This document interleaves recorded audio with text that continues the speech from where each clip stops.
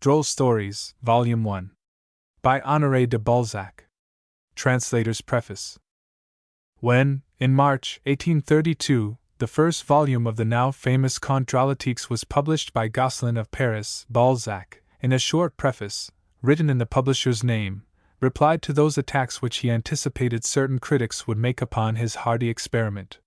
He claimed for his book the protection of all those to whom literature was dear, because it was a work of art, and a work of art, in the highest sense of the word, it undoubtedly is. Like Boccaccio, Rabelais, the Queen of Navarre, Ariosto, and Virgil, the great author of the human comedy has painted an epic. In the fresh and wonderful language of the merry Vicar of Meudon, he has given us a marvelous picture of French life and manners in the 16th century. The gallant knights and merry dames of that eventful period of French history stand out in bold relief upon his canvas. The background in these lifelike figures is, as it were, sketched upon the spot. After reading the Contes Drolatiques, one could almost find one's way about the towns and villages of Touraine, unassisted by map or guide. Not only is this book a work of art from its historical information and topographical accuracy, its claims to that distinction rest upon a broader foundation. Written in the 19th century in imitation of the style of the 16th, it is a triumph of literary archaeology. It is a model of that which it professes to imitate, the production of a writer who, to accomplish it, must have been at once historian, linguist, philosopher, archaeologist, and anatomist, and each in no ordinary degree. In France, his work has long been regarded as a classic, as a faithful picture of the last days of the Moyen Age, when kings and princesses, brave gentlemen and haughty ladies laughed openly at stories and jokes which are considered disgraceful by their more fastidious descendants. In England, the difficulties of the language employed, and the quaintness and peculiarity of its style, have placed it beyond the reach of all but those thoroughly acquainted with the French of the 16th century. Taking into consideration the vast amount of historical information enshrined in its pages, the archaeological value which it must always possess for the student, and the dramatic interest of its stories, the translator has thought that an English edition of Balzac's chef d'oeuvre would be acceptable to many. It has, of course, been impossible to reproduce in all its vigor and freshness the language of the original. Many of the quips and cranks and puns have been lost in the process of anglicizing. These unavoidable blemishes apart, the writer ventures to hope that he has treated this great masterpiece in a reverent spirit, touched it with no sacrilegious hand, but, on the contrary, given as close a translation as the dissimilarities of the two languages permit. With this idea, no attempt had been made to polish or round many of the awkwardly constructed sentences which are characteristic of this volume. Rough, and occasionally obscure, they are far more in keeping with the spirit of the original than the polished periods of modern romance. Taking into consideration the many difficulties which he has had to overcome, and which those best acquainted with the French edition will best appreciate, the translator claims the indulgence of the critical reader for any shortcomings he may discover. The best plea that can be offered for such indulgence is the fact that, although Les Contes Drolatiques was completed and published in 1837, the present is the first English version ever brought before the public. London, January 1874. First 10 Tales. Prologue. This is a book of the highest flavor, full of right hearty merriment, spice to the palate of the illustrious and very precious tosspots and drinkers, to whom our worthy compatriot, François Rabelais, the eternal honor of Touraine, addressed himself. Be it nevertheless understood, the author has no other desire than to be a good Tourainian, and joyfully to chronicle the merry doings of the famous people of this sweet and productive land, more fertile in cuckolds, dandies and witty wags than any other, and which has furnished a good share of men of renown in France, as witnessed the departed courier of piquant memory, Virgil, author of Moyen de Parvenir, and others equally well known, among whom we will specially mention the Sieur Descartes, because he was a melancholy genius, and devoted himself more to brown studies than to drinks and dainties, a man of whom all the cooks and confectioners of Tours have a wise horror, whom they despise, and will not hear spoken of, and say, "Where does he live?" if his name is mentioned. Now this work is the production of the joyous leisure of good old monks, of whom there are many vestiges scattered about the country, at Grenadier-les-Esties, Cire, in the village of Sachles-aux-Lurideaux, at Marmostiers, Verrets, Rochecoban, and the certain storehouses of good stories, which storehouses are the upper stories of old canons and wise dames, who remember the good old days when they could enjoy a hearty laugh without looking to see if their hilarity disturbed the cit of yore. Ruffle, as do the young women of the present day, who wish to take their pleasure gravely, a custom which suits our gay France as much as a water jug would the head of a queen. Since laughter is a privilege granted to man alone, and he has sufficient causes for tears within his reach, without adding to them by books, I have considered it a thing most patriotic to publish a dram of merriment for these times, when weariness falls like a fine rain, wetting us, soaking into us, and dissolving those ancient customs which make the people to reap public amusement from the Republic.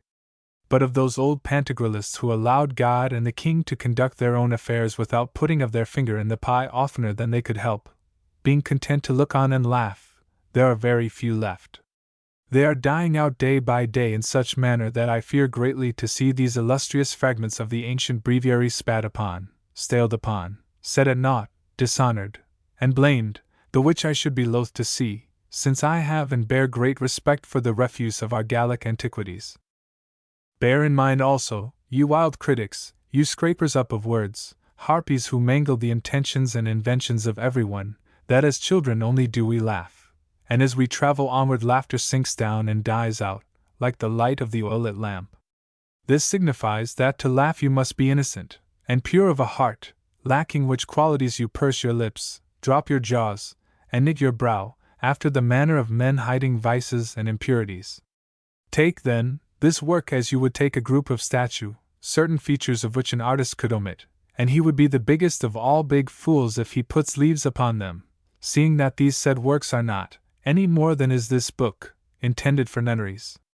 Nevertheless, I have taken care, much to my vexation, to weed from the manuscripts the old words, which, in spite of their age, were still strong, and which would have shocked the ears, astonished the eyes, reddened the cheeks, and sullied the lips of trousered maidens, and Madame Virtue with 3 lovers. For certain things must be done to suit the vices of the age, and a periphrase is much more agreeable than the word. Indeed, we are old, and find long trifles better than the short follies of our youth, because at that time our taste was better. Then spare me your slanders, and read this rather at night than in the daytime, and give it not to young maidens, if there be any, because this book is inflammable. I will now rid you of myself. But I fear nothing from this book, since it is extracted from a high and splendid source, from which all that has issued has had a great success, as is amply proved by the royal orders of the Golden Fleece, of the Holy Ghost, of the Garter, of the Bath, and by many notable things which have been taken therefrom, under shelter of which I place myself.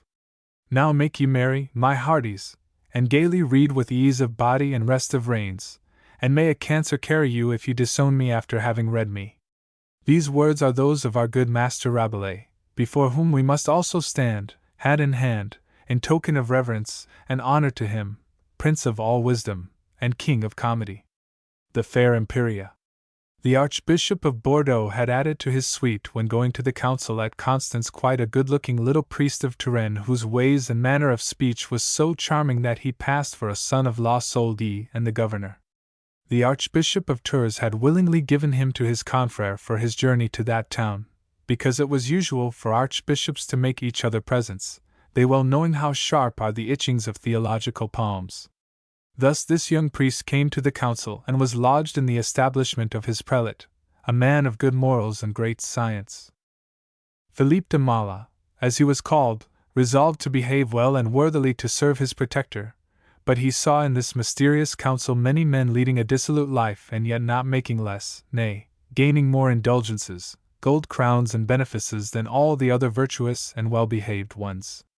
Now during one night, dangerous to his virtue, the devil whispered into his ear that he should live more luxuriously, since every one sucked the breasts of our Holy Mother Church and yet they were not drained, a miracle which proved beyond doubt the existence of God. And the priest of Touraine did not disappoint the devil. He promised to feast himself, to eat his belly full of roast meats and other German delicacies, when he could do so without paying for them as he was poor.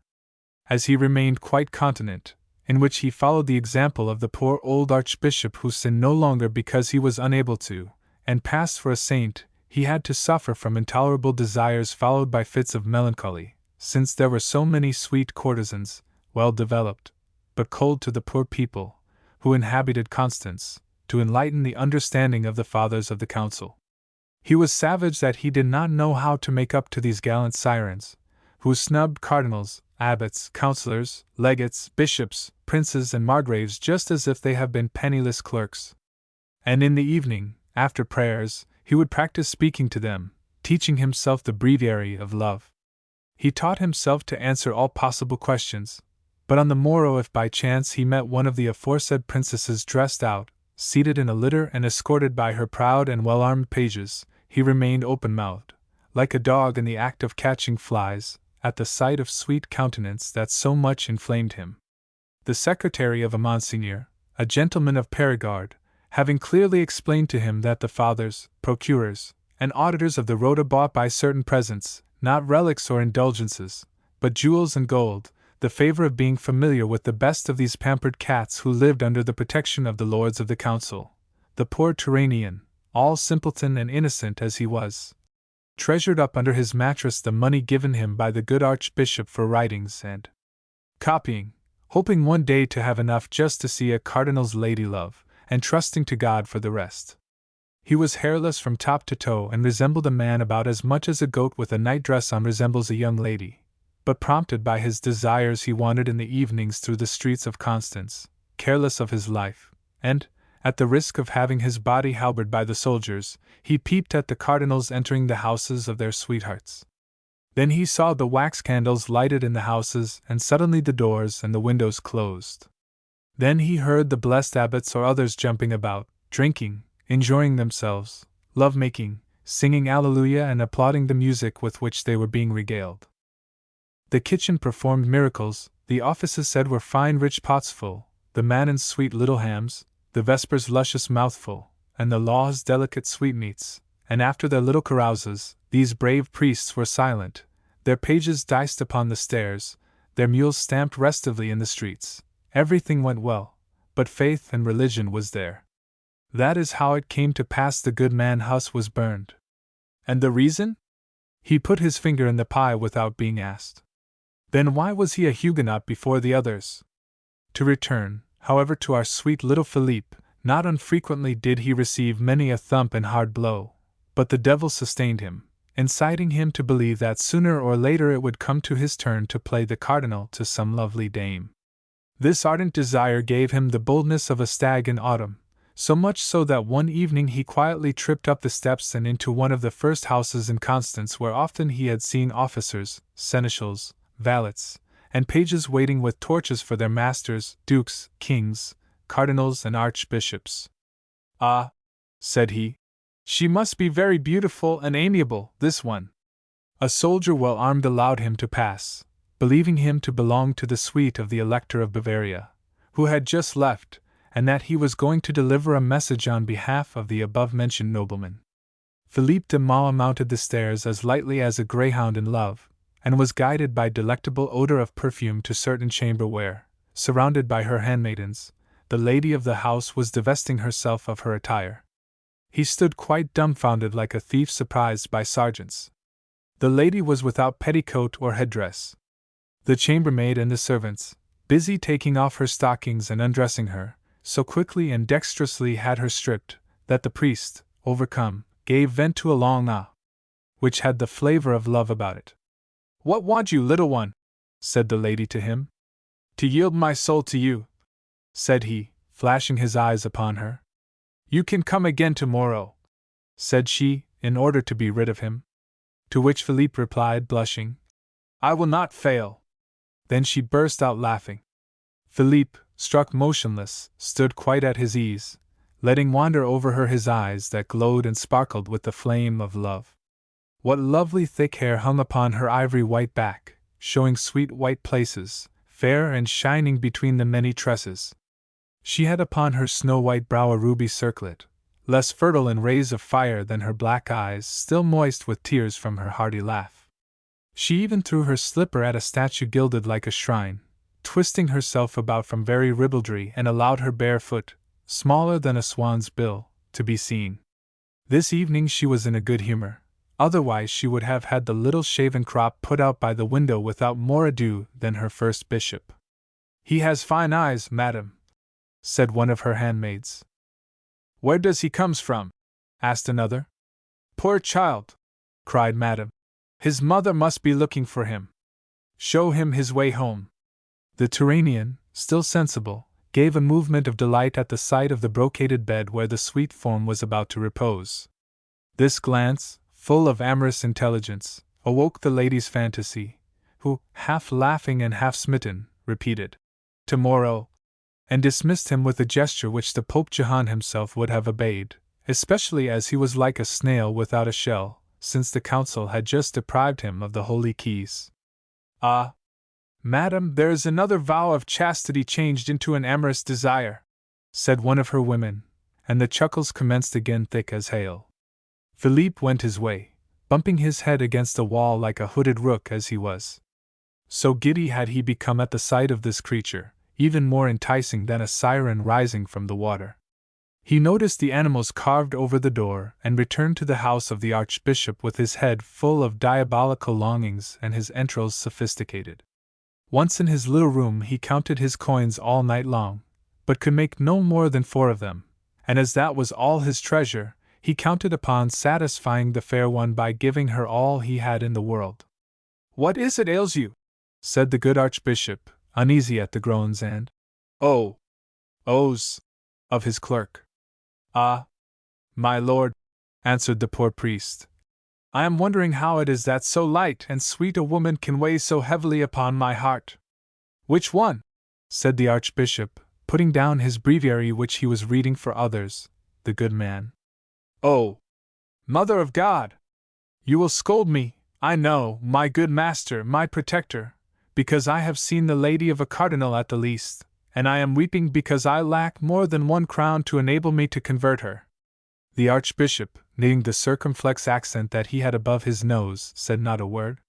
Then the very humble priest trembled in his skin to have confessed so much to his superior.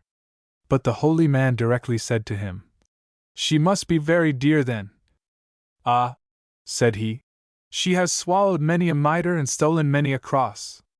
Well, Philippe, if thou wilt renounce her, I will present thee with 30 angels from the poor box." "Ah, my lord, I should be losing too much," replied the lad, emboldened by the treat he promised himself. "Ah, Philippe," said the good prelate, "thou wilt then go to the devil and displease God, like all our cardinals." And the master, with sorrow, began to pray Estigation, the patron saint of innocence, to save his servant. He made him kneel down beside him, telling him to recommend himself also to St. Philippe, but the wretched priest implored the saint beneath his breath to prevent him from failing if on the morrow that the lady should receive him kindly and mercifully, and the good Archbishop, observing the fervor of his servant, cried out him, "Courage, little one, and heaven will exorcise thee." On the morrow, while Monsieur was declaiming at the council against the shameless behavior of the apostles of Christianity, Philippe de Mala spent his angels, acquired with so much labor, in perfumes, baths, fomentations, and other fooleries. He played the fop so well, one would have thought him the fancy cavalier of a gay lady.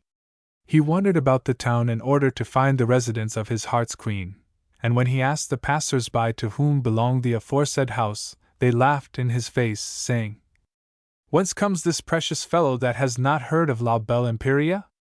He was very much afraid he and his angels were gone to the devil when he heard the name, and knew into what a nice mess he had voluntarily fallen.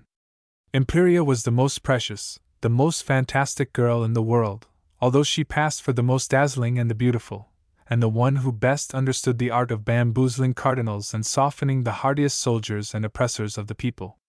She had brave captains, archers, and nobles ready to serve her at every turn. She had only to breathe a word, and the business of any one who had offended her was settled. A free fight only brought a smile to her lips, and often the Sire de Baudricourt, one of the king's captains, would ask her if there were any one he could kill for her that day, a little joke at the expense of the abbots. With the exception of the potentates among the high clergy with whom Madame Imperia managed to accommodate her little tempers, she ruled everyone with a high hand in virtue of her pretty babble and enchanting ways, which enthralled the most virtuous and the most unimpressionable. Thus she lived beloved and respected, quite as much as the real ladies and princesses, and was called Madame, concerning which the good Emperor Sigismund replied to a lady who complained of it to him, that they, the good ladies, might keep to their own proper way and holy virtues, and Madame Imperia to the sweet naughtiness of the goddess Venus. Christian words which shocked the good ladies, to their credit be it said. Philippe, then thinking over it in his mind that which on the preceding evening he had seen with his eyes, doubted if more did not remain behind. Then was he sad, and without taking bite or sup, strolled about the town waiting the appointed hour, although he was well favored and gallant enough to find others less difficult to overcome than was Madame Imperia. The night came, the little Turanian, exalted with pride caparisoned with desire, and spurred by his, alax, and alas, which nearly choked him, glided like an eel into the domicile of the veritable queen of the council, for before her bowed humbly all the authority, science, and wisdom of Christianity. The major domo did not know him, and was going to bundle him out again, when one of the chamberwomen called him from the top of the stairs. Imbert, it is Madame's young fellow. And poor Philippe, blushing like a wedding night, ran up the stairs, shaking with happiness and delight. The servant took him by the hand and led into the chamber where sat Madame, lightly attired like a brave woman who awaits her conqueror. The dazzling Imperia was seated near a table covered with a shaggy cloth ornamented with gold, and with all the requisites for a dainty carouse. Flagons of wine, various drinking glasses, bottles of the Hippocras, flasks full of good wine of Cyprus, pretty boxes full of spices, roast peacocks, green sauces, little salt hams, all that would gladden the eyes of the gallant if he had not so madly loved Madame Imperia. She saw well that the eyes of the young priest were all for her. Although accustomed to the curl-paper devotion of the churchman, she was well satisfied that she had made a conquest of the young priest who all day long had been in her head. The windows had been closed. Madame was decked out in a manner fit to do honors to a prince of the empire. Then the rogue, beatified by the holy beauty of Imperia, knew that emperor, burgraf, nay, even a cardinal about to be elected pope, would willingly for that night have changed places with him, a little priest who, beneath his gown, had only the devil and love. He put on a lordly air, and saluted her with a courtesy by no means ungraceful, and then the sweet lady said to him, regaling with a piercing glance, "Come and sit close to me, that I may see if you have altered since yesterday." "Oh yes," said he. "And how?" said she. "Yesterday," replied the artful fellow, "I loved you. Today, we love each other, and from a poor sinner I have become richer than a king." "Oh, little one, cried she merrily. "Yes, you are indeed changed, for from a young priest I see well you have turned into an old devil." And side by side they sat down before a large fire, which helped to spread their ecstasy around. They remained always ready to begin eating, seeing that they only thought of gazing into each other's eyes, and never touched a dish. Just as they were beginning to feel comfortable and at their ease, there came a great noise at Madame's door, as if people were beating against it, and crying out. "Madame!" cried the little servant hastily. "Here's another of them." "Who is it?" cried she in a haughty manner, like a tyrant, savage at being interrupted. "The Bishop of Coire wishes to speak with you." "May the devil take him!" said she, looking at Philippe gently. "Madame, he has seen the light through the chinks, and is making a great noise. Tell him I have the fever, and you will be telling him no lie, for I am ill of this little priest who is torturing my brain." But just as she had finished speaking, and was pressing with devotion the hand of Philippe who trembled in his skin, appeared the fat Bishop of Coire, indignant and angry. The officers followed him, bearing a trout canonically dressed, fresh from the Rhine, and shining in a golden platter, and spices contained in little ornamental boxes, and 1,000 dainties, such as liqueurs and jams, made by the holy nuns at his abbey. "Ah!" said he, with his deep voice.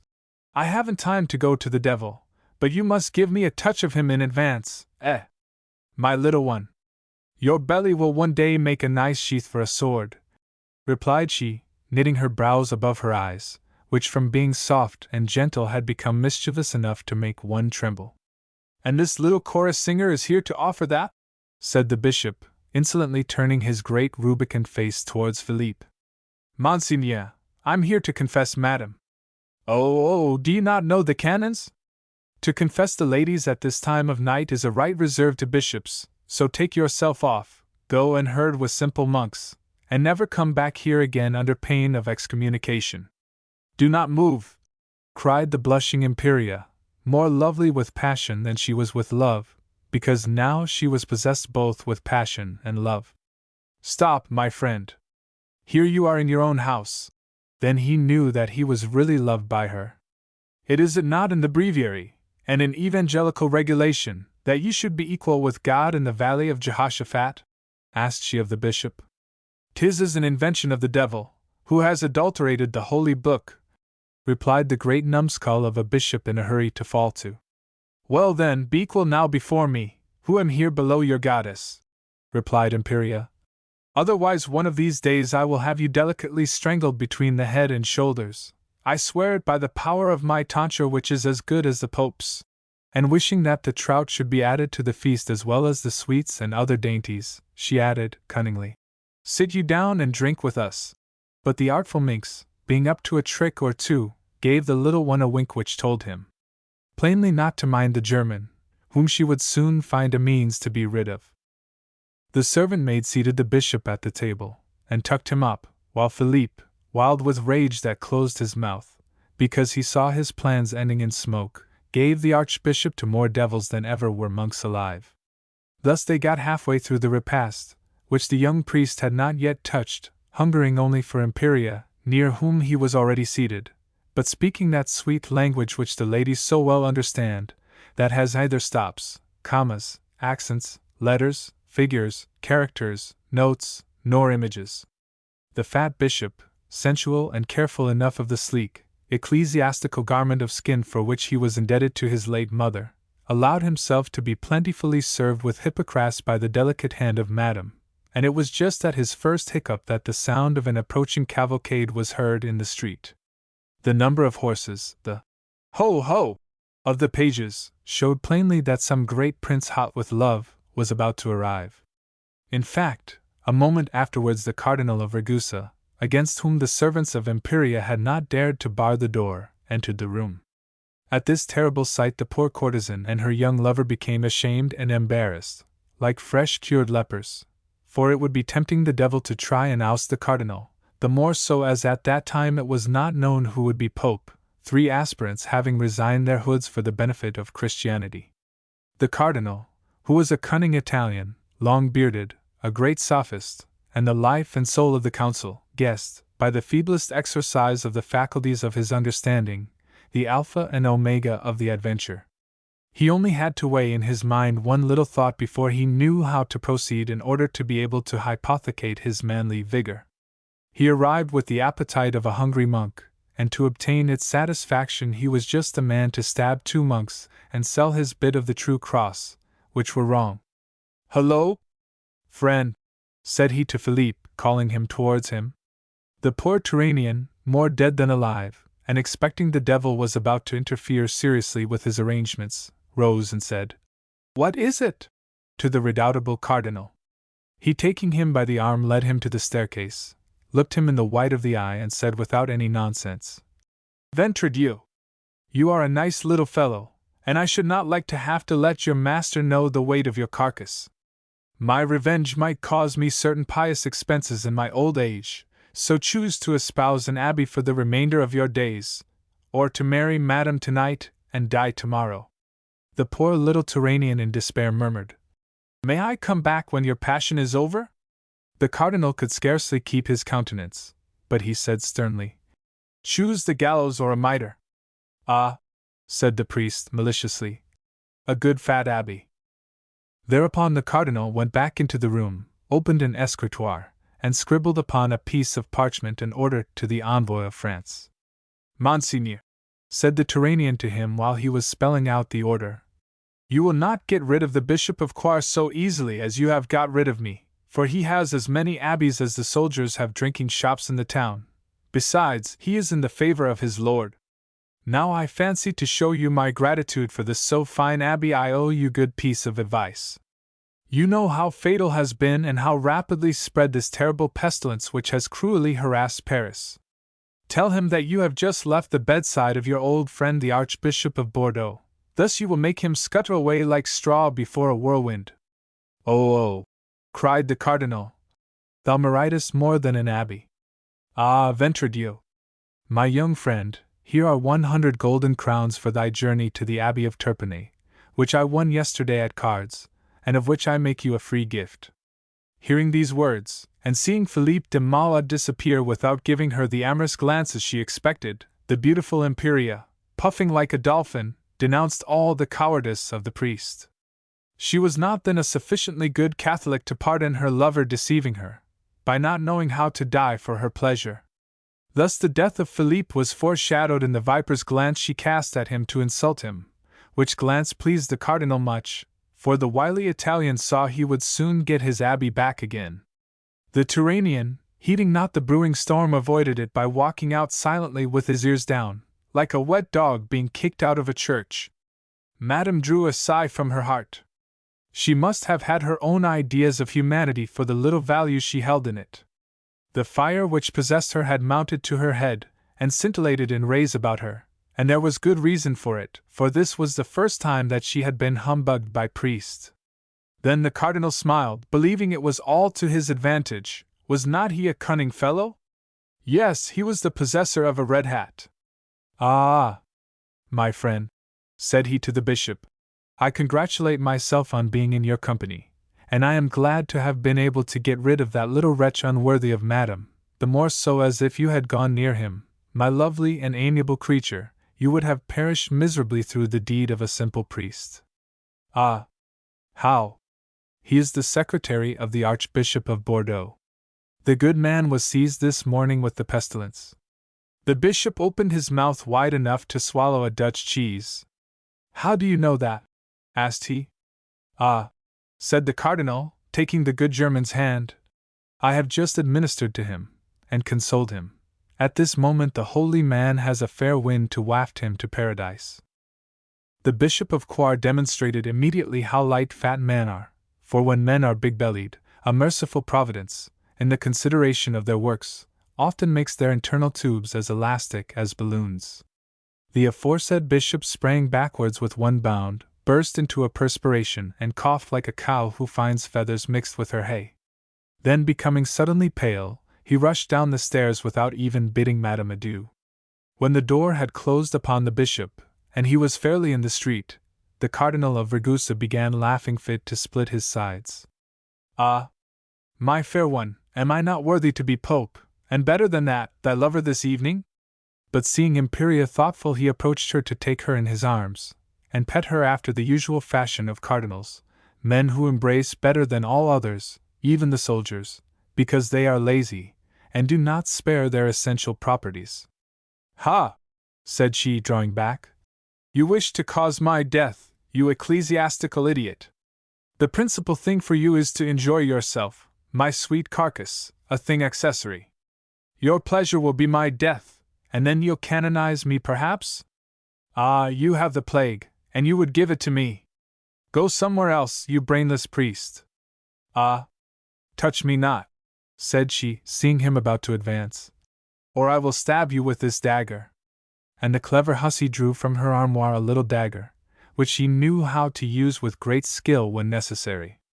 But my little Paradise, my sweet one, said the other, laughing, don't you see the trick? Wasn't it necessary to get rid of that old bullock of Coire? Well then, if you love me, show it, replied she.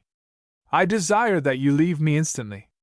If you are touched with the disease, my death will not worry you. I know you well enough to know at what price you will put a moment of pleasure at your last hour. You would drown the earth. Ah! You have boasted of it when drunk. I love only myself, my treasures, and my health. Go, and if tomorrow your veins are not frozen by the disease, you can come again. Today I hate you, good Cardinal, said she, smiling. Imperia! Cried the cardinal on his knees. My blessed Imperia, do not play with me thus. No, said she. I never play with blessed and sacred things. Ah! Ribald woman, I will excommunicate thee tomorrow. And now you are out of your cardinal sense. Imperia, cursed daughter of Satan! Oh, my little beauty, my love! Respect yourself more. Don't kneel to me, fie for shame! Wilt thou have a dispensation in articulo mortis? Wilt thou have my fortune, or better still, a bit of the veritable true cross? Wilt thou? This evening, all the wealth of heaven above and earth beneath would not buy my heart, said she, laughing. I should be the blackest of sinners, unworthy to receive the blessed sacrament if I had not my little caprices. I'll burn the house down. Sorceress, you have bewitched me. You shall perish at the stake. Listen to me, my love, my gentle dove. I promise you the best place in heaven. Eh? No, death to you then, death to the sorceress. Oh! I will kill you, Monseigneur. And the cardinal foamed with rage. You are making a fool of yourself, said she. Go away, you'll tire yourself. I shall be Pope, and you shall pay for this. Then you are no longer disposed to obey me? What can I do this evening to please you? Get out.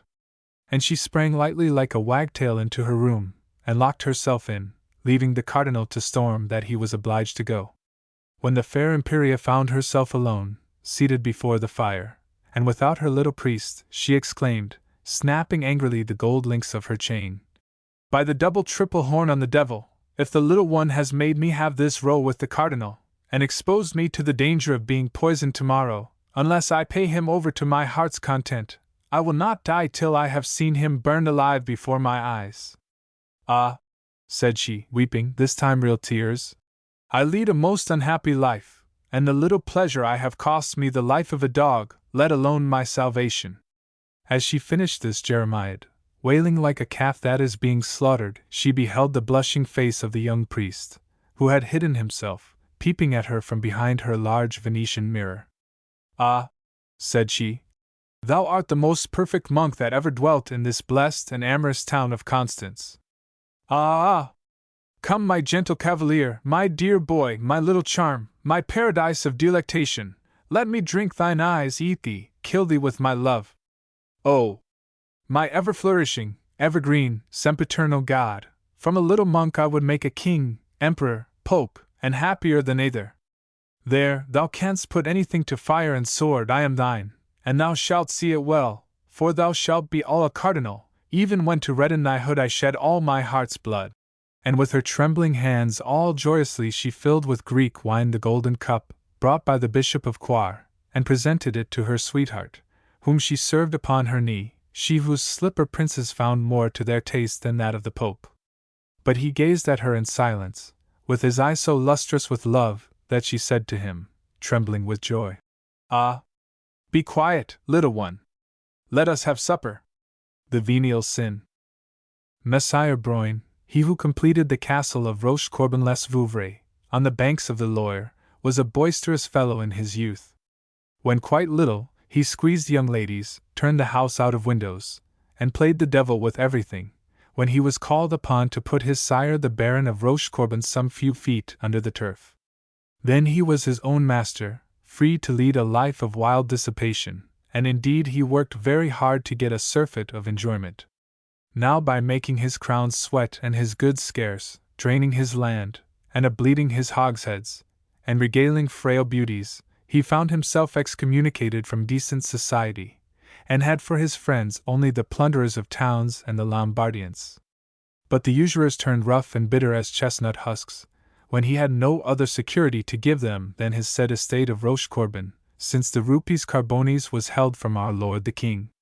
Then Broyne found himself just in the humor to give a blow here and there, to break a collar-bone or two, and quarrel with everyone about trifles. Seeing which, the abbot of Marmostiers, his neighbor, and a man liberal with his advice, told him that it was an evident sign of lordly perfection, that he was walking in the right road, but if he would go and slaughter, to the great glory of God, the Mohammedans who defiled the Holy Land, it would be better still, and that he would undoubtedly return full of wealth and indulgences into Touraine, or into Paradise, whence all barons formerly came. The said Broin, admiring the great sense of the prelate, left the country equipped by the monastery, and blessed by the abbot, to the great delight of his friends and neighbors.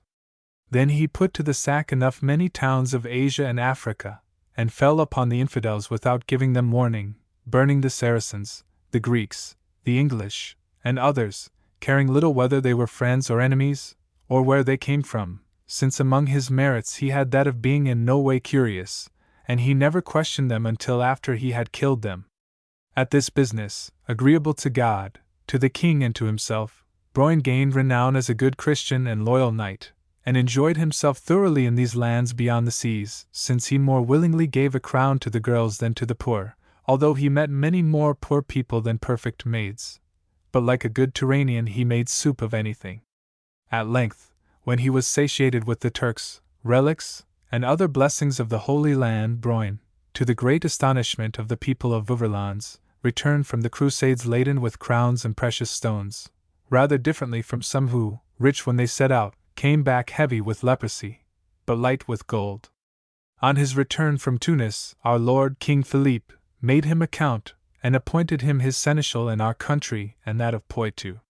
There he was greatly beloved and properly thought well of, since over and above his good qualities he founded the church of the Carmes Deschalks, in the parish of Aigrignolles, as the peace offering to heaven for the follies of his youth. Thus was he cardinally consigned to the good graces of the church and of God. From a wicked youth and reckless man, he became a good, wise man, and discreet in his dissipations and pleasures, rarely was in anger, unless someone blasphemed God before him, the which he would not tolerate because he had blasphemed enough for every one in his wild youth. In short, he never quarreled, because, being seneschal, people gave up to him instantly. It is true that he at that time beheld all his desires accomplished, the which would render even an imp of Satan calm and tranquil from his horns to his heels. And besides this he possessed a castle all jagged at the corners, and shaped and pointed like a Spanish doublet, situated upon a bank from which it was reflected in the Loire. In the rooms were royal tapestries, furniture, Saracen pomps, vanities, and inventions which were much admired by people of Tours, and even by the archbishop and clerks of St. Martin, to whom he sent as a free gift a banner fringed with fine gold. In the neighborhood of the said castle abounded fair domains, windmills, and forests, yielding a harvest of rents of all kinds, so that he was one of the strongest knights banneret of the province, and could easily have led to battle for our lord the king 1,000 men.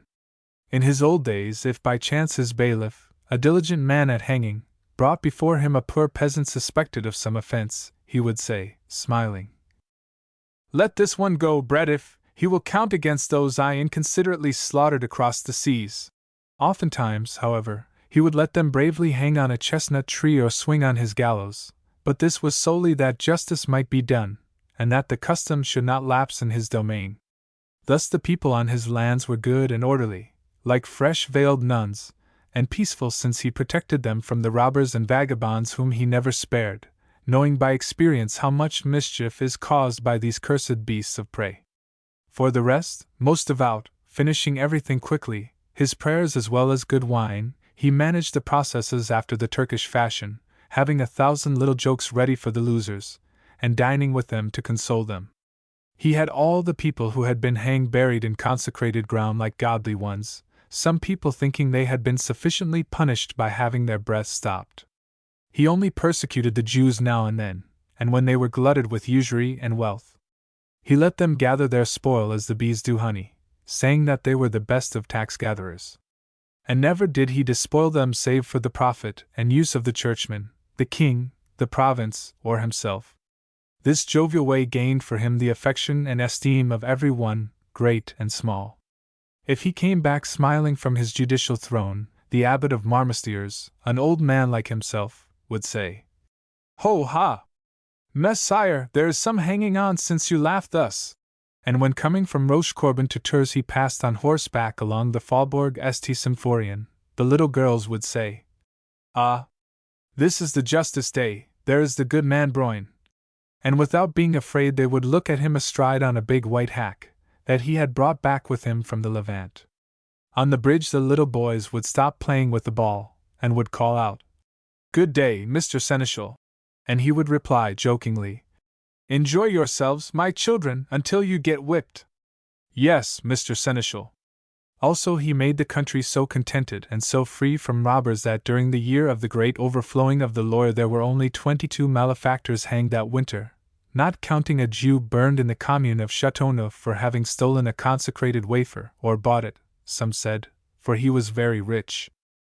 One day, in the following year about harvest time, or mowing time, as we say in Touraine, there came Egyptians, Bohemians, and other wandering troops who stole the holy things from the church of St. Martin, and in the place and exact situation of Madame the Virgin, left by way of insult and mockery to our holy faith, an abandoned pretty little girl, about the age of an old dog, stark naked, an acrobat, and of Moorish descent like themselves. For this almost nameless crime it was equally decided by the king, people, and the churchmen that the Moorish, to pay for all, should be burned and cooked alive in the square near the fountain where the herb market is. Then the good man Broyne clearly and dexterously demonstrated to the others that it would be a thing most profitable and pleasant to God to gain over this African soul to the true religion, and if the devil were lodged in this feminine body the faggots would be useless to burn him, as said the said order. To which the Archbishop sagely thought most canonical and conformable to Christian charity and the gospel.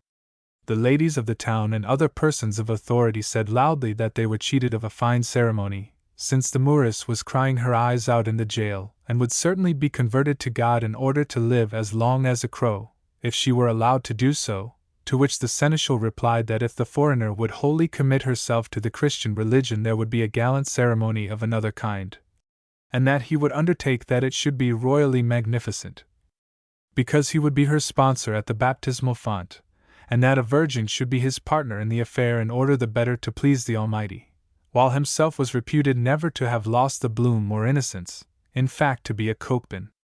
In our country of Touraine thus are called the young virgin men, unmarried or so esteemed to distinguish them from the husbands and the widowers, but the girls always pick them without the name, because they are more light-hearted and merry than those seasoned in marriage.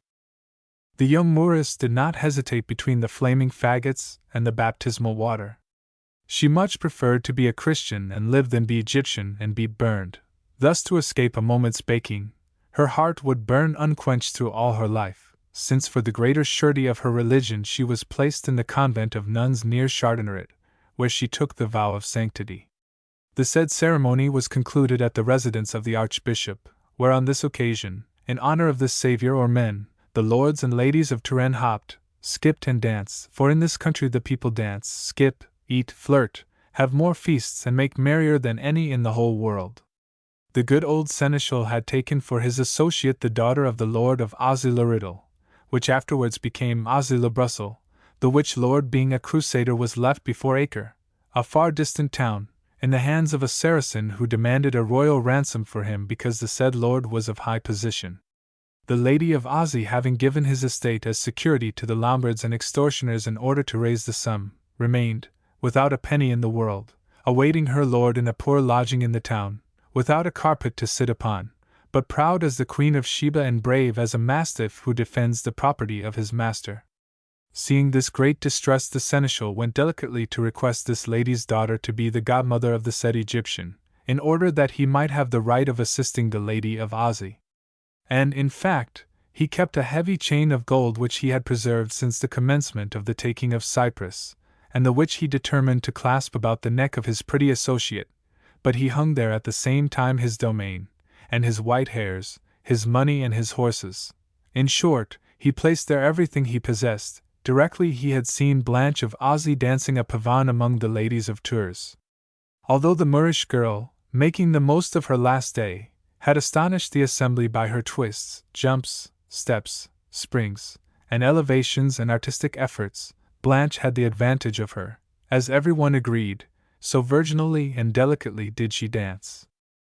Now Broyne, admiring this gentle maiden whose toes seemed to fear the boards, and who amused herself so innocently for her 17 years, like a grasshopper trying her first note, was seized with an old man's desire, a desire apoplectic and vigorous from weakness, which heated him from the sole of foot to the nape of his neck, for his head had too much snow on the top of it to let love lodge there.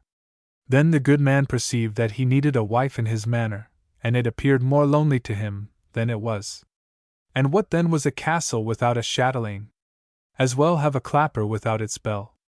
In short, a wife was the only thing that he had to desire, so he wished to have one promptly, seeing that if the Lady of Ozzy made him wait, he had just time to pass out of this world into the other. But during the baptismal entertainment, he thought little of his severe wounds, and still less of the 80 years that had stripped his head. He found his eyes clear enough to see distinctly his young companion, who, following the injunctions of the Lady of Ozzy, regaled him well with glance and gesture, believing there could be no danger near so old a fellow, in such wise that Blanche, naive and nice as she was in contradistinction to the girls of Touraine, who are as wide awake as a spring morning, permitted the good man first to kiss her hand, and afterwards her neck, rather low down. At least so said the archbishop who married them the week after, and that was a beautiful bridal, and a still more beautiful bride. The said Blanche was slender and graceful as no other girl, and still better than that, more maidenly than ever maiden was, a maiden all ignorant of love, who knew not why or what it was, a maiden who wondered why certain people lingered in their beds, a maiden who believed that children were found in parsley beds. Her mother had thus reared her in innocence, without even allowing her to consider, trifle as it was, how she sucked in her soup between her teeth. Thus she was a sweet flower, and intact, joyous and innocent, an angel, who needed but the wings to fly away to paradise. When she left the poor lodging of her weeping mother to consummate her betrothal at the cathedral of St. Gatien and St. Maurice, the country people came to feast their eyes upon the bride, and on the carpets which were laid down all along the Rue de la Sellerie, and all said that never had tinier feet pressed the ground of Touraine, prettier eyes gazed up to heaven, or a more splendid festival adorned the streets with carpets and with flowers. The young girls of St. Martin and of the boroughs of Châteauneuf all envied the long brown tresses with which doubtless Blanche had fished for account, but much more did they desire the gold-embroidered dress, the foreign stones, the white diamonds, and the chains with which the little darling played, and which bound her forever to the said seneschal. The old soldier was so merry by her side, that his happiness showed itself in his wrinkles, his looks, and his movements. Although he was hardly as straight as a billhook, he held himself so by the side of Blanche, that one would have taken him for a soldier on parade receiving his officer, and he placed his hand on his diaphragm like a man whose pleasure stifles and troubles him. Delighted with the sound of the swinging bells, the procession, the pomps, and the vanities of the said marriage, which was talked of long after the episcopal rejoicings, the women desired a harvest of Moorish girls, a deluge of old seneschals, and baskets full of Egyptian baptisms. But this was the only one that ever happened in Touraine, seeing that the country is far from Egypt and from Bohemia.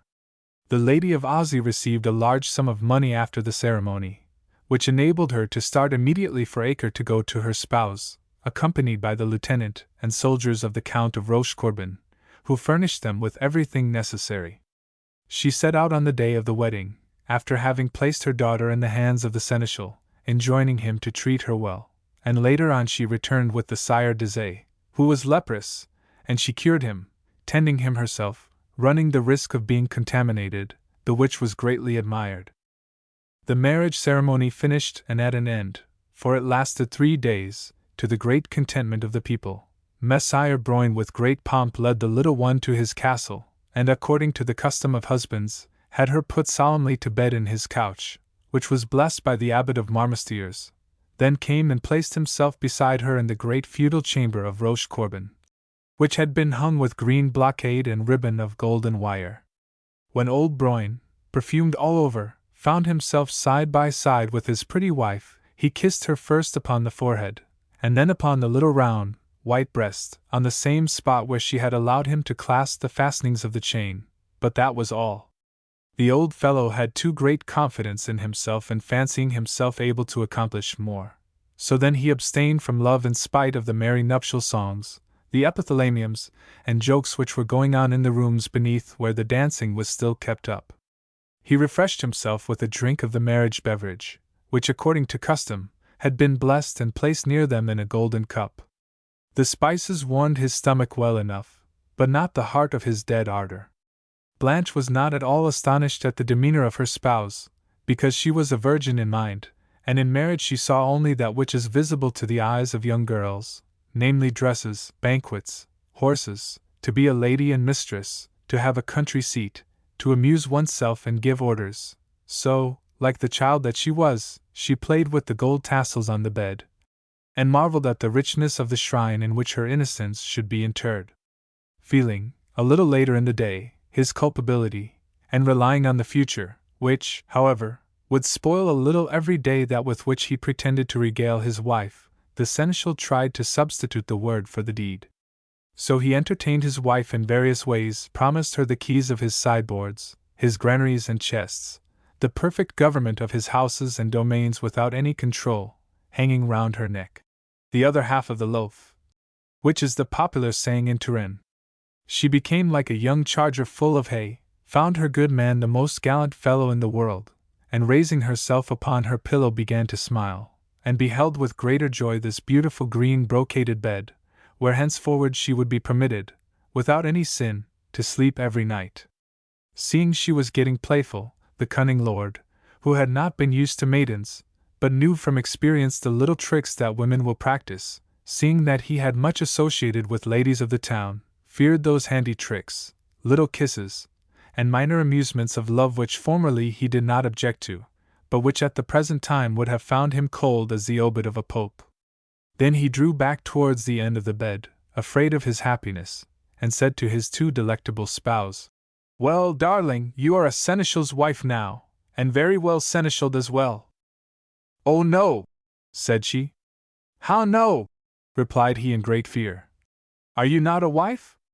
"No," said she. "Nor shall I be till I have had a child." "Did you while coming here see the meadows?" began again the old fellow. "Yes," said she. "Well, they are yours." "Oh, oh," replied she laughing. "I shall amuse myself much there catching butterflies." "That's a good girl," says her lord. "And the woods?" "Ah, I should not like to be there alone, you will take me there." "But," said she, "give me a little of that liquor which La Panus has taken such pains to prepare for us." "And why, my darling?" "It would put fire in your body." "Oh, that's what I should like," said she, biting her lip with vexation. "Because I desire to give you a child as soon as possible, and I'm sure that liquor is good for the purpose." "Ah, my little one," said the seneschal, knowing by this that Blanche was a virgin from head to foot, "the goodwill of God is necessary for this business, and women must be in a state of harvest." "And when should I be in a state of harvest?" asked she, smiling. "When nature so wills it," said he, trying to laugh. "What is it necessary to do for this?" replied she. "Ah, a cabalistical and alchemical operation which is very dangerous." "Ah," said she, with a dreamy look, "that's the reason why my mother cried when thinking of the said metamorphosis. But Bertha de Broglie, who is so thankful for being made a wife, told me it was the easiest thing in the world." "That's according to the age," replied the old lord. "But did you see at the stable the beautiful white mare so much spoken of in Turin?" "Yes, she is very gentle and nice." "Well, I give her to you, and you can ride her as often as the fancy takes you." "Oh, you are very kind, and they did not lie when they told me so. Here," continued he, "sweetheart, the butler, the chaplain, the treasurer, the equerry, the farrier, the bailiff, even the Sire de Montsoreau, the young varlet whose name is Gaudier and bears my banner, with his men-at-arms, captains, followers, and beasts, all are yours, and will instantly obey your orders under pain of being incommoded with a hempen collar." "But," replied she, "this mysterious operation, cannot it be performed immediately?" "Oh no," replied the seneschal, "because it is necessary above all things that both the one and the other of us should be in a state of grace before God, otherwise we should have a bad child, full of sin, which is forbidden by the canons of the Church. This is the reason that there are so many incorrigible scapegraces in the world. Their parents have not wisely waited to have their souls pure, and have given wicked souls to their children. The beautiful and the virtuous come of immaculate fathers. That is why we cause our beds to be blessed, as the abbot of Marmostiers has done this one. Have you not transgressed the ordinances of the church? Oh no, said she quickly. I received before Mass absolution for all my faults and have remained since without committing the slightest sin. You are very perfect, said the cunning lord, and I am delighted to have you for a wife, but I have sworn like an infidel. Oh! And why? Because the dancing did not finish, and I could not have you to myself to bring you here and kiss you. Thereupon he gallantly took her hands and covered them with kisses, whispering to her little endearments and superficial words of affection which made her quite pleased and contented. Then, fatigued with the dance and all the ceremonies, she settled down to her slumbers, saying to the seneschal, I will take care tomorrow that you shall not sin. And she left the old man quite smitten with her white beauty, amorous of her delicate nature, and as embarrassed to know how he should be able to keep her in her innocence as to explain why oxen chew their food twice over. Although he did not augur to himself any good therefrom, it inflamed him so much to see the exquisite perfections of Blanche during her innocent and gentle sleep, that he resolved to preserve and defend this pretty jewel of love. With tears in his eyes he kissed her sweet, golden tresses, the beautiful eyelids, and her ripe red mouth, and he did it softly for fear of waking her. There was all his fruition, the dumb delight which still inflamed his heart without in the least affecting Blanche. Then he deplored the snows of his leafless old age, the poor old man, that he saw clearly that God had amused himself by giving him nuts when his teeth were gone. During the first days of his marriage the seneschal imprinted many fibs to tell his wife, whose so estimable innocence he abused. Firstly, he found in his judicial functions good excuses for leaving her at times alone. Then he occupied himself with the peasants of the neighborhood, and took them to dress the vines on his lands at Vouvray, and at length pampered her up with 1,000 absurd tales. At one time he would say that lords did not behave like common people, that the children were only planted at certain celestial conjunctions ascertained by learned astrologers, at another that one should abstain from begetting children on feast days, because it was a great undertaking, and he observed the feasts like a man who wished to enter into paradise without consent. Sometimes he would pretend that if by chance the parents were not in a state of grace, the children commenced on the date of St. Claire would be blind, of St. Gatian had the gout, of St. Agnes were scald-headed, of St. Roch had the plague. Sometimes that those begotten in February were chilly, in March, too turbulent, in April, were worth nothing at all, and that handsome boys were conceived in May. In short, he wished his child to be perfect, to have his hair of 2 colors, and for this it was necessary that all the required conditions should be observed.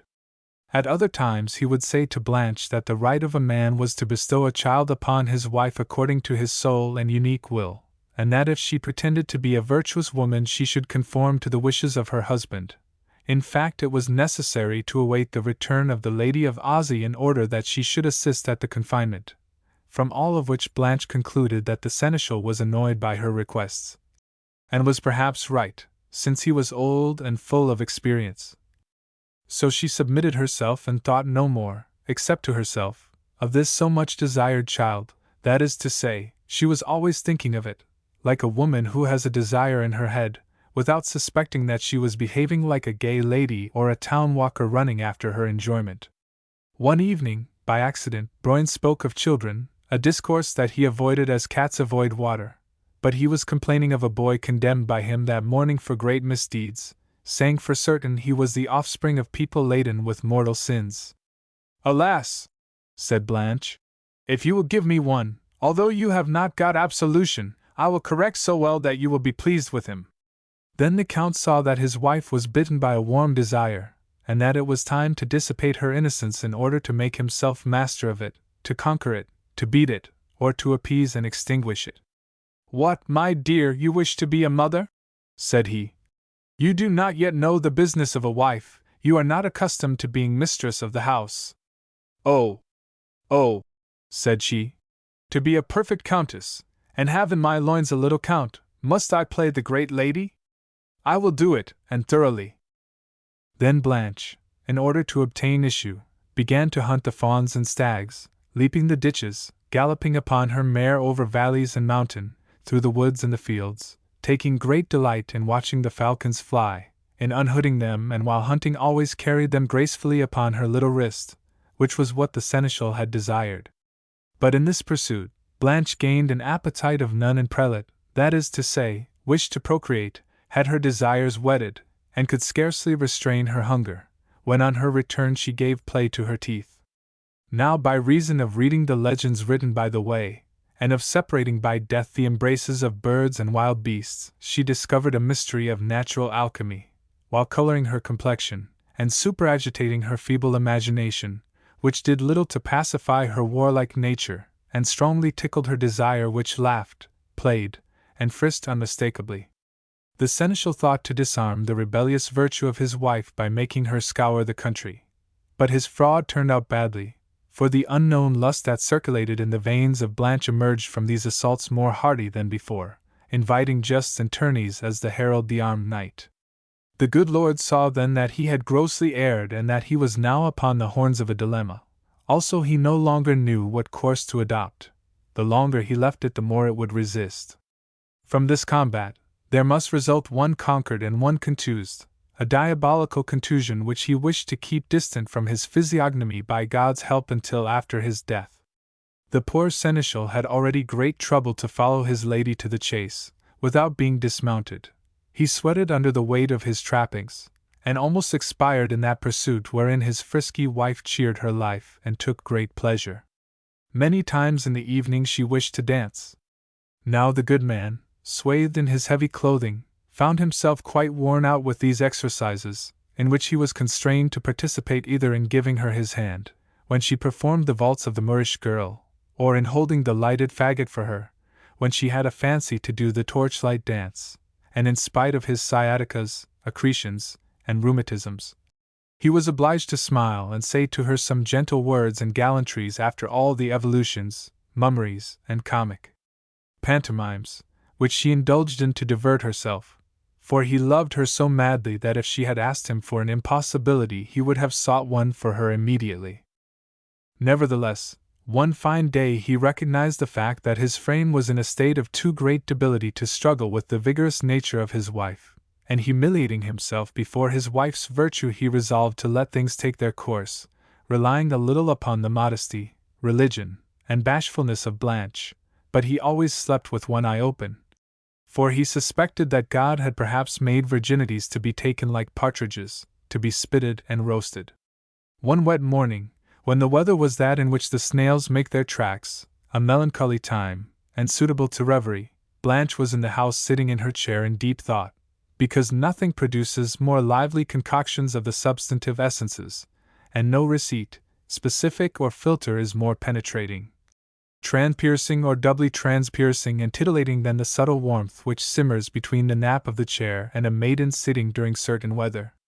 Now, without knowing it, the Countess was incommoded by her innocence, which gave more trouble than it was worth to her brain, and gnawed her all over.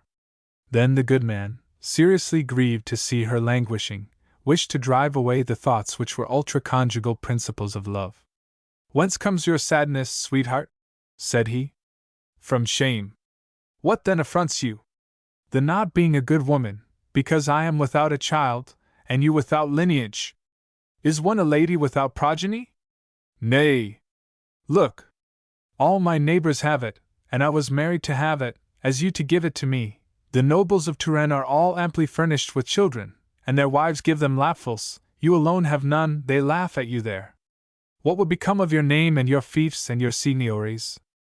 A child is our natural company. It is a delight to us to make a fright of it, to fondle it, to swaddle it, to dress and undress it, to cuddle it, to sing it lullabies, to cradle it, to get it up, to put it to bed, and to nourish it, and I feel that if I had only the half of one, I would kiss it, swaddle it, and unharness it, and I would make it jump and crow all day long, as the other ladies do. Were it not that in giving them birth women die, and that for this you are still too delicate and too close in the bud, you would already be a mother," replied the seneschal, made giddy with the flow of words.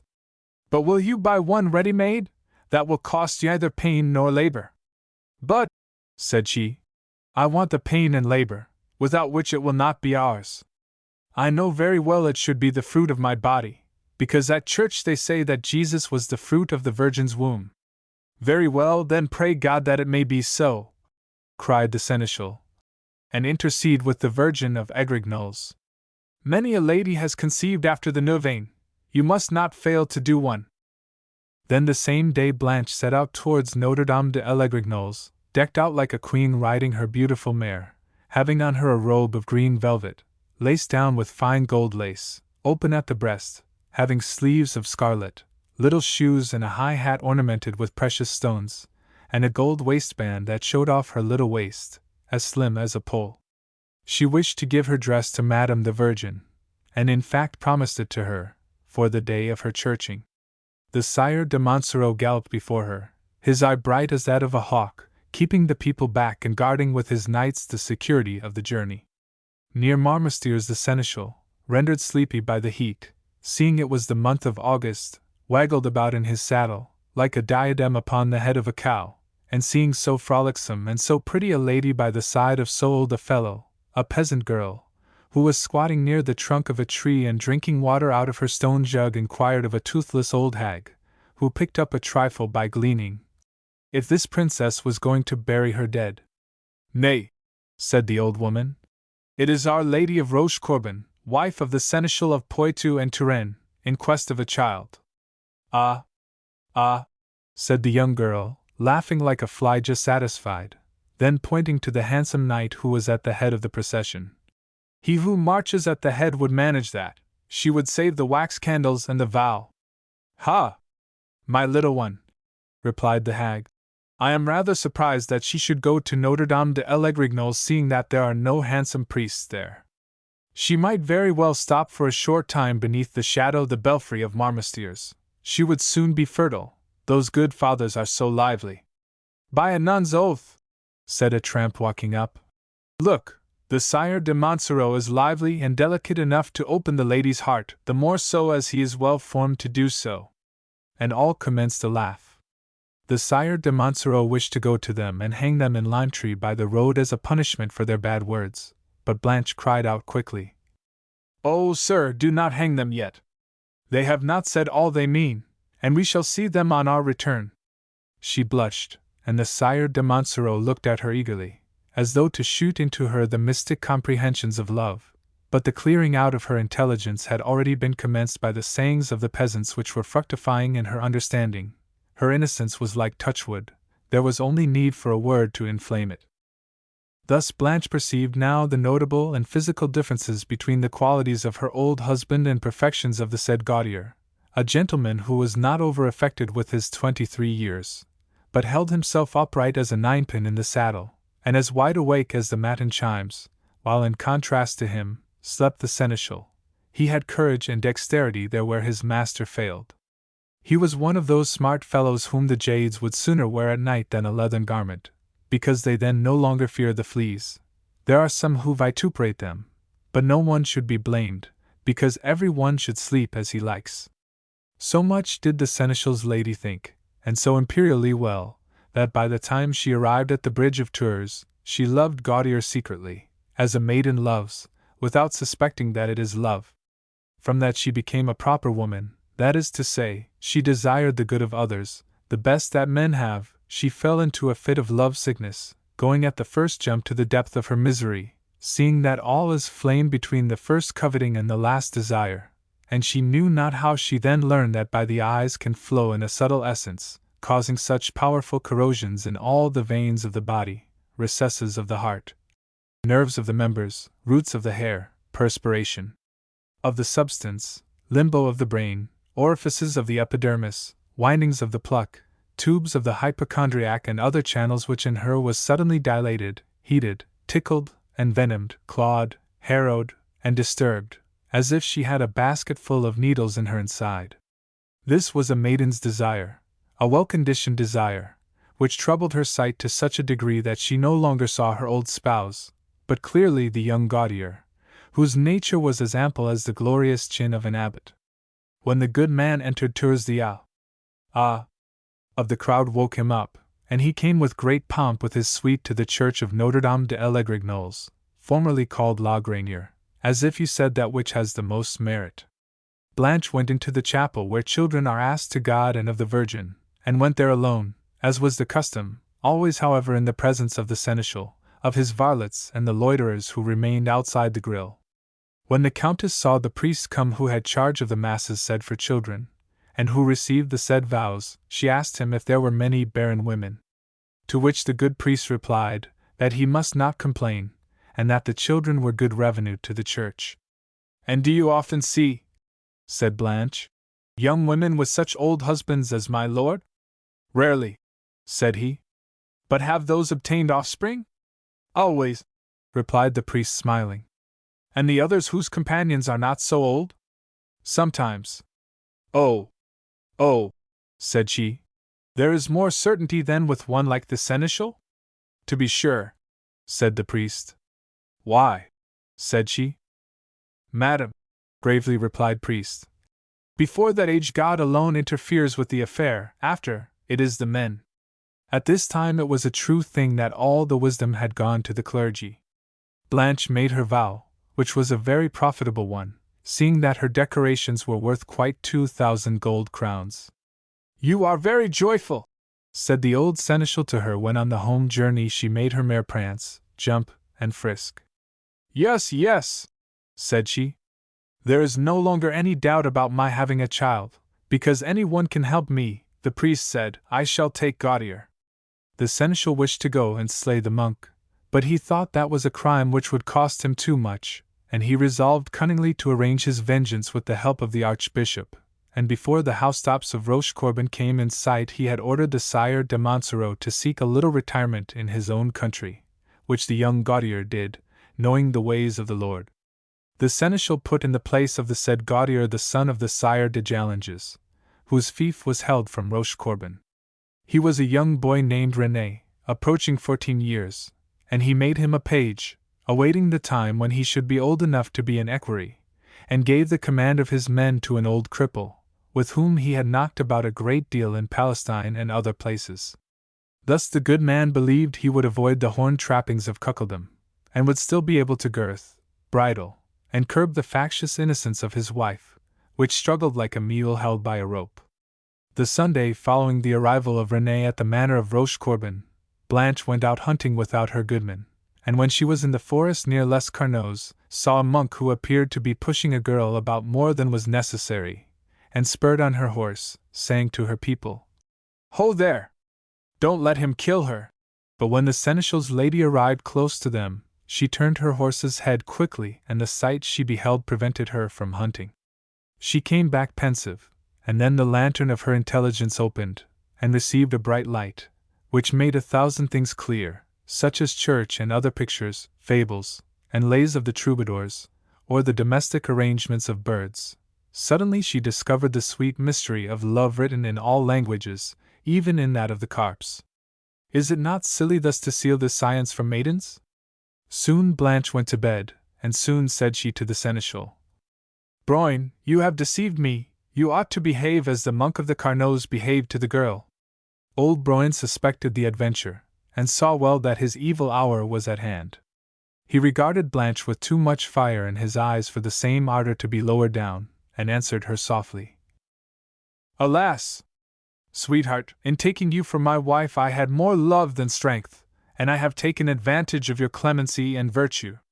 The great sorrow of my life is to feel all my capability in my heart only.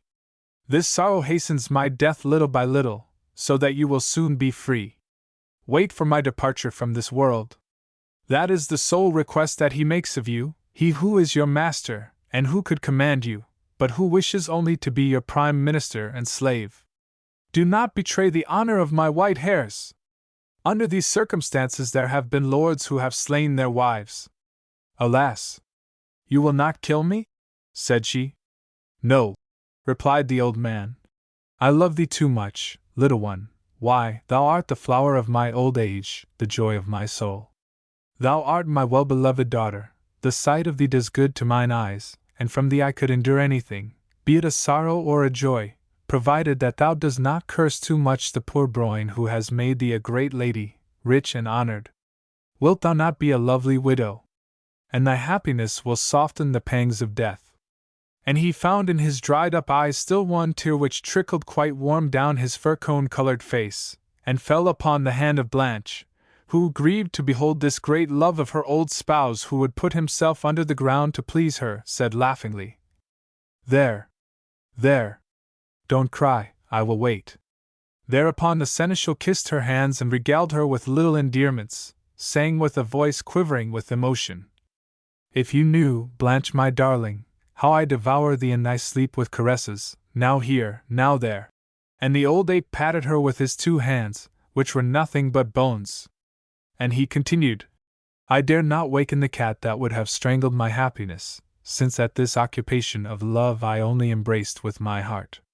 Ah, replied she, you can fondle me thus even when my eyes are open, that has not the least effect upon me. At these words the poor seneschal, taking the little dagger which was on the table by the bed, gave it to her, saying with passion, My darling, kill me, or let me believe that you love me a little. Yes, yes, said she, quite frightened, I will try to love you much. Behold how this young maidenhood made itself master of this old man and subdued him, for in the name of the sweet face of Venus, Blanche, endowed with the natural artfulness of women, made her old Broin come and go like a miller's mule.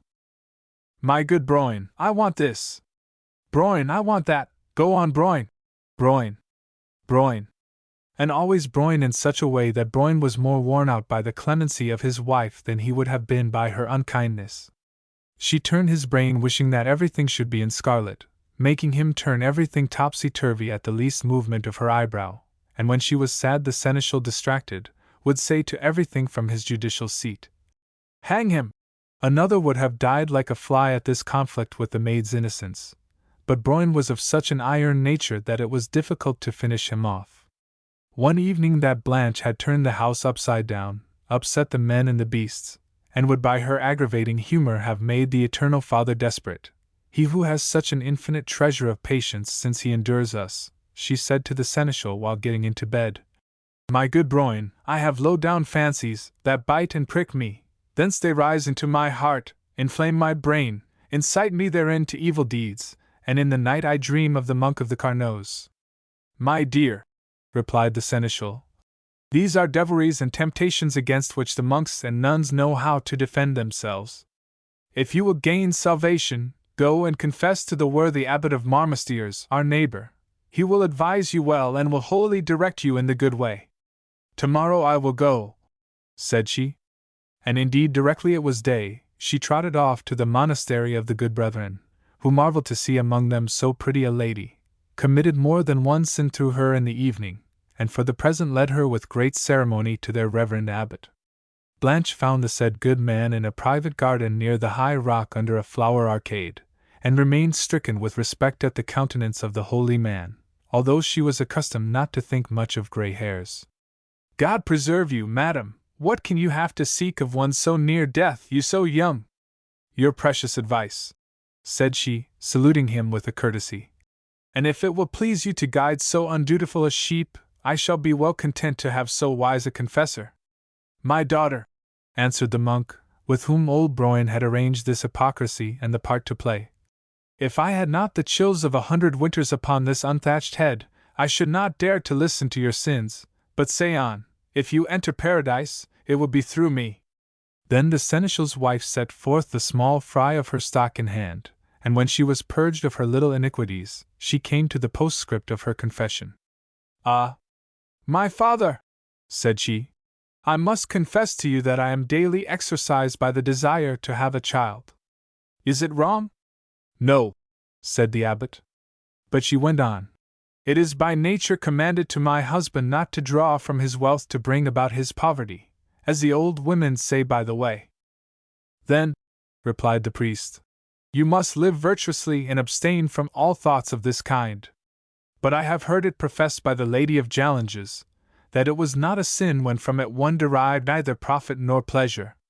There always is pleasure, said the abbot, but don't count upon the child as a profit.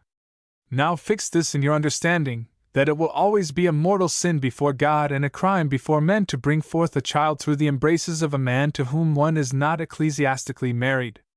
Thus those women who offend against the holy laws of marriage suffer great penalties in the other world, are in the power of horrible monsters with sharp and tearing claws, who thrust them into flaming furnaces in remembrance of the fact that here below they have warmed their hearts a little more than was lawful. Thereupon Blanche scratched her ear, and having thought to herself for a little while, she said to the priest, "How then did the Virgin Mary?" "Ah," replied Abbot, "that it is a mystery." "And what is a mystery?" "A thing that cannot be explained, and which one ought to believe without inquiring into it." "Well then," said she, "cannot I perform a mystery?"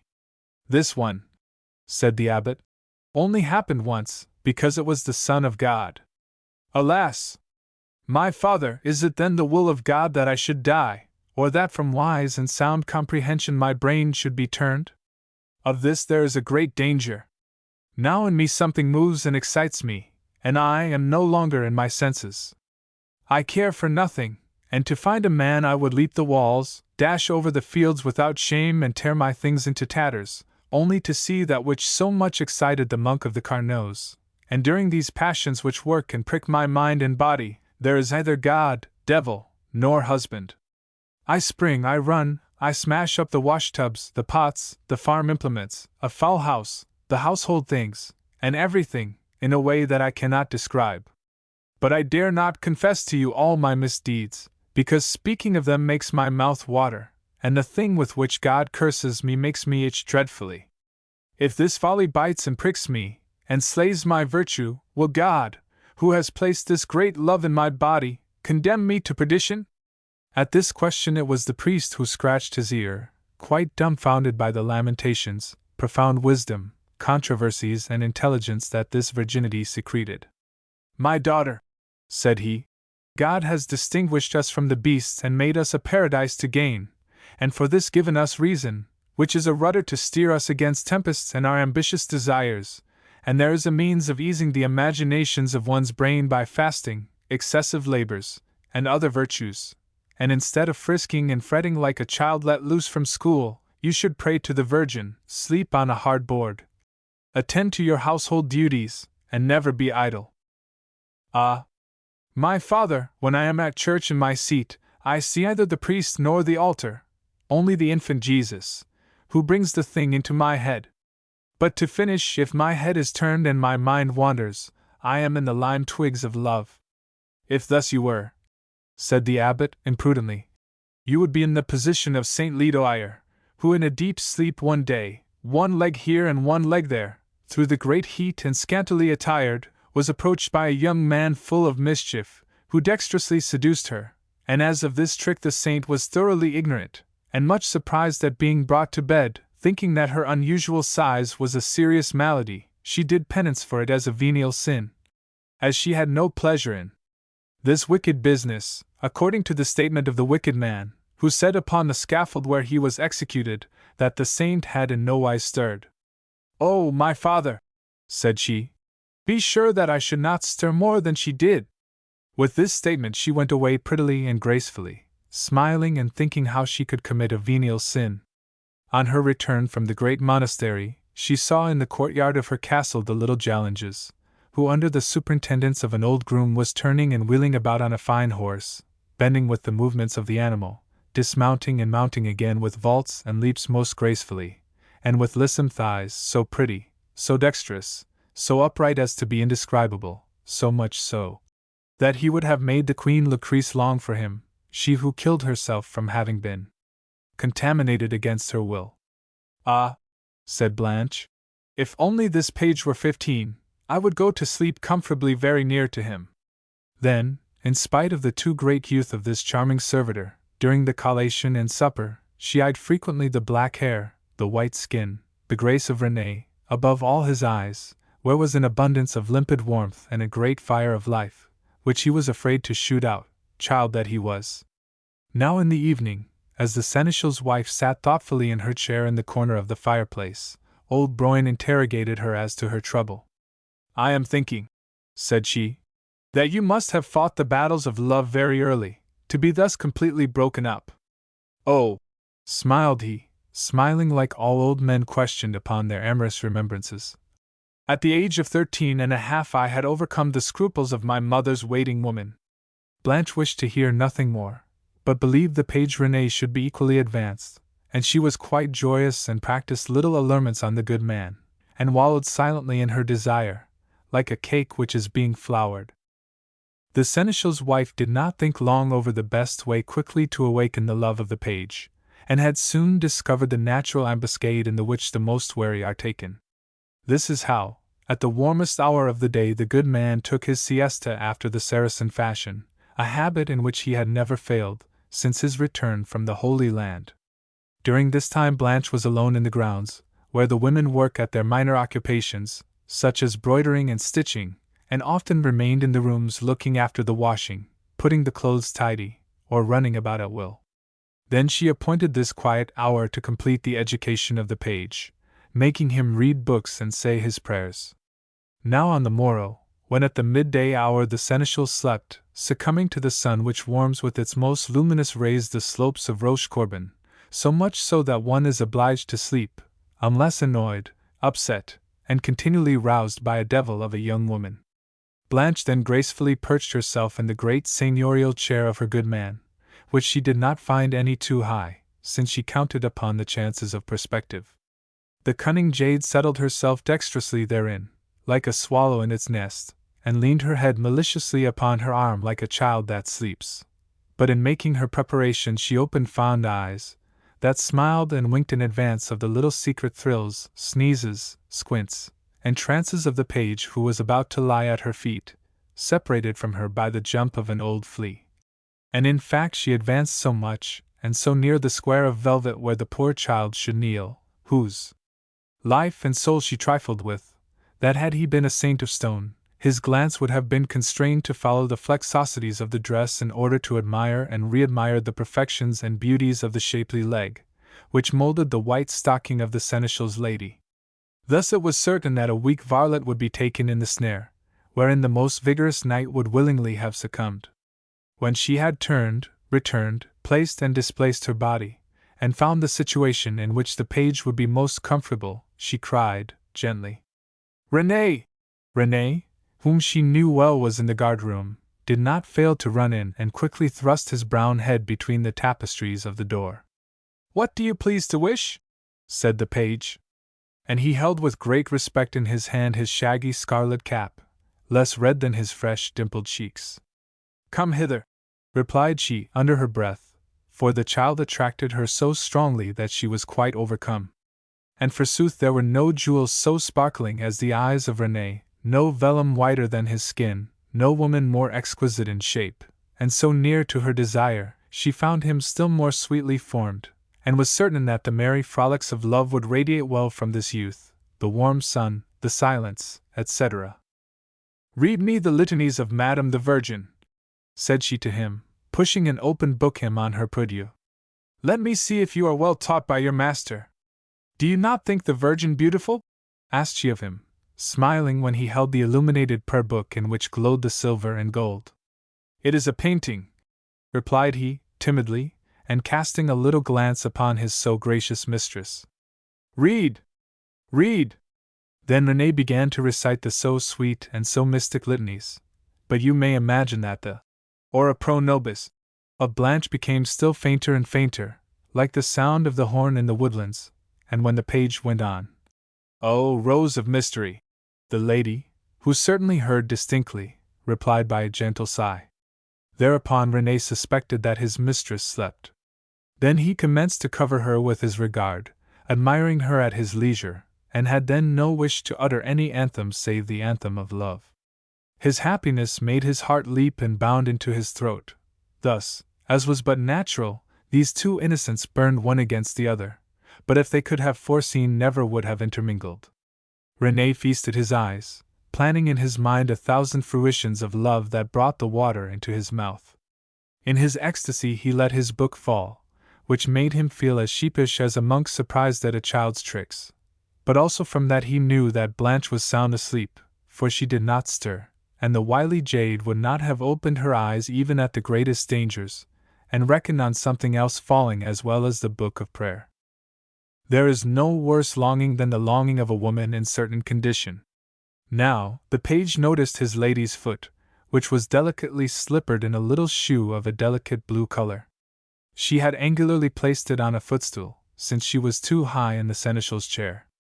This foot was of narrow proportions, delicately curved, as broad as 2 fingers, and as long as a sparrow, tail included, small at the top, a true foot of delight, a virginal foot that merited a kiss as a robber does the gallows, a roguish foot, a foot wanton enough to damn an archangel, an ominous foot, a devilishly enticing foot, which gave one a desire to make 2 new ones just like it to perpetuate in this lower world the glorious works of God.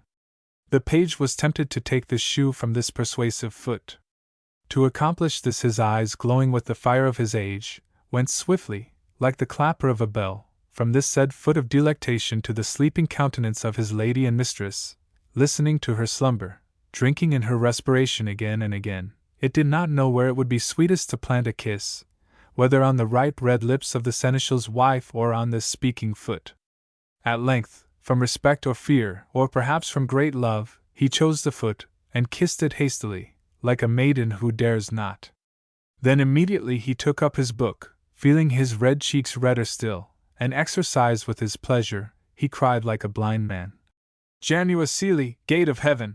But Blanche did not move, making sure that the page would go from foot to knee, and thence to "Janua Caeli, gate of heaven!"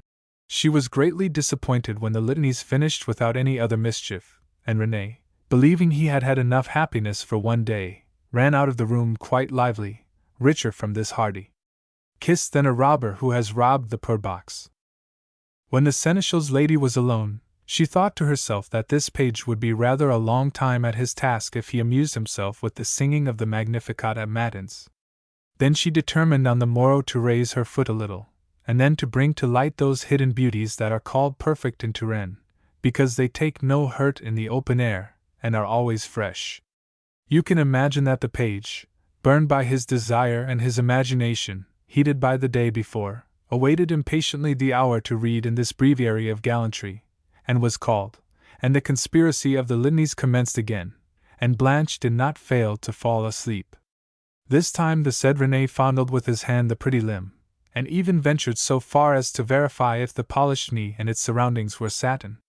At this sight the poor child, armed against his desire, so great was his fear, dared only to make brief devotion and curt caresses, and although he kissed softly this fair surface, he remained bashful, the which, feeling by the senses of her soul and the intelligence of her body, the seneschal's lady, who took great care not to move, called out to him, "Ah, René, I am asleep." Hearing what he believed to be a stern reproach, the page frightened ran away, leaving the books, the task, and all. Thereupon, the seneschal's better half added this prayer to the litany: "Holy Virgin, how difficult children are to make!" At dinner her page perspired all down his back while waiting on his lady and her lord, but he was very much surprised when he received from Blanche the most shameless of all glances that ever woman cast, and very pleasant and powerful it was, seeing that it changed this child into a man of courage. Now, the same evening, Broyne staying a little longer than was his custom in his own apartment, the page went in search of Blanche, and found her asleep, and made her dream a beautiful dream. He knocked off the chains that weighed so heavily upon her, and so plentifully bestowed upon her the sweets of love, that the surplus would have sufficed to render to others blessed with the joys of maternity. So then the minx, seizing the page by the head and squeezing him to her, cried out, "Oh, René! Thou hast awakened me!" And in fact there was no sleep could stand against it, and it is certain that saints must sleep very soundly. From this business, without any other mystery, and by a benign faculty which is the assisting principle of spouses, the sweet and graceful plumage, suitable to cuckolds, was placed upon the head of the good husband without his experiencing the slightest shock. After this sweet repast, the seneschal's lady took kindly to her siesta after the French fashion, while Broyne took his according to the Saracen. But by the said siesta she learned how the good youth of the page had a better taste than that of the old seneschal, and at night she buried herself in the sheets far away from her husband, whom she found strong and stale. And from sleeping and waking up in the day, from taking siestas and saying litanies, the seneschal's wife felt growing within her that treasure for which she had so often and so ardently sighed, but now she liked more the commencement than the fructifying of it. You may be sure that René knew how to read, not only in books, but in the eyes of his sweet lady, for whom he would have leaped into a flaming pile, had it been her wish he should do so. When well and amply, more than 100 times, the train had been laid by them, the little lady became anxious about her soul and the future of her friend the page. Now one rainy day, as they were playing at touch-tag, like two children, innocent from head to foot, Blanche, who was always caught, said to him, "Come here, René. Do you know that while I have only committed venial sins because I was asleep, you have committed mortal ones?" "Ah, madam," said he, "where then will God stow away all the damned if that is to sin?" Blanche burst out laughing, and kissed his forehead. "Be quiet, you naughty boy, it is a question of paradise, and we must live there together if you wish always to be with me." "Oh, my paradise is here." "Leave off," said she. "You are a little wretch, a scapegrace who does not think of that which I love, yourself. You do not know that I am with child, and that in a little while I shall be no more able to conceal it than my nose. Now, what will the abbot say? What will my lord say? He will kill you if he puts himself in a passion. My advice is, little one, that you go to the abbot of Marmostiers, confess your sins to him, asking him to see what had better be done concerning my seneschal." "Alas," said the artful page, "if I tell the secret of our joys, he will put his interdict upon our love." "Very likely," said she, "but thy happiness in the other world is a thing so precious to me." "Do you wish it, my darling?" "Yes," replied she rather faintly. "Well, I will go, but sleep again that I may bid you adieu." And the couple recited the litany of farewells as if they had both foreseen that their love must finish in its April. And on the morrow, more to save his dear lady than to save himself, and also to obey her, René de Jallanges set out towards the great monastery. "Good God!" cried the abbot, when the page had chanted the Kyrie eleison of his sweet sins. "Thou art the accomplice of a great felony, and thou hast betrayed thy lord. Dost thou know, page of darkness, that for this thou wilt burn through all eternity? And dost thou know what it is to lose forever the heaven above for a perishable and changeful moment here below? Unhappy wretch! I see thee precipitated forever in the gulfs of hell unless thou payest to God in this world that which thou owest him for such offense."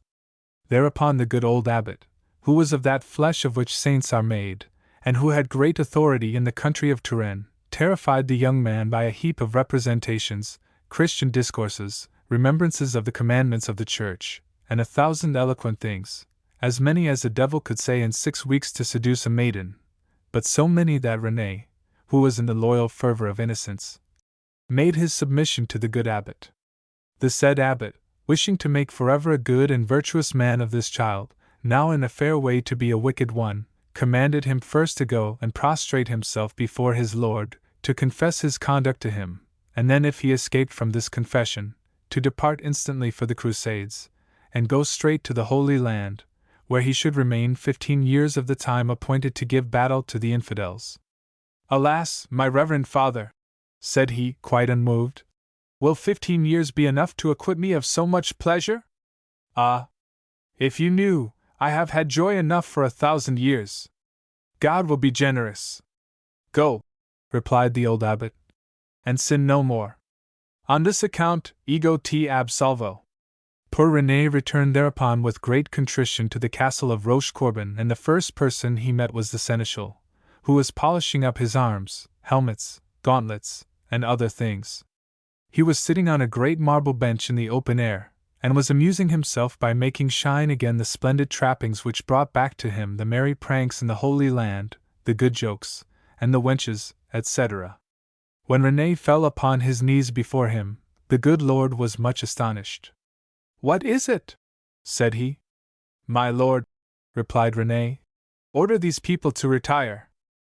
Which the servants having done, the page confessed his fault, recounting how he had assailed his lady in her sleep, and that for certain he had made her a mother in imitation of the man and the saint, and came by order of the confessor to put himself at the disposition of the offended person. Having said which, René de Jallinges cast down his lovely eyes, which had produced all the mischief, and remained abashed, prostrate without fear, his arms hanging down, his head bare, awaiting his punishment, and humbling himself to God. The seneschal was not so white that he could not become whiter, and now he blanched like linen newly dried, remaining dumb with passion. And this old man, who had not in his veins the vital force to procreate a child, found in this moment a fury more vigor than was necessary to undo a man.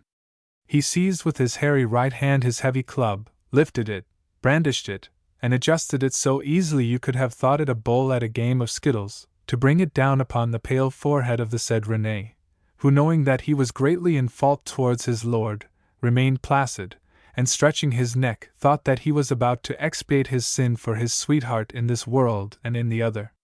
But his fair youth, and all the natural seductions of this sweet crime, found grace before the tribunal of the heart of this old man, although Broyne was still severe, and throwing his club away onto a dog who was catching beetles, he cried out, "May 1,000,000,000 claws tear during all eternity all the entrails of him, who made him, who planted the oak, that made the chair, on which thou hast antlered me, and the same to those who engendered thee, cursed page of misfortune!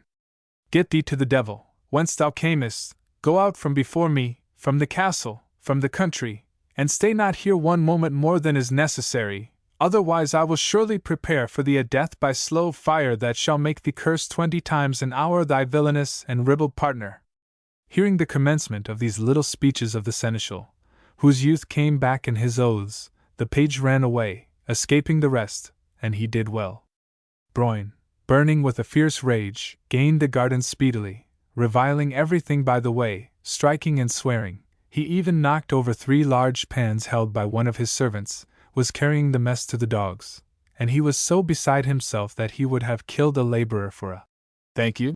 He soon perceived his unmaidenly maiden, who was looking towards the road to the monastery, waiting for the page, and unaware that she would never see him again. "Ah, my lady! By the devil's red 3-pronged fork, am I a swallower of taradiddles and a child, to believe that you are so fashioned that a page can behave in this manner, and you not know it? By the death! By the head! By the blood!" "Hold!" she replied, seeing that the mine was sprung. "I knew it well enough, but as you had not instructed me in these matters I thought that I was dreaming."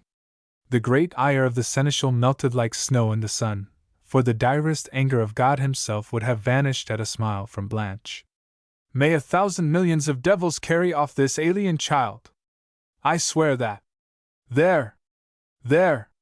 Do not swear," said she. "If it is not yours, it is mine, and the other night did you not tell me you loved everything that came from me?"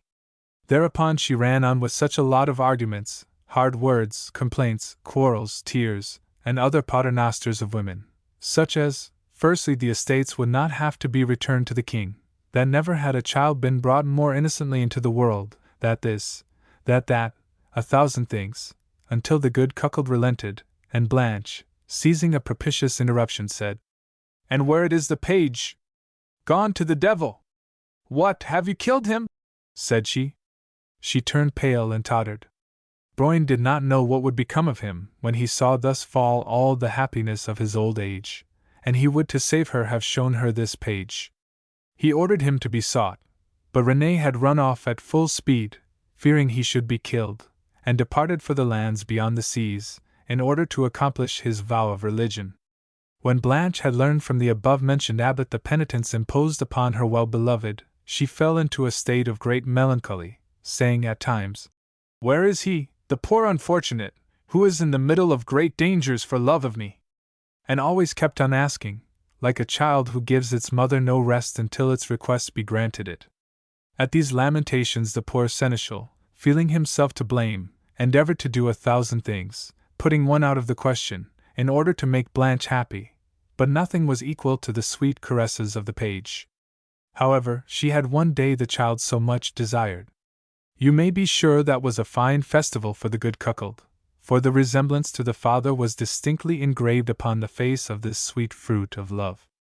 Blanche consoled herself greatly, and picked up again a little of her old gaiety and flower of innocence, which rejoiced the aged hours of the seneschal. From constantly seeing the little one run about, watching its laughs answer those of the Countess, he finished by loving it, and would have been in a great rage with anyone who had not believed him its father. Now, as the adventure of Blanche and her page had not been carried beyond the castle, it was related throughout Touraine that Messire Broyne had still found himself sufficiently in funds to afford a child. Intact remained the virtue of Blanche, and by the quintessence of instruction drawn by her from the natural reservoir of women, she recognized how necessary it was to be silent concerning the venial sin with which her child was covered. So she became modest and good, and was cited as a virtuous person. And then, to make use of him, she experimented on the goodness of her good man, and without giving him leave to go further than her chin, since she looked upon herself as belonging to Renée Blanche, in return for the flowers of age which Broyne offered her, coddled him, smiled upon him, kept him merry, and fondled him with pretty ways and tricks, which good wives bestow upon the husbands they deceive, and all so well, that the seneschal did not wish to die, squatted comfortably in his chair, and the more he lived the more he became partial to life. But to be brief, one night he died without knowing where he was going, for he said to Blanche, "Ho! Ho! My dear, I see thee no longer. Is it night?" It was the death of the just, and he had well merited it as a reward for his labors in the Holy Land. Blanche held for his death a great and true mourning, weeping for him as one weeps for one's father.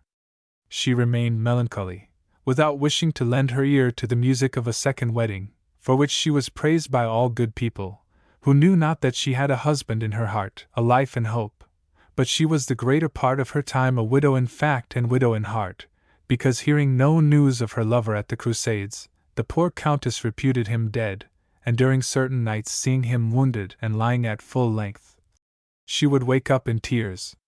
She lived thus for 14 years in the remembrance of one day of happiness.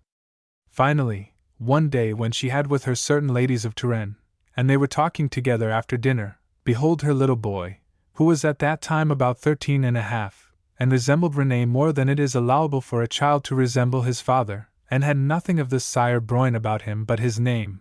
Behold the little one, a madcap and pretty like his mother, who came in from the garden, running, perspiring, panting, jumping, scattering all things in his way, after the uses and customs of infancy, and who ran straight to his well-beloved mother, jumping into her lap, and interrupting the conversation, cried out, "Oh, mother, I want to speak to you.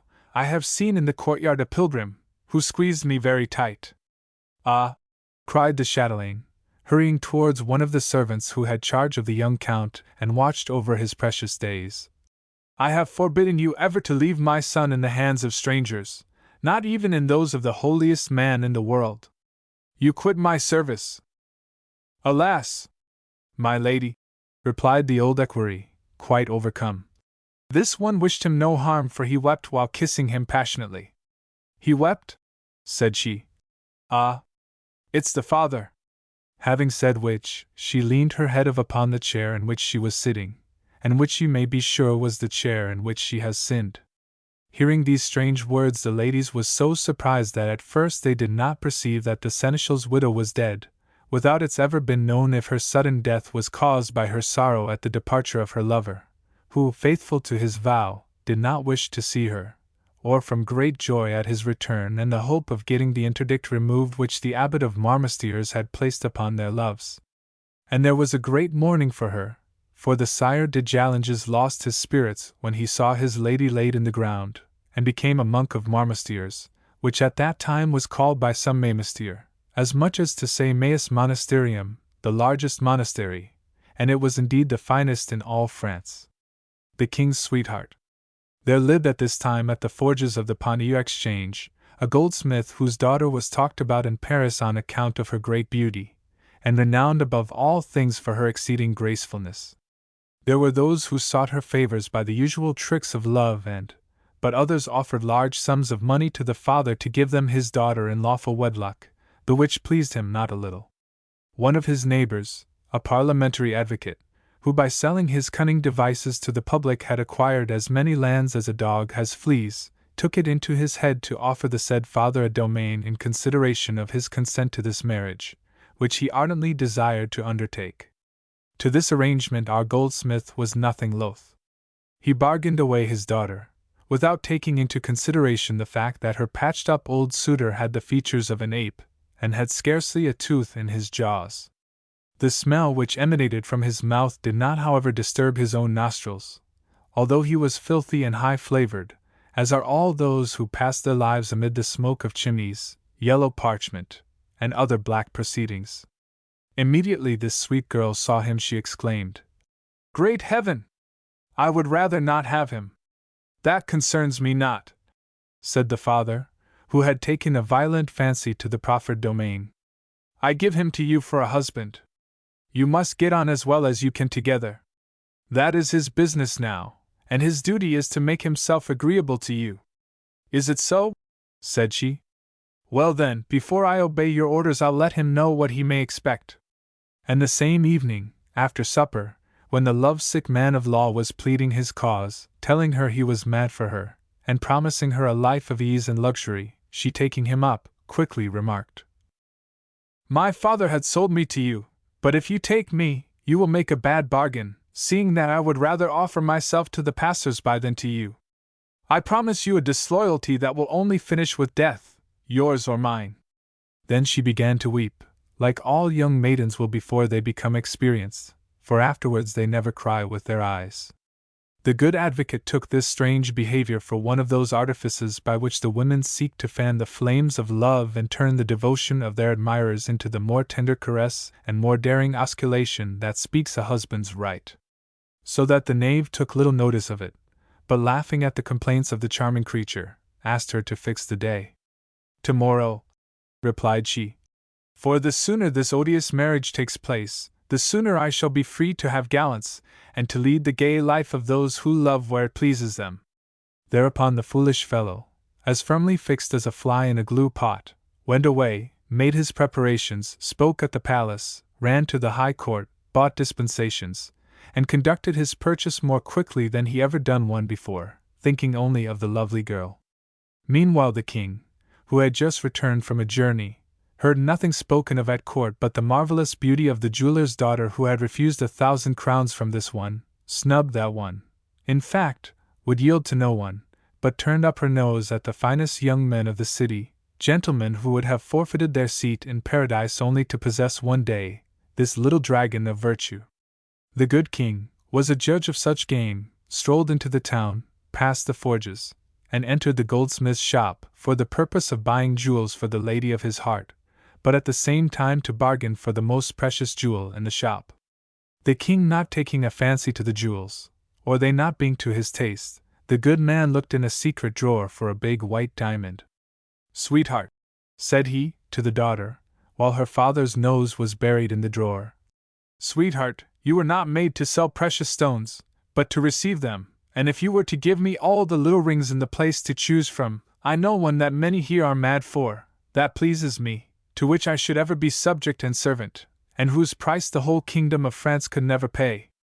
"Ah, sire," replied the maid, "I shall be married tomorrow, but if you will lend me the dagger that is in your belt, I will defend my honor, and you shall take it, that the gospel may be observed wherein it says, 'Render unto Caesar the things which be Caesar's.'"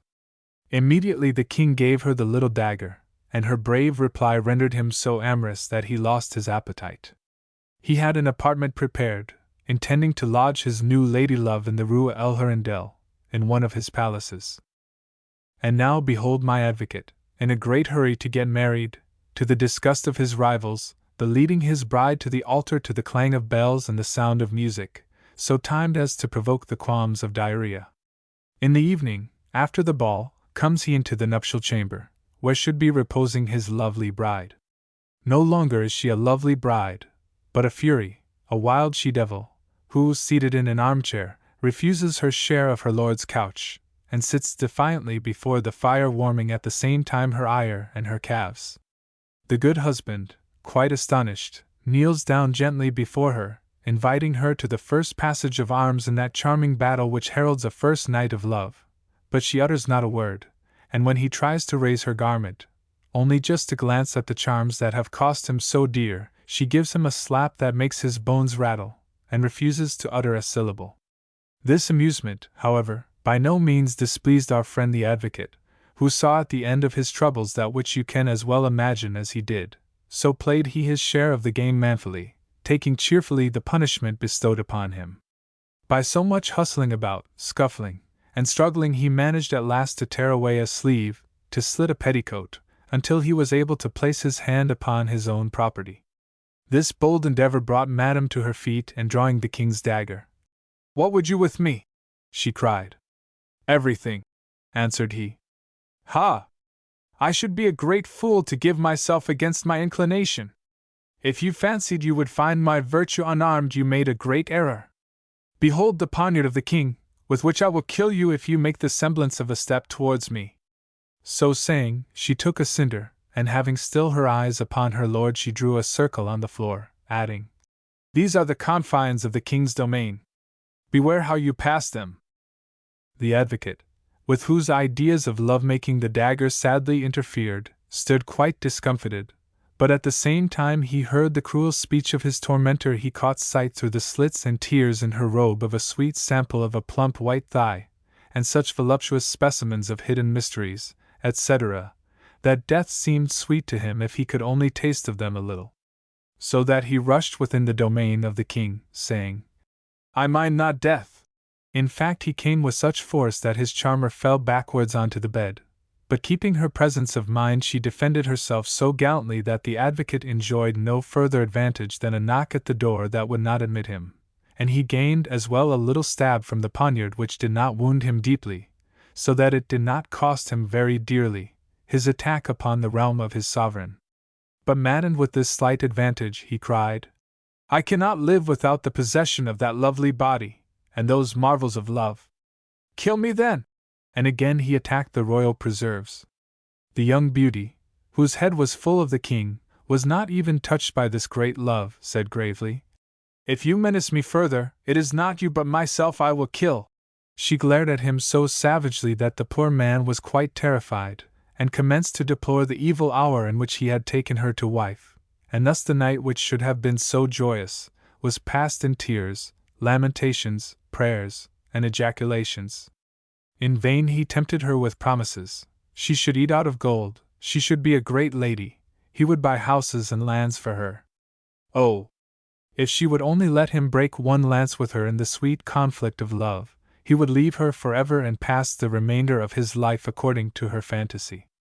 But she, still unyielding, said she would permit him to die, and that was the only thing he could do to please her. "I have not deceived you," said she. "Agreeable to my promise, I shall give myself to the king, making you a present of the peddler, chance passers, and street loungers with whom I threatened you." When the day broke, she put on her wedding garments and waited patiently till the poor husband had to depart to his office client's business, and then ran out into the town to seek the king. But she had not gone a bowshot from the house before one of the king's servants, who had watched the house from dawn, stopped her with the question, "Do you seek the king?" "Yes," said she. "Good, then allow me to be your good friend," said the subtle courtier.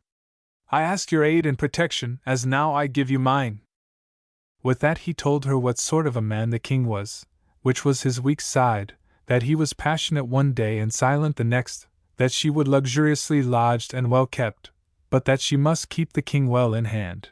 In short, he chatted so pleasantly that the time passed quickly until she found herself in the Hotel de El Hirondelle, where afterwards lived Madame d'Estampes. The poor husband shed scalding tears, when he found his little bird had flown, and became melancholy and pensive. His friends and neighbors edified his ears with as many taunts and jeers as Saint Jacques had the honor of receiving in Compostela, but the poor fellow took it so to heart, that at last they tried rather to assuage his grief.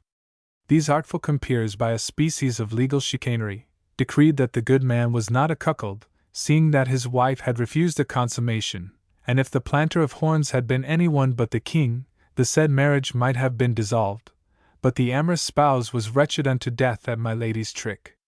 However, he left her to the king, determining one day to have her to himself, and thinking that a lifelong shame would not be too dear a payment for a night with her.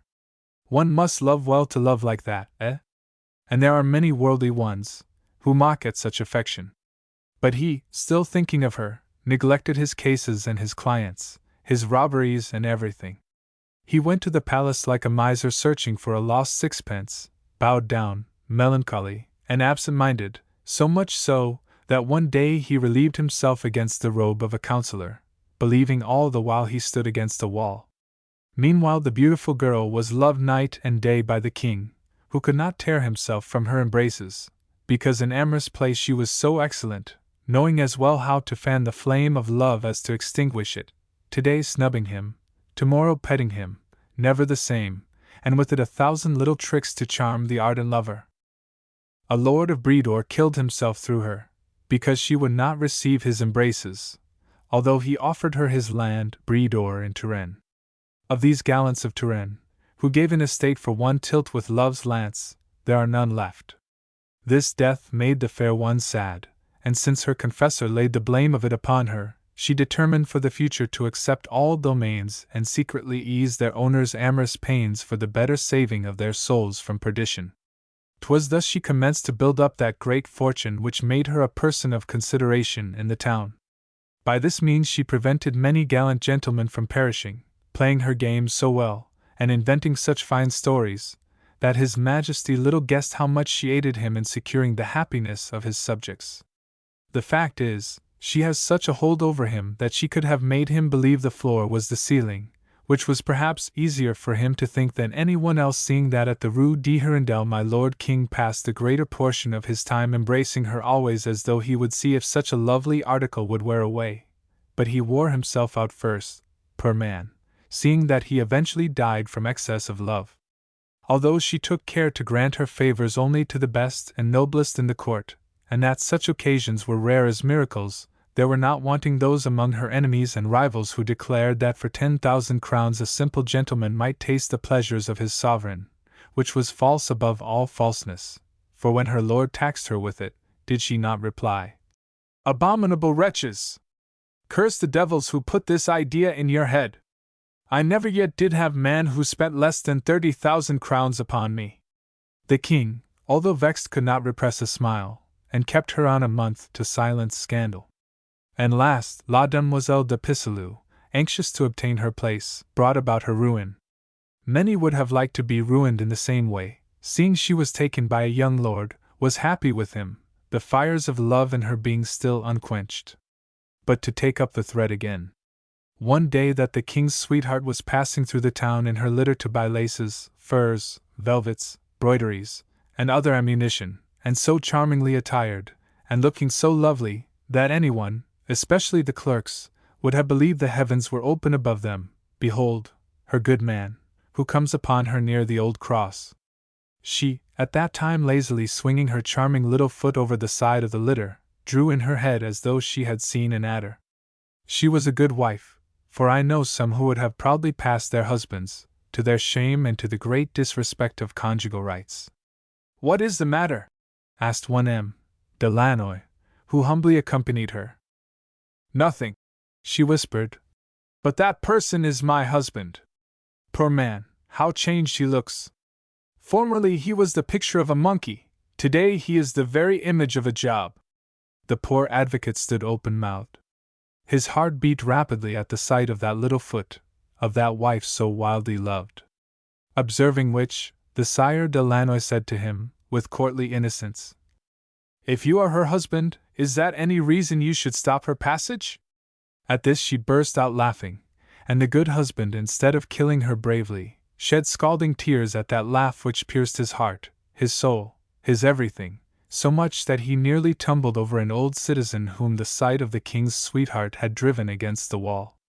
The aspect of this weak flower, which had been his in the bud, but far from him had spread its lovely leaves, of the fairy figure, the voluptuous bust, all this made the poor advocate more wretched and more mad for her than it is possible to express in words. You must have been madly in love with a woman who refuses your advances thoroughly to understand the agony of this unhappy man. Rare indeed is it to be so infatuated as he was. He swore that life, fortune, honor, all might go, but that for once at least he would be flesh to flesh with her, and make so grand a repast off her dainty body as would suffice him all his life. He passed the night saying, Oh yes, I'll have her. And, curses, am I not her husband? And, devil take me, striking himself on the forehead and tossing about. There are chances and occasions which occur so opportunely in this world that little-minded men refuse them credence, saying they are supernatural, but men of high intellect know them to be true because they could not be invented. One of the chances came to the poor advocate, even the day after that terrible one which had been so sore a trial to him. One of his clients, a man of good renown, who had his audiences with the king, came one morning to the advocate, saying that he required immediately a large sum of money, about 12,000 crowns. To which the artful fellow replied, 12,000 crowns were not so often met at the corner of a street as that which often is seen at the corner of the street, that besides the sureties and guarantees of interest, it was necessary to find a man who had about him 12,000 crowns, and that those gentlemen were not numerous in Paris, big city as it was, and various other things of a like character. The man of cunning remarked, "Is it true, my lord, that you have a hungry and relentless creditor?" said he. "Yes, yes," replied the other. "It concerns the mistress of the king. Don't breathe a syllable, but this evening, in consideration of 20,000 crowns and my domain of Brie, I shall take her measure." Upon this the advocate blanched, and the courtier perceived he touched a tender point. As he had only lately returned from the wars, he did not know that the lovely woman adored by the king had a husband. "You appear ill," he said. "I have a fever," replied the knave. "But is it to her that you give the contract and the money?" "Yes." "Who then manages the bargain? Is it she also?" "No," said the noble. "Her little arrangements are concluded through a servant of hers, the cleverest little lady's maid that ever was. She's sharper than mustard, and these nights stolen from the king have lined her pockets well. I know a Lombard who would accommodate you. But nothing can be done. Of the 12,000 crowns you shall not have a brass farthing if this same lady's maid does not come here to take the price of the article that is so great an alchemist that turns blood into gold. By heaven! It will be a good trick to make her sign the receipt," replied the lord, laughing. The servant came faithfully to the rendezvous with the advocate, who had begged the lord to bring her. The ducats looked bright and beautiful. There they lay all in a row, like nuns going to vespers. Spread out upon the table they would have made a donkey smile, even if he were being gutted alive, so lovely, so splendid, were those brave, noble young piles. The good advocate, however, had prepared this view for no ass, for the little handmaiden looked longingly at the golden heap, and muttered a prayer at the sight of them. Seeing which, the husband whispered in her ear his golden words. "These are for you." "Ah," said she, "I have never been so well paid." "My dear," replied the dear man, "you shall have them without being troubled with me." And turning her round, "Your client has not told you who I am, eh?" "No." "Learn then, I am the husband of the lady whom the king has debauched, and whom you serve. Carry her these crowns, and come back here. I will hand over yours to you on a condition which will be to your taste." The servant did as she was bidden, and being very curious to know how she could get 12,000 crowns without sleeping with the advocate, was very soon back again. "Now, my little one," said he, "here are 12,000 crowns. With this sum I could buy lands, men, women, and the conscience of 3 priests at least, so that I believe if I give it to you I can have you, body, soul, and toe-nails. And I shall have faith in you like an advocate. I expect that you will go to the lord who expects to pass the night with my wife, and you will deceive him, by telling him that the king is coming to supper with her, and that tonight he must seek his little amusements elsewhere. By so doing I shall be able to take his place and the king's." "But how?" said she. "Oh," replied he, "I have bought you, you and your tricks. You won't have to look at these crowns twice without finding me a way to have my wife. In bringing this conjunction about you commit no sin. It is a work of piety to bring together 2 people whose hands only been put one into the other, and that by the priest." "By my faith, come," said she. "After supper the lights will be put out, and you can enjoy madam if you remain silent." Luckily, on these joyful occasions she cries more than she speaks, and asks questions with her hands alone, for she is very modest, and does not like loose jokes, like the ladies of the court. Oh, cried the advocate.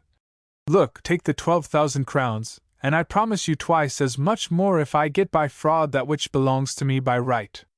Then he arranged the hour, the door, the signal, and all, and the servant went away, bearing with her on the back of the mules the golden treasure wrung by fraud and trickery from the widow and the orphan, and they were all going to that place where everything goes, save our lives, which come from it. Now behold my advocate, who shaves himself, scents himself, goes without onions for dinner that his breath may be sweet, and does everything to make himself as presentable as a gallant senior. He gives himself the airs of a young dandy, tries to be lithe and frisky and to disguise his ugly face. He might try all he knew, he always smelt of the musty lawyer.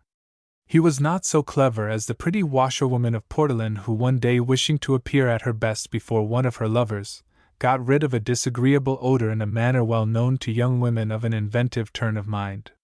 But our crafty fellow fancied himself the nicest man in the world, although in spite of his drugs and perfumes he was really the nastiest. He dressed himself in his thinnest clothes although the cold pinched him like a rope collar and sallied forth, quickly gaining the Rue de Hirondelle. There he had to wait some time. But just as he was beginning to think he had been made a fool of, and just as it was quite dark, the maid came down and opened alike the door to him, and good husband slipped gleefully into the king's apartment.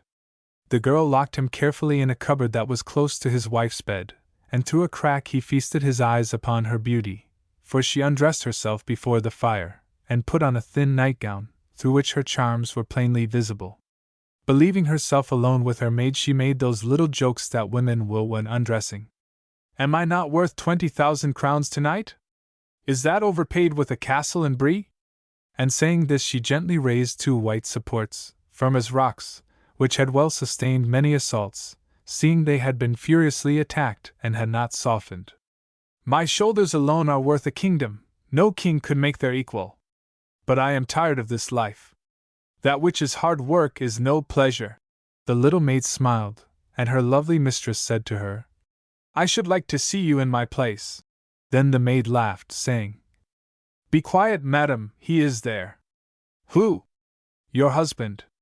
Which? The real one. Chut! Said madam. And her maid told her the whole story, wishing to keep her favor and the 12,000 crowns as well. Oh well, he shall have his money's worth. I'll give his desires time to cool. If he tastes me, may I lose my beauty and become as ugly as a monkey's baby. You get into bed in my place and thus gain the 12,000 crowns. Go and tell him that he must take himself off early in the morning in order that I may not find out your trick upon me, and just before dawn I will get in by his side. The poor husband was freezing and his teeth were chattering, and the chambermaid, coming to the cupboard on pretence of getting some linen, said to him, Your hour of bliss approaches. Madam tonight has made grand preparations and you will be well served. But work without whistling, otherwise I shall be lost. At last, when the good husband was on the point of perishing with cold, the lights were put out. The maid cried softly in the curtains to the king's sweetheart that his lordship was there, and jumped into bed, while her mistress went out as if she had been the chambermaid. The advocate, released from his cold hiding-place, rolled rapturously into the warm sheets, thinking to himself, Oh, this is good!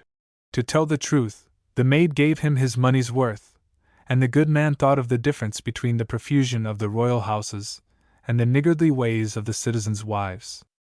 The servant, laughing, played her part marvelously well, regaling the knave with gentle cries, shiverings, convulsions and tossings about, like a newly caught fish on the grass, giving little ahs. In default of other words, and as often as the request was made by her, so often was it complied with by the advocate, who dropped off to sleep at last, like an empty pocket. But before finishing, the lover, who wished to preserve a souvenir of this sweet night of love, by a dexterous turn, plucked out one of his wife's hairs, wherefrom I know not, seeing I was not there, and kept in his hand this precious gauge of the warm virtue of that lovely creature. Towards the morning, when the cock crew, the wife slipped in beside her husband, and pretended to sleep. Then the maid tapped gently on the happy man's forehead, whispering in his ear, It is time, get into your clothes and off you go, It's daylight. The good man grieved to lose his treasure, and wished to see the source of his vanished happiness. Oh! Oh! Said he, proceeding to compare certain things. I've got light hair, and this is dark. What have you done? Said the servant. Madam will see she has been duped. But look! Ah! Said she, with an air of disdain. Do you not know, you who knows everything, that which is plucked dies and discolors? And thereupon, roaring with laughter at the good joke, she pushed him out of doors. This became known. The poor advocate, named Furin, died of shame, seeing that he was the only one who had not his own wife, while she, who was from this was called La Belle Ferronnière, married, after leaving the king, a young lord Count of Buzancas. And in her old days she would relate the story, laughingly adding that she had never scented the knave's flavor. This teaches us not to attach ourselves more than we can help to wives who refuse to support our yoke. The Devil's Heir. There once was a good old canon of Notre Dame de Paris, who lived in a fine house of his own, near St. Pierre-aux-Buffs, in the Parvis. This canon had come a simple priest to Paris, naked as a dagger without its sheath. But since he was found to be a handsome man, well furnished with everything, and so well constituted, that if necessary he was able to do the work of many, without doing himself much harm, he gave himself up earnestly to the confessing of ladies, giving to the melancholy a gentle absolution, to the sick a dram of his balm, to all some little dainty. He was so well known for his discretion, his benevolence, and other ecclesiastical qualities, that he had customers at court. Then, in order not to awaken the jealousy of the officials, that of the husbands and others, in short, to endow with sanctity these good and profitable practices, the Lady Discords gave him a bone of St. Victor, by virtue of which all the miracles were performed. And to the curious it was said, "He has a bone which will cure everything." And to this, no one found anything to reply, because it was not seemly to suspect relics. Beneath the shade of his cassock, the good priest had the best of reputations, that of a man valiant under arms. So he lived like a king. He made money with holy water, sprinkled it, and transmitted the holy water into good wine. More than that, his name lay snugly in all the et-ceteras of the notaries, in wills or in codicils, which certain people have falsely written codicil, seeing that the word is derived from coda, as if to say the tale of the legacy. In fact, the good old long skirts would have been made an archbishop if he had only said in joke, "I should like to put on a mitre for a handkerchief in order to have my head warmer." Of all the benefices offered to him, he chose only a simple canon's stall to keep the good profits of the confessional. But one day the courageous canon found himself weak in the back, seeing that he was all 68 years old, and had held many confessionals. Then, thinking over all his good works, he thought it about time to cease his apostolic labors, the more so, as he possessed about 100,000 crowns earned by the sweat of his body. From that day he only confessed ladies of high lineage, and did it very well. So that it was said at court that in spite of the efforts of the best young clerks there was still no one but the canon of St. Pierre-aux-Buffs to properly bleach the soul of a lady of condition. Then at length the canon became by force of nature a fine nonagenarian, snowy about the head, with trembling hands, but square as a tower, having spat so much without coughing, that he coughed now without being able to spit, no longer rising from his chair, he who had so often risen for humanity, but drinking dry, eating heartily, saying nothing, but having all the appearance of a living canon of Notre Dame. Seeing the immobility of the aforesaid canon, seeing the stories of his evil life which for some time had circulated among the common people, always ignorant, seeing his dumb seclusion, his flourishing health, his young old age, and other things too numerous to mention, there were certain people who, to do the marvelous and injure our holy religion, went about saying that the true canon was long since dead, and that for more than 50 years the devil had taken possession of the old priest's body. In fact, it seemed to his former customers that the devil could only by his great heat have furnished these hermetic distillations, that they remembered to have obtained on demand from this good confessor, who always had le diable au corps. But as this devil had been undoubtedly cooked and ruined by them, and that for a queen of 20 years he would not have moved well-disposed people and those not wanting in sense, or the citizens who argued about everything, people who found lice and bald heads, demanded why the devil rested under the form of a canon, went to the church of Notre Dame at the hours when the canons usually go, and ventured so far as to sniff the perfume of the incense, taste the holy water, and 1,000 other things. To these heretical propositions some said that doubtless the devil wished to convert himself, and others that he remained in the shape of the canon to mock at the 3 nephews and heirs of this said brave confessor and make them wait until the day of their own death for the ample succession of this uncle, to whom they paid great attention every day, going to look if the good man had his eyes open, and in fact found him always with his eye clear, bright, and piercing as the eye of a basilisk, which pleased them greatly, since they loved their uncle very much, in words.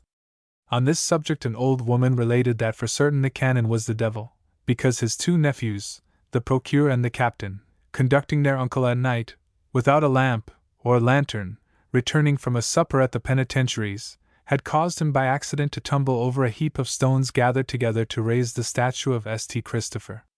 At first the old man had struck fire in falling, but was, amid the cries of his dear nephews and by the light of the torches they came to seek at her house, found standing up as straight as a skittle and as gay as a weaving whirl, exclaiming that the good wine of the penitentiary had given him the courage to sustain this shock and that his bones were exceedingly hard and had sustained rude assaults. The good nephews, believing him dead, were much astonished, and perceived that the day that was to dispatch their uncle was a long way off, seeing that at the business stones were of no use. So that they did not falsely call him their good uncle, seeing that he was of good quality. Certain scandalmongers said that the canon found so many stones in his path that he stayed at home not to be ill with the stone, and the fear of worse was the cause of his seclusion. Of all these sayings and rumors, it remains that the old canon, devil or not, kept his house, and refused to die, and had 3 heirs with whom he lived as with his sciaticas, lumbagos, and other appendage of human life. Of the said 3 heirs, one was the wickedest soldier ever born of a woman, and he must have considerably hurt her in breaking his egg, since he was born with teeth and bristles. So that he ate twofold, for the present and the future, keeping wenches whose cost he paid, inheriting from his uncle the continuance, strength, and good use of that which is often of service. In great battles, he endeavored always to give blows without receiving them, which is, and always will be, the only problem to solve in war, but he never spared himself there, and in fact, as he had no other virtue except his bravery, he was captain of a company of lancers, and much esteemed by the Duke of Burgoyne, who never troubled what his soldiers did elsewhere. This nephew of the devil was named Captain Cochegru, and his creditors, the blockheads, citizens, and others, whose pockets he slit, called him the Mousinge, since he was as mischievous as strong. But he had moreover his back spoilt by the natural infirmity of a hump, and it would have been unwise to attempt to mount thereon to get a good view, for he would incontestably have run you through. The second had studied the laws, and through the favor of his uncle had become a procureur, and practiced at the palace, where he did the business of the ladies, whom formerly the canon had the best confessed. This one was called Pilgrew, to banter him upon his real name, which was Cochegru, like that of his brother the captain. Pilgrew had a lean body, seemed to throw off very cold water, was pale of face, and possessed a physiognomy like a polecat. This notwithstanding, he was worth many a penny more than the captain, and had for his uncle a little affection, but since about 2 years his heart had cracked a little, and drop by drop his gratitude had run out, in such a way that from time to time, when the air was damp, he liked to put his feet into his uncle's hose, and press in advance the juice of this good inheritance. He and his brother, the soldier, found their share very small, since loyally, in law, in fact, in justice, in nature, and in reality, it was necessary to give the 3rd part of everything to a poor cousin, son of another sister of the canon, the which heir, but little loved by the good man, remained in the country, where he was a shepherd, near Nanterre. The guardian of beasts, an ordinary peasant, came to town by the advice of his 2 cousins, who placed him in their uncle's house, in the hope that, as much by his silly tricks and his clumsiness, his want of brain, and his ignorance, he would be displeasing to the canon, who would kick him out of his will.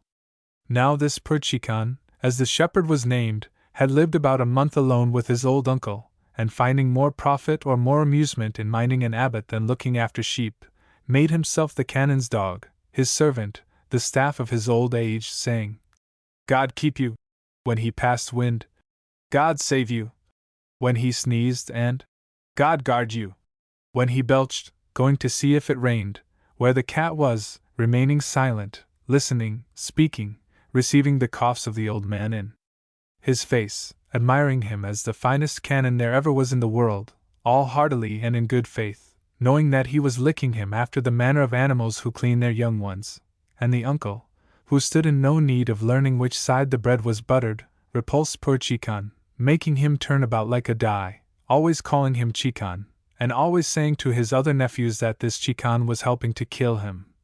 Such a numbskull was he. Thereupon, hearing this, Chikan determined to do well by his uncle, and puzzled his understanding to appear better. But as he had a behind shaped like a pair of pumpkins, was broad-shouldered, large-limbed, and far from sharp, he more resembled old Silenus than a gentle Zephyr. In fact, the poor shepherd, a simple man, could not reform himself, so he remained big and fat, awaiting his inheritance to make himself thin.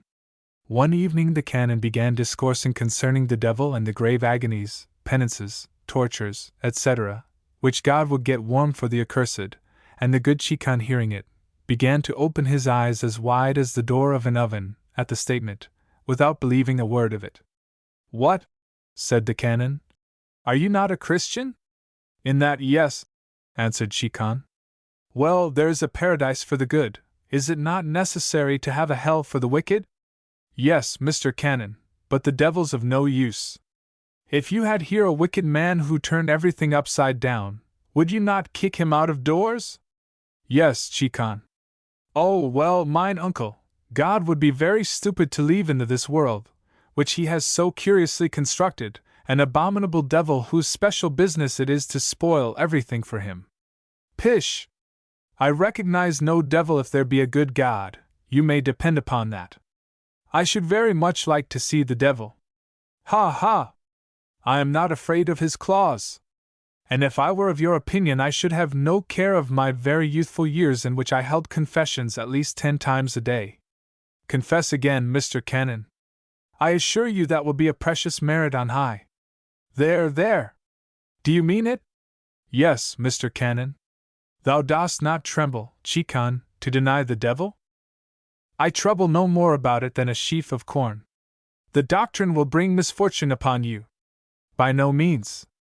God will defend me from the devil because I believe him more learned and less stupid than the Savans make him out." Thereupon the 2 other nephews entered, and perceiving from the voice of the canon that he did not dislike Chikan very much, and that the jeremiads which he had made concerning him were simple tricks to disguise the affection which he bore him, looked at each other in great astonishment.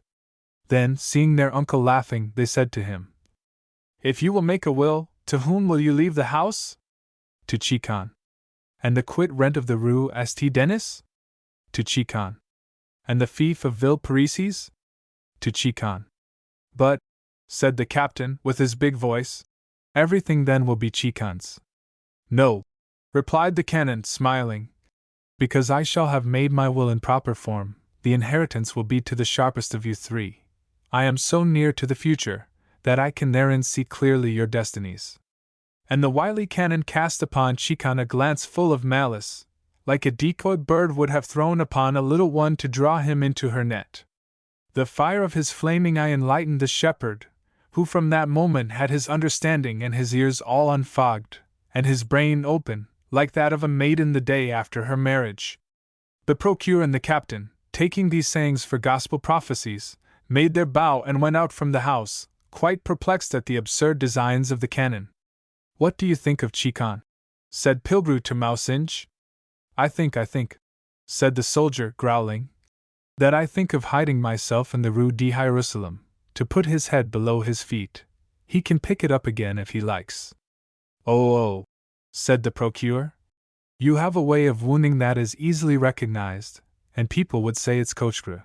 As for me, I thought to invite him to dinner, after which, we would play at putting ourselves in a sack in order to see, as they do at court, who could walk best thus attired. Then, having sewn him up, we could throw him into the Seine, at the same time begging him to swim. "This must be well matured," replied the soldier. "Oh, it's quite ripe," said the advocate. "The cousin gone to the devil, the heritage would then be between us two." "I'm quite agreeable," said the fighter, "but we must stick as close together as the two legs of the same body, for if you are fine as silk, I as strong as steel, and daggers are always as good as traps. You hear that, my good brother?" "Yes," said the advocate. "The cause is heard. Now shall it be the thread or the iron?" "Eh? Ventre de Dieu! Is it then a king that we are going to settle? For a simple numbskull of a shepherd are so many words necessary? Come! 20,000 francs out of the heritage to the one of us who shall first cut him off. I'll say to him in good faith, pick up your head." "And I swim, my friend," cried the advocate, laughing like the gap of a pourpoint. And then they went to supper, the captain to his wench, and the advocate to the house of a jeweller's wife, of whom he was the lover. Who was astonished? Chicon. The poor shepherd heard the planning of his death, although the two cousins had walked in the parvis, and talked to each other, as every one speaks at church when praying to God. So that Chicon was much coupled to know if the words had come up or if his ears had gone down. "Do you hear, Mr. Canon?" "Yes," said he. "I hear the wood crackling in the fire." "Ho, ho!" replied Chicon. "If I don't believe in the devil, I believe in St. Michael, my guardian angel. I go there where he calls me." "Go, my child," said the canon, "and take care not to wet yourself, nor to get your head knocked off, for I think I hear more rain, and the beggars in the street are not always the most dangerous beggars." At these words Chicon was much astonished, and stared at the canon, found his manner gay, his eye sharp, and his feet crooked. But as he had to arrange matters concerning the death which menaced him, he thought to himself that he would always have leisure to admire the canon, or to cut his nails, and he trotted off quickly through the town, as a little woman trots towards her pleasure.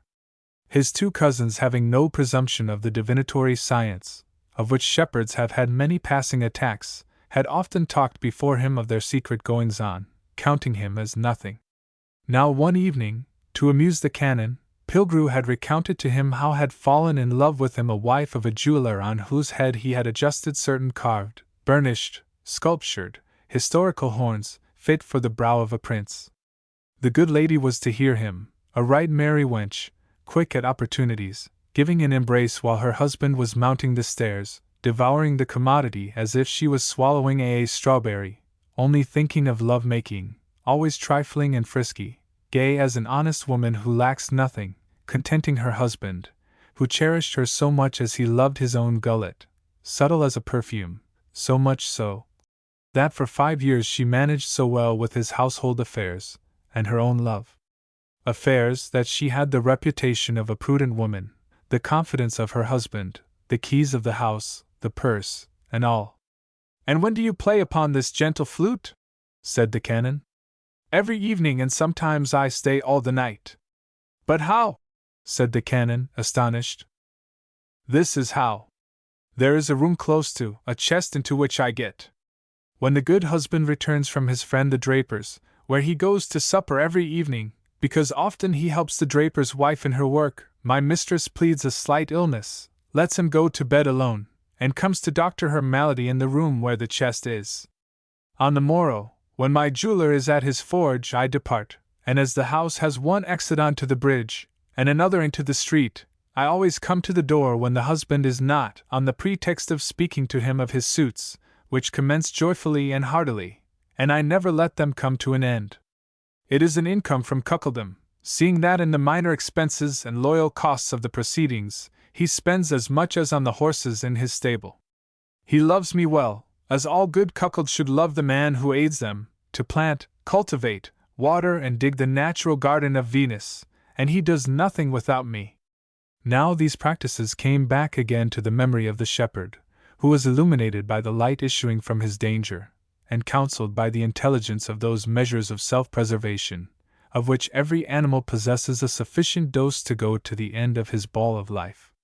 So Chicon gained with hasty feet the Rue de la Calandre, where the jeweler should be supping with his companion, and after having knocked at the door, replied to question put to him through the little grill, that he was a messenger on state secrets, and was admitted to the draper's house. Now coming straight to the fact, he made the happy jeweler get up from his table, led him to a corner, and said to him, "If one of your neighbors had planted a horn on your forehead and he was delivered to you, bound hand and foot, would you throw him into the river?" "Rather," said the jeweler. "But if you are mocking me, I'll give you a good drubbing." "There, there," replied Chikon. "I am one of your friends and come to warn you that as many times as you have conversed with the draper's wife here, as often has your own wife been served the same way by the advocate Pilgrew, and if you will come back to your forge, you will find a good fire there. On your arrival, he who looks after your you-know-what, to keep it in good order, gets into the big clothes chest. Now make a pretense that I have bought the said chest of you, and I will be upon the bridge with a cart, waiting your orders." The said jeweler took his cloak and his hat, and parted company with his crony without saying a word, and ran to his hole like a poisoned rat. He arrives and knocks, the door is opened, he runs hastily up the stairs, finds 2 covers laid, sees his wife coming out of the chamber of love, and then says to her, "My dear, here are 2 covers laid." "Well, my darling, are we not 2? "No," said he, "we are 3. "Is your friend coming?" said she, looking towards the stairs with perfect innocence. "No, I speak of the friend who is in the chest." "What chest?" said she. "Are you in your sound senses? Where do you see a chest? Is the usual to put friends in chests? Am I a woman to keep chests full of friends? How long have friends been kept in chests? Are you come home mad to mix up your friends with your chests? I know no other friend than Master Cornel the draper, and no other chest than the one with our clothes in." "Oh," said the jeweler, "my good woman, there is a bad young man, who has come to warn me that you allow yourself to be embraced by our advocate, and that he is in the chest." "I," said she, "I would not put up with his knavery, he does everything the wrong way." "There, there, my dear," replied the jeweler, "I know you to be a good woman, and won't have a squabble with you about this paltry chest. The giver of the warning is a box-maker, to whom I am about to sell this cursed chest that I wish never again to see in my house, and for this one he will sell me 2 pretty little ones, in which there will not be space enough even for a child. Thus the scandal and the babble of those envious of your virtue will be extinguished for want of nourishment." "You give me great pleasure," said she. "I don't attach any value to my chest, and by chance there is nothing in it. Our linen is at the wash. It will be easy to have the mischievous chest taken away tomorrow morning. Will you sup?" "Not at all," said he. "I shall sup with a better appetite without the chest." "I see," said she, "that you won't easily get the chest out of your head." "Hullo there!" said the jeweler to his smiths and apprentices. "Come down!" In the twinkling of an eye his people were before him. Then he, their master, having briefly ordered the handling of the said chest, this piece of furniture dedicated to love was tumbled across the room, but in passing the advocate, finding his feet in the air to the which he was not accustomed, tumbled over a little. "Go on," said the wife. "Go on, it's the lid shaking." "No, my dear, it's the bolt." And without any other opposition the chest slid gently down the stairs. "Ho there, carrier!" said the jeweler, and Chikon came whistling his mules, and the good apprentices lifted the litigious chest into the cart. "Hi, hi!" said the advocate. "Master, the chest is speaking," said an apprentice. "In what language?" said the jeweler, giving him a good kick between 2 features that luckily were not made of glass. The apprentice tumbled over onto a stair in a way that induced him to discontinue his studies in the language of chests. The shepherd, accompanied by the good jeweler, carried all the baggage to the waterside without listening to the high eloquence of the speaking wood, and having tied several stones to it, the jeweler threw it into the Seine. "Swim, my friend!" cried the shepherd, in a voice sufficiently jeering at the moment when the chest turned over, giving a pretty little plunge like a duck. Then Chikon continued to proceed along the quay, as far as the Rue du Port, St. Laudry, near the cloisters of Notre Dame. There he noticed the house, recognized the door, and knocked loudly. "Open," said he. "Open by order of the king." Hearing this, an old man who was no other than the famous Lombard, Versoris, ran to the door. "What is it?" said he. "I am sent by the provost to warn you to keep good watch tonight," replied Chicon. "As for his own part, he will keep his archers ready. The hunchback who has robbed you has come back again. Keep under arms, for he is quite capable of easing you of the rest." Having said this, the good shepherd took to his heels and ran to the Rue de Marmozets, to the house where Captain Cochereau was feasting with La Pasquerette, the prettiest of town girls, and the most charming in perversity that ever was. According to all the gay ladies, her glance was sharp and piercing as the stab of a dagger. Her appearance was so tickling to the sight that it would have put all paradise to rout. Besides which, she was as bold as a woman who has no other virtue than her insolence. Poor Chicon was greatly embarrassed while going to the quarter of the Marmozets.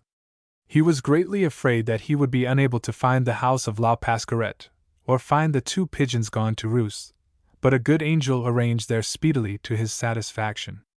This is how.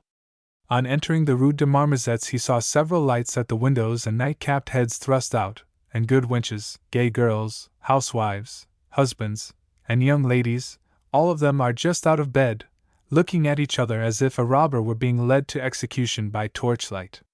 "What's the matter?" said the shepherd to a citizen who in great haste had rushed to the door with a chamber utensil in his hand. "Oh, it's nothing," replied the good man. "We thought it was the Armagnacs descending upon the town, but it's only Mousinge beating La Pasquerette." "Where?" asked the shepherd. "Below there, at that fine house where the pillars have the mouths of flying frogs delicately carved upon them. Do you hear the varlets and the serving maids?" And in fact there was nothing but cries of "Murder! Help! Come someone!" And in the house blows raining down, and the Mousinge said with his gruff voice, "Death to the wench! Ah, you sing out now, do you?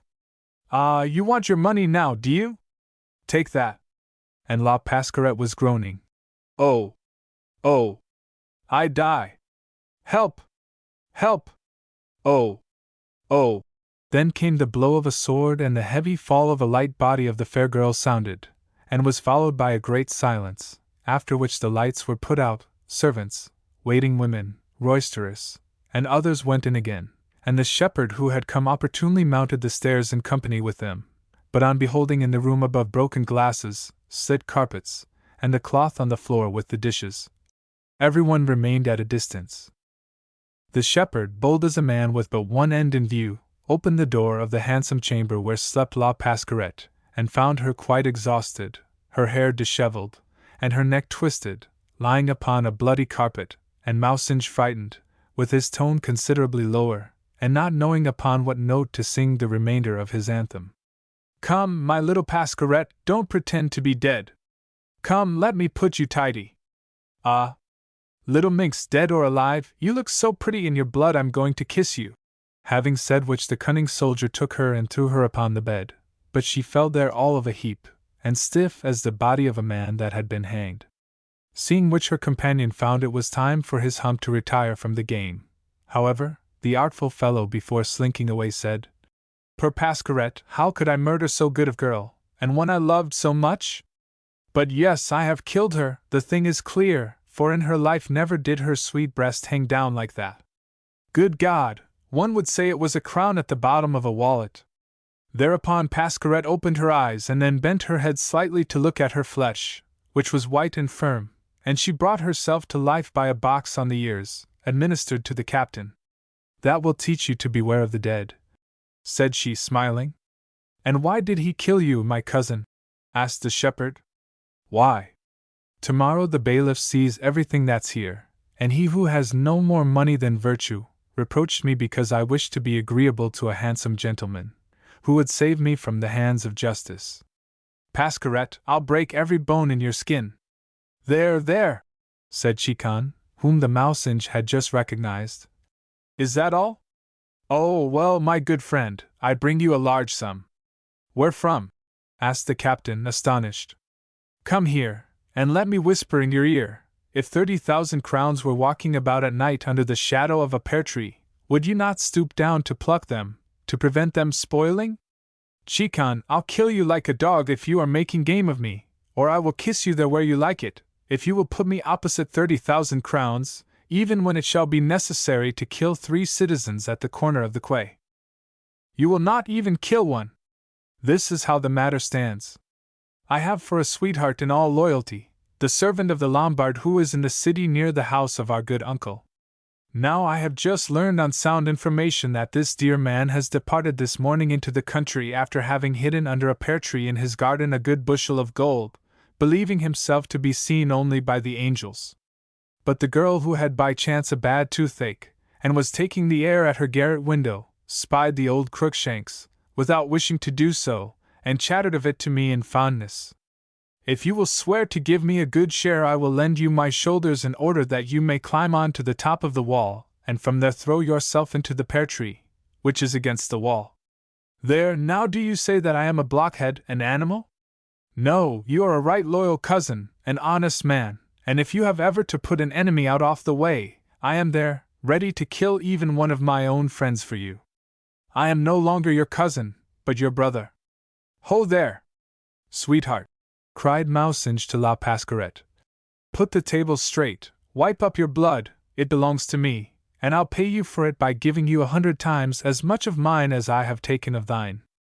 Make the best of it, shake the black dog off your back, adjust your petticoats, laugh, I wish it, look to the stew, and let us recommence our evening prayer where we left it off. Tomorrow I'll make thee braver than a queen. This is my cousin whom I wish to entertain, even when to do so it were necessary to turn the house out of windows. We shall get back everything tomorrow in the cellars. Come, fall to. Thus, and in less time than it takes a priest to say his Dominus Vobiscum, the whole rookery passed from tears to laughter, as it had previously from laughter to tears. It is only in these houses of ill fame that love is made with the blow of a dagger, and where tempests of joy rage between 4 walls. But these are things ladies of the high-necked dress do not understand.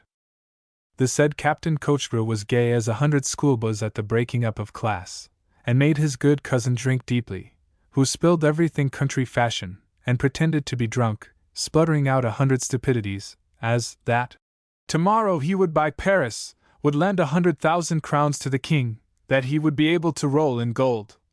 In fact, talked so much nonsense that the captain, fearing some compromising avowal and thinking his brain quite muddled enough, led him outside with the good intention, instead of sharing with him, of ripping Chikan open to see if he had not a sponge in his stomach, because he had just soaked in a big quart of the good wine of Charisse. They went along, disputing about 1,000 theological subjects which got very much mixed up, and finished by rolling quietly up against the garden where were the crowns of the Lombard. Then Coachbrough, making a ladder of Chikan's broad shoulders, jumped on to the pear tree like a man expert in attacks upon towns, but Versoris, who was watching him, made a blow at his neck, and repeated it so vigorously that with 3 blows fell the upper portion of the said Coachbrough, but not until he had heard the clear voice of the shepherd, who cried to him, "Pick up your head, my friend." Thereupon the generous Chikan, in whom virtue received its recompense, thought it would be wise to return to the house of the good canon, whose heritage was by the grace of God considerably simplified. Thus he gained the Rue St. Pierre-Exbuffs with all speed, and soon slept like a newborn baby, no longer knowing the meaning of the word cousin german. Now, on the morrow he rose according to the habit of shepherds, with the sun, and came into his uncle's room to inquire if he spat white, if he coughed, if he had slept well. But the old servant told him that the canon, hearing the bells of St. Maurice, the first patron of Notre Dame, ring for matins, he had gone out of reverence to the cathedral, where all the chapter were to breakfast with the Bishop of Paris, upon which Chikan replied, "Is his reverence the canon out of his senses thus to disport himself, to catch a cold, to get rheumatism? Does he wish to die? I'll light a big fire to warm him when he returns." And the good shepherd ran into the room where the canon generally sat, and to his great astonishment beheld him seated in his chair. "Ah! What did she mean, that fool of a Bruyette? I knew you were too well advised to be shivering at this hour in your stall." The canon said not a word. The shepherd, who was like all thinkers, a man of hidden sense, was quite aware that sometimes old men have strange crotchets, converse with the essence of occult things, and mumble to themselves discourses concerning matters not under consideration, so that, from reverence and great respect for the secret meditations of the canon, he went and sat down at a distance, and waited the termination of these dreams, noticing silently the length of the good man's nails, which looked like cobblers' awls, and looking attentively at the feet of his uncle, he was astonished to see the flesh of his legs so crimson, that it reddened his breeches and seemed all on fire through his hose. He is dead, thought Chicon. At this moment the door of the room opened, and he still saw the canon, who, his nose frozen, came back from church. "Ho, ho!" said Chicon. "My dear uncle, are you out of your senses? Kindly take notice that you ought not to be at the door, because you are already seated in your chair in the chimney corner, and that it is impossible for there to be two canons like you in the world." "Ah, Chicon, there was a time when I could have wished to be in two places at once, but such is not the fate of a man, he would be too happy. Are you getting dim-sighted? I am alone here." Then Chicon turned his head towards the chair, and found it empty, and much astonished, as you will easily believe, he approached it, and found on the seat a little pat of cinders, from which ascended a strong odor of sulphur. "Ah," said he merrily, "I perceive that the devil has behaved well towards me. I will pray God for him." And thereupon he related naively to the canon how the devil had amused himself by playing at Providence, and had loyally aided him to get rid of his wicked cousins, the which the canon admired much, and thought very good, seeing that he had plenty of good sense left, and often had observed things which were to the devil's advantage. So the good old priest remarked that as much good was always met with in evil as evil in good, and that therefore one should not trouble too much after the other world, the which was a grave heresy, which many councils have put right. And this was how the Chicons became rich, and were able in these times, by the fortunes of their ancestors, to help to build the bridge of St. Michael, where the devil cuts a very good figure under the angel, in memory of this adventure now consigned to these veracious histories. The merry jests of King Louis XI. King Louis XI was a merry fellow, loving a good joke, and the interests of his position as king, and those of the church on one side, he lived jovially, giving chase to soiled doves as often as to hares, and other royal game. Therefore, the sorry scribblers who have made him out a hypocrite, showed plainly that they knew him not, since he was a good friend, good at repartee, and a jollier fellow than any of them.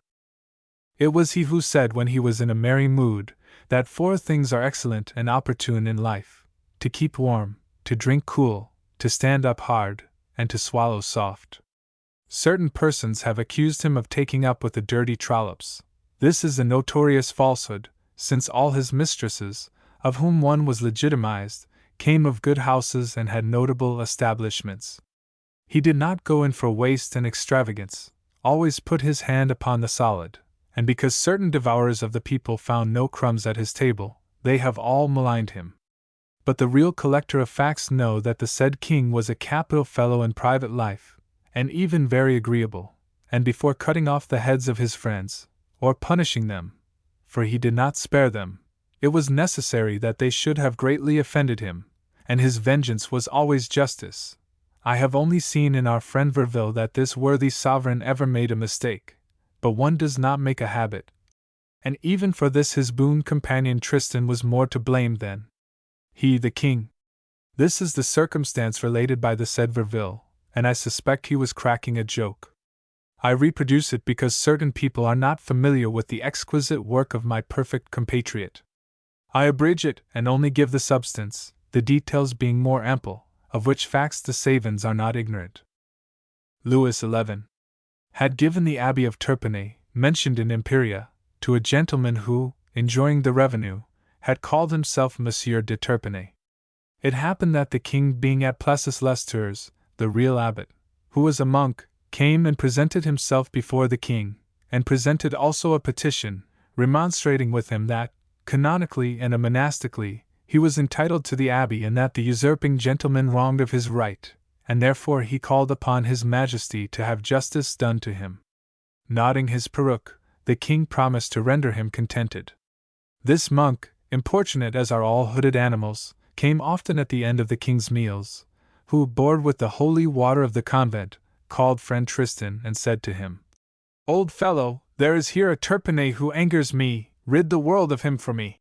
Tristan, taking a frock for a monk, or a monk for a frock, came to this gentleman, whom all the court called Monsieur de Turpinay, and having accosted him managed to lead him to one side, and taking him by the buttonhole gave him to understand that the king desired he should die. He tried to resist, supplicating and supplicating to escape, but in no way could he obtain a hearing. He was delicately strangled between the head and shoulders, so that he expired, and 3 hours afterwards Tristan told the king that he was discharged. It happened 5 days afterwards, which is the space in which souls come back again, that the monk came into the room where the king was, and when he saw him he was much astonished. Tristan was present. The king called him, and whispered into his ear, "You have not done that which I told you to." "Saving your grace, I have done it. Turpinay is dead." "Eh? I meant this monk." "I understood the gentleman." "What, is it done then?" "Yes, sire." "Very well then." Turning towards the monk, "Come here, monk." The monk approached. The king said to him, "Kneel down." The poor monk began to shiver in his shoes. But the king said to him, "Thank God that he has not willed that you should be killed as I had ordered. He who took your estates has been instead. God has done you justice. Go and pray God for me, and don't stir out of your convent." That proves the good-heartedness of Louis XI. He might very well have hanged the monk, the cause of the error.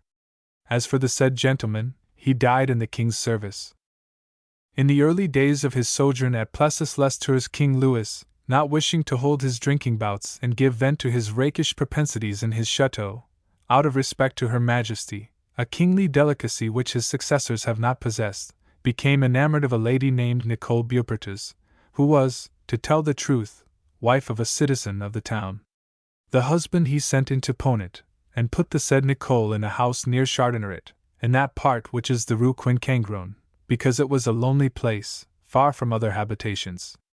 The husband and the wife were thus both in his service, and he had by La Beaupertuis a daughter, who died a nun. This Nicole had a tongue as sharp as a popinjay's, was of stately proportions, furnished with large beautiful cushions of nature, firm to the touch, white as the wings of an angel, and known for the rest to be fertile in peripatetic ways, which brought it to pass that never with her was the same thing encountered twice in love, so deeply had she studied the sweet solutions of the science, the manners of accommodating the olives of Poissy, the expansions of the nerves, and hidden doctrines of the breviary, the which much delighted the king. She was as gay as a lark, always laughing and singing, and never made anyone miserable, which is the characteristic of women of this open and free nature, who have always an occupation, an equivocal one if you like. The king often went with the hail fellows his friends to the lady's house, and in order not to be seen always went at night time, and without his suite. But being always distrustful, and fearing some snare, he gave to Nicole all the most savage dogs he had in his kennels, beggars that would eat a man without saying, "By your leave," the which royal dogs knew only Nicole and the king. When the sire came, Nicole let them loose in the garden, and the door of the house being sufficiently barred and closely shut, the king put the keys in his pocket, and in perfect security gave himself up, with his satellites, to every kind of pleasure, fearing no betrayal, jumping about at will, playing tricks, and getting up good games. Upon these occasions friend Tristan watched the neighborhood, and anyone who had taken a walk on the Mall of Chardonneret would be rather quickly placed in a position in which it would have been easy to give the passers-by a benediction with his feet, unless he had the king's pass, since often would Louis send out in search of lasses for his friends, or people to entertain him with the amusements suggested by Nicole or the guests. People of Tours were there for these little amusements, to whom he gently recommended silence, so that no one knew of these pastimes until after his death. The farce of Baiser mon cul was, it is said, invented by the said sire. I will relate it, although it is not the subject of this tale, because it shows the natural comicality and humor of this merry monarch. There were at Tours 3 well-known misers. The first was Master Cornelius, who is sufficiently well known. The second was called Paccard, and sold the gilt work, colored papers, and jewels used in churches. The third was hight Marchando, and was a very wealthy vine-grower. These 2 men of Touraine were the founders of good families, notwithstanding their sordidness.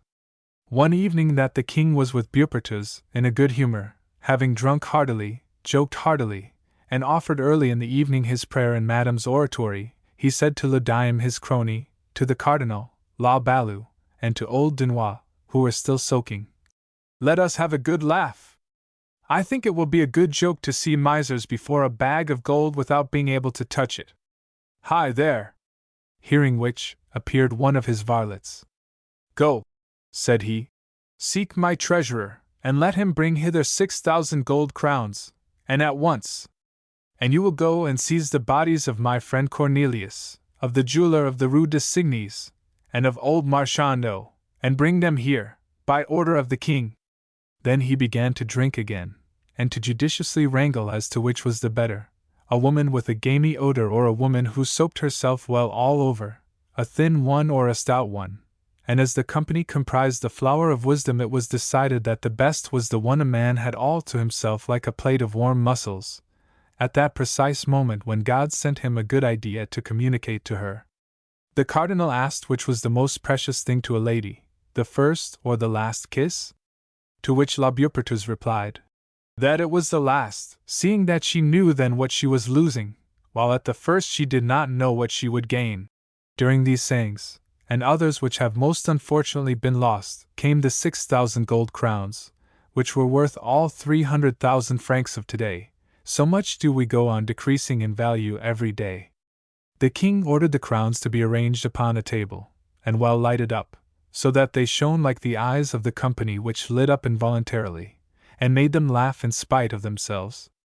They did not wait long for the 3 misers, whom the varlet led in, pale and panting, except Cornelius, who knew the king's strange freaks. "Now then, my friends," said Louis to them, "have a good look at the crowns on the table." And the 3 townsmen nibbled at them with their eyes. You may reckon that the diamond of La Beaupertuis sparkled less than their little minnow eyes. "These are yours," added the king. Thereupon they ceased to admire the crowns to look at each other, and the guests knew well that old knaves are more expert in grimaces than any others, because of their physiognomies becoming tolerably curious, like those of cats lapping up milk, or girls titillated with marriage. "There," said the king, "all that shall be his who shall say 3 times to the 2 others, Baiser mon cul, thrusting his hand into the gold. But if he be not as serious as a fly who had violated his lady love, if he smile while repeating the jest, he will pay 10 crowns to madam. Nevertheless he can essay 3 times. That will soon be earned," said Cornelius, who, being a Dutchman, had his lips as often compressed and serious as madame's mouth was often open and laughing. Then he bravely put his hands on the crowns to see if they were good, and clutched them bravely, but as he looked at the others to say civilly to them, "Baiser mon cul," the 2 misers, distrustful of his Dutch gravity, replied, "Certainly, sir," as if he had sneezed. The which caused all the company to laugh, and even Cornelius himself. When the vine-grower went to take the crowns he felt such a commotion in his cheeks that his old scummer face let little laughs exude from its pores like smoke pouring out of a chimney, and he could say nothing. Then it was the turn of the jeweler, who was a little bit of a bantering fellow, and whose lips were as tightly squeezed as the neck of a hanged man.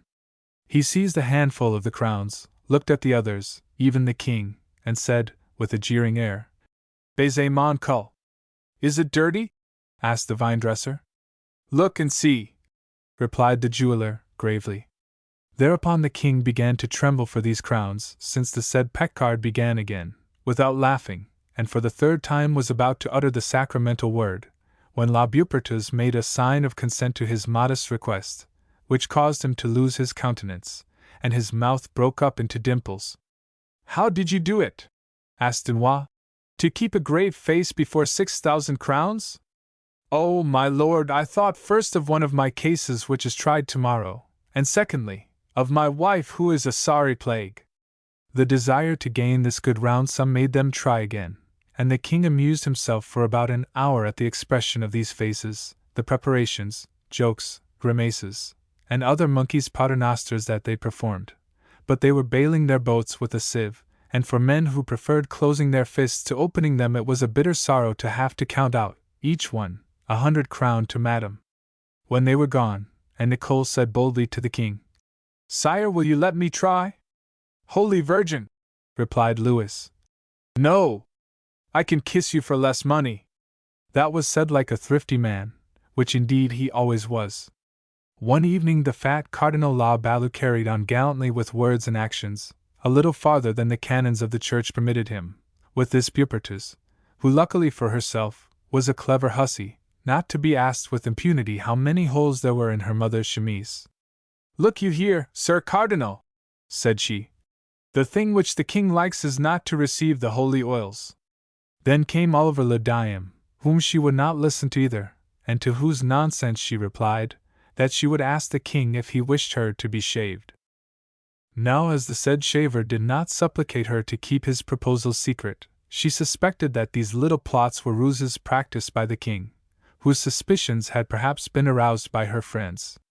Now, for being able to revenge herself upon Louis, she at least determined to pay out the said lords, to make fools of them, and amuse the king with the tricks she would play upon them. One evening that they had come to supper, she had a lady of the city with her, who wished to speak with the king. This lady was a lady of position, who wished to ask the king pardon for her husband, the which, in consequence of this adventure, she obtained. Nicole Beaupertuis, having led the king aside for a moment into an antechamber, told him to make their guests drink hard and eat to repletion, that he was to make merry and joke with them, but when the cloth was removed, he was to pick quarrels with them about trifles, dispute their words, and be sharp with them, and that she would then divert him by turning them inside out before him. But above all things, he was to be friendly to the said lady, and it was to appear as genuine, as if she enjoyed the perfume of his favor, because she had gallantly lent herself to this good joke. "Well, gentlemen," said the king, re-entering the room, "let us fall to. We have had a good day's sport." And the surgeon, the cardinal, a fat bishop, the captain of the Scotch Guard, a parliamentary envoy, and a judge loved of the king, followed the two ladies into the room where one rubs the rust off one's jaw bones. And there they lined the mold of their doublets. What is that? It is to pave the stomach, to practice the chemistry of nature, to register the various dishes, to regale your tripes, to dig your grave with your teeth, play with the sword of Cain, to inter sauces, to support a cuckold. But more philosophically it is to make ordure with one's teeth. Now, do you understand? How many words does it require to burst open the lid of your understanding? The king did not fail to distill into his guests this splendid and first-class supper. He stuffed them with green peas, returning to the hotchpotch, praising the plums, commending the fish, saying to one, "Why do you not eat?" To another, "Drink to madam." To all of them, "Gentlemen, taste these lobsters, put this bottle to death. You do not know the flavor of this forcemeat. And these lampreys, ah! What do you say to them? And by the Lord! The finest barbel ever drawn from the Loire.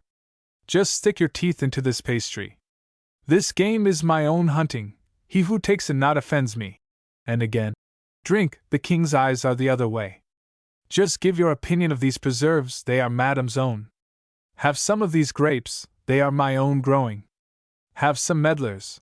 And while inducing them to swell out their abdominal protuberances, the good monarch laughed with them, and they joked and disputed, and spat, and blew their noses, and kicked up just as though the king had not been with them.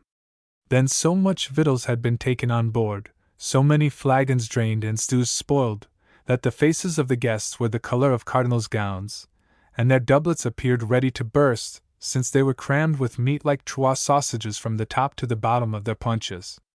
Going into the saloon again, they broke into a profuse sweat, began to blow, and to curse their gluttony.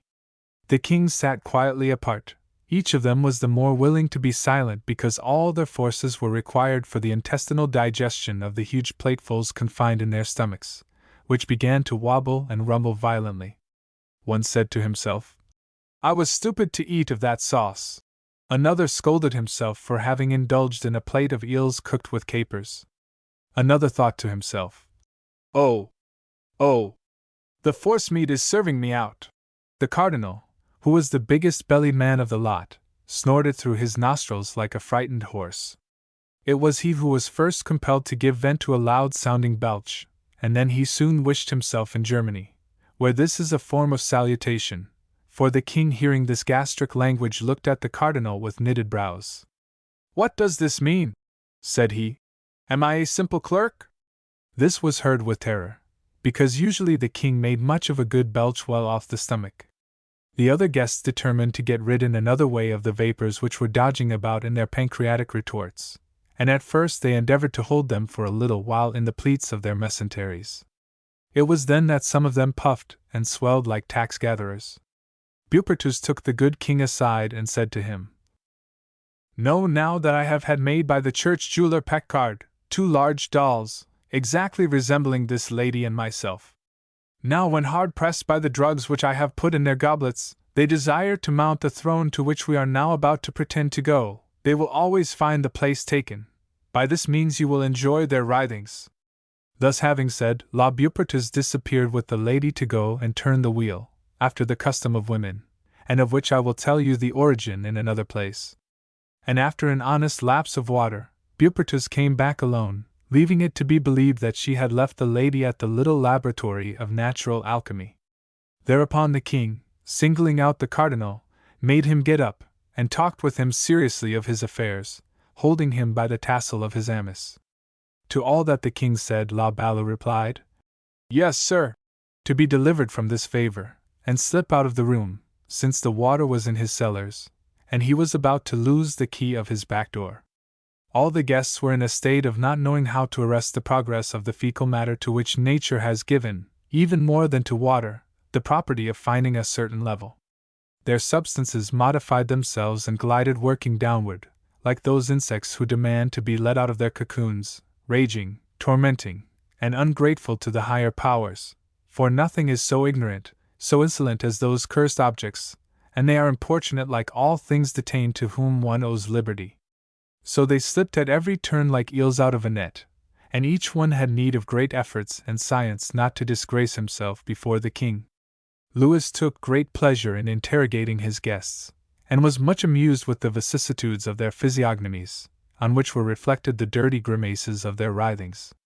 The counsellor of justice said to Oliver, "I would give my office to be behind a hedge for 6 seconds. Oh, there is no enjoyment to equal a good stool, and now I am no longer astonished at sempiternal droppings of a fly," replied the surgeon.